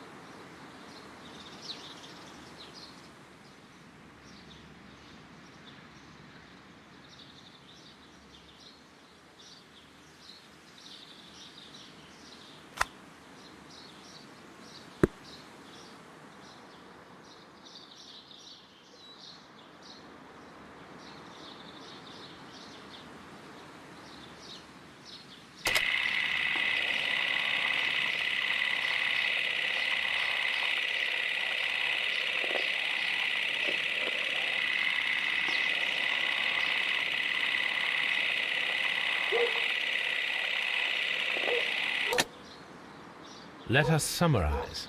Montague Dunn was poisoned inside the Colonial Collection Room. He forced open the door, which means that someone locked him inside there at 10:20. Martin Hamish was last seen at 10:10. This means that he has approximately 10 minutes to lock the door of the Colonial Collection Room. Given that he was club-footed, it is doubtful. Albert also has 10 minutes to lock the door of the Colonial Collection Room, which is quite enough time. Miss White was last seen at 10 o'clock, which means that she had approximately 20 minutes to lock the door. More than enough time. Perfect, Watson. Now, let us ascertain who assisted Martin Hamish in killing Montague Dunn.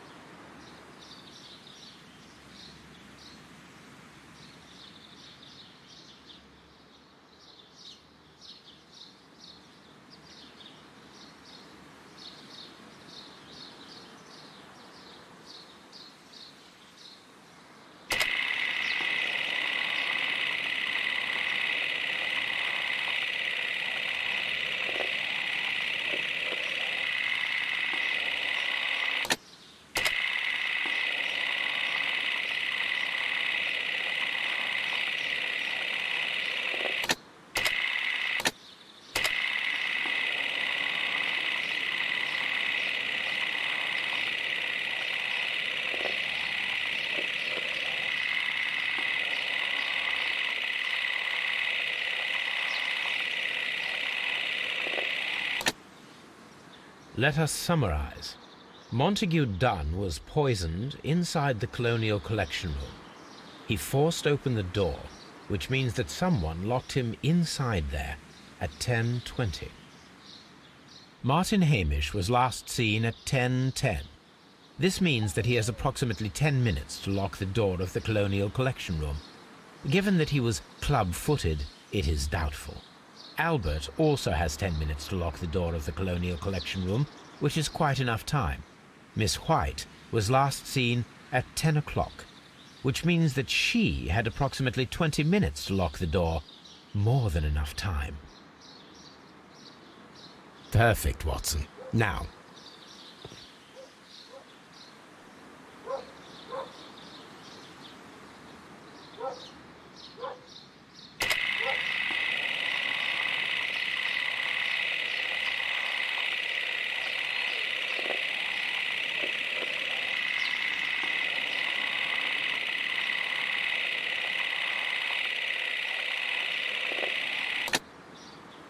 let us summarize. Montague Dunn was poisoned inside the Colonial Collection Room. He forced open the door, which means that someone locked him inside there at 10:20. Martin Hamish... perfect, Watson.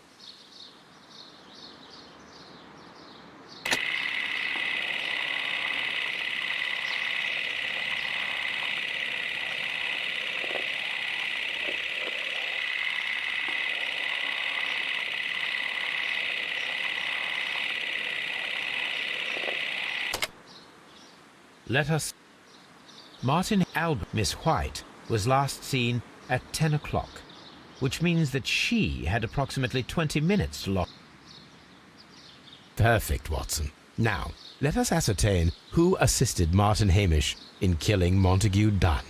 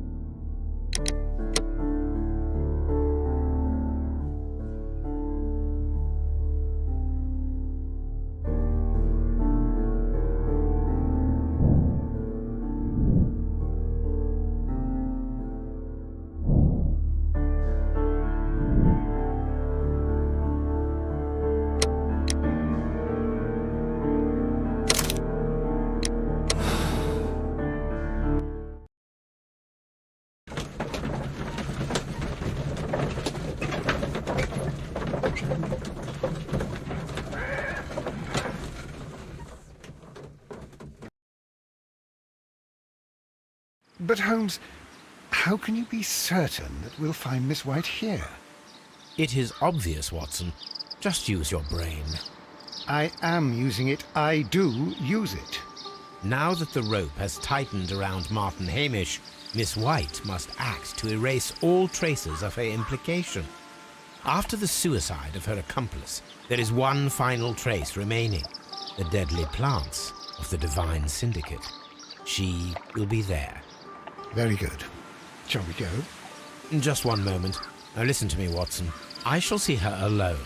You will conceal yourself behind her, quietly. Whatever are you planning? Nothing spectacular. The impulses of women have always been a mystery to me. But she is a bold one, and so we must be cautious. All right. You can count on me, Holmes.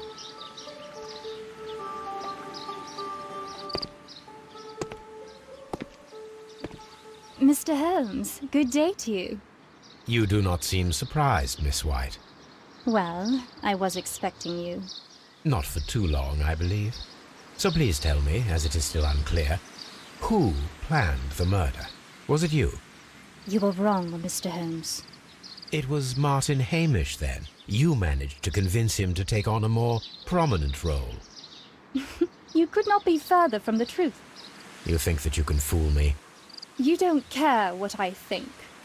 It is difficult to care about someone who is capable of pushing a man to his suicide. It is over, Miss White. The police will be here any minute. Over, perhaps. One moment you were here, and the next, you were on the other side. The other side? No! Stop!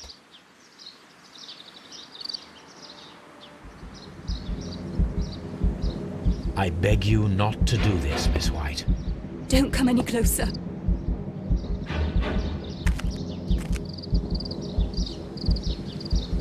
Please remain calm. We can help you. Not one step further. Don't try to stop me. Stop this foolishness. You cannot truly want to die. No, it's too late.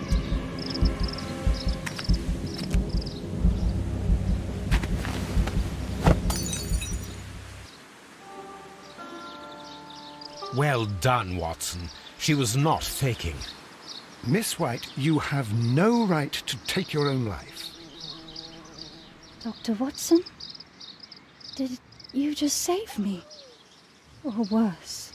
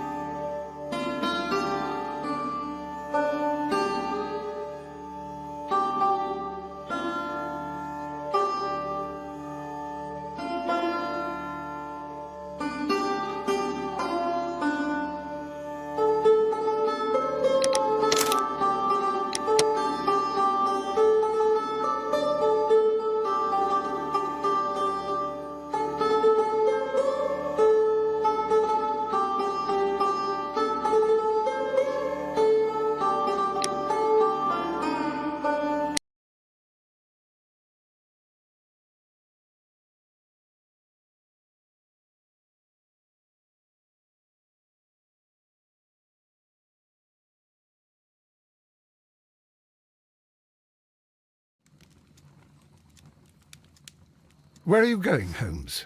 Have you been invited somewhere? We have been invited, Watson. We have? Where to? To the Baker Street Irregulars' annual dinner. They sent us an invitation. It is on the table. A dinner? How could those street urchins afford anything like that? I can't understand your interest in them, Holmes.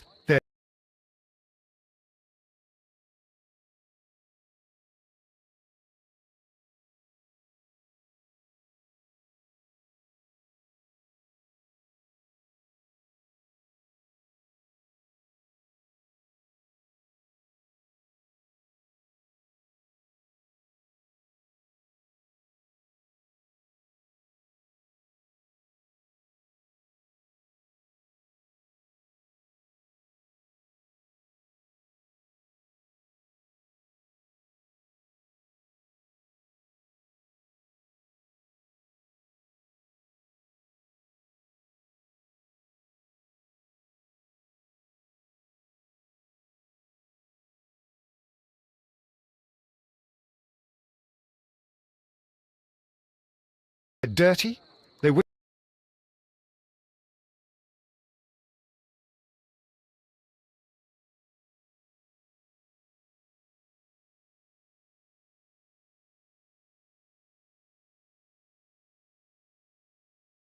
hesitate to steal your wallet. They... Watson, you should be excited.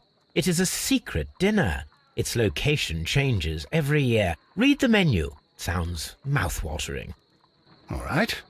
We, the secret police of Baker Street, invite you, Sherlock Holmes, and Dr. Watson to our annual dinner. Menu, entree, frozen rat-head salad. Is this a joke? Not at all. Pray continue. Main course, sow's udder in Danny Nutcracker's way. Ah, sounds disgusting, Holmes. Hedgehog goulash. Street turnips in homemade juice. And it goes on. Ah, I can hear them on the stairs now. Oh, we can't go there. We can't eat that. Watson, you'll hurt the feelings of those poor children. We have to go. Oh, Mr. Holmes. It is fine, Mrs. Hudson. Mr. Holmes! Wiggins, Dr. Watson is getting ready. He will be delighted to join us. You don't look well, my young man. Is there something wrong? Don't tell me the dinner is cancelled. Mr. Holmes, it's my brother Leighton. He's in a prison cell. They say he's killed 2 men. You have to help us, Mr. Holmes, 'cause I know he didn't do it. Where is he now? From what I've heard, they took him to the yard, and they gave him a good beating already. You know what they're like. They'll hang him. They won't look any further. Holmes, we have to help him. Well, and forget about the dinner. Wiggins, I'll take the case. You're fantastic, Mr. Holmes. I'll be waiting for you at the crime scene. You'll be there, right? It's on Half Moon Street in Whitechapel.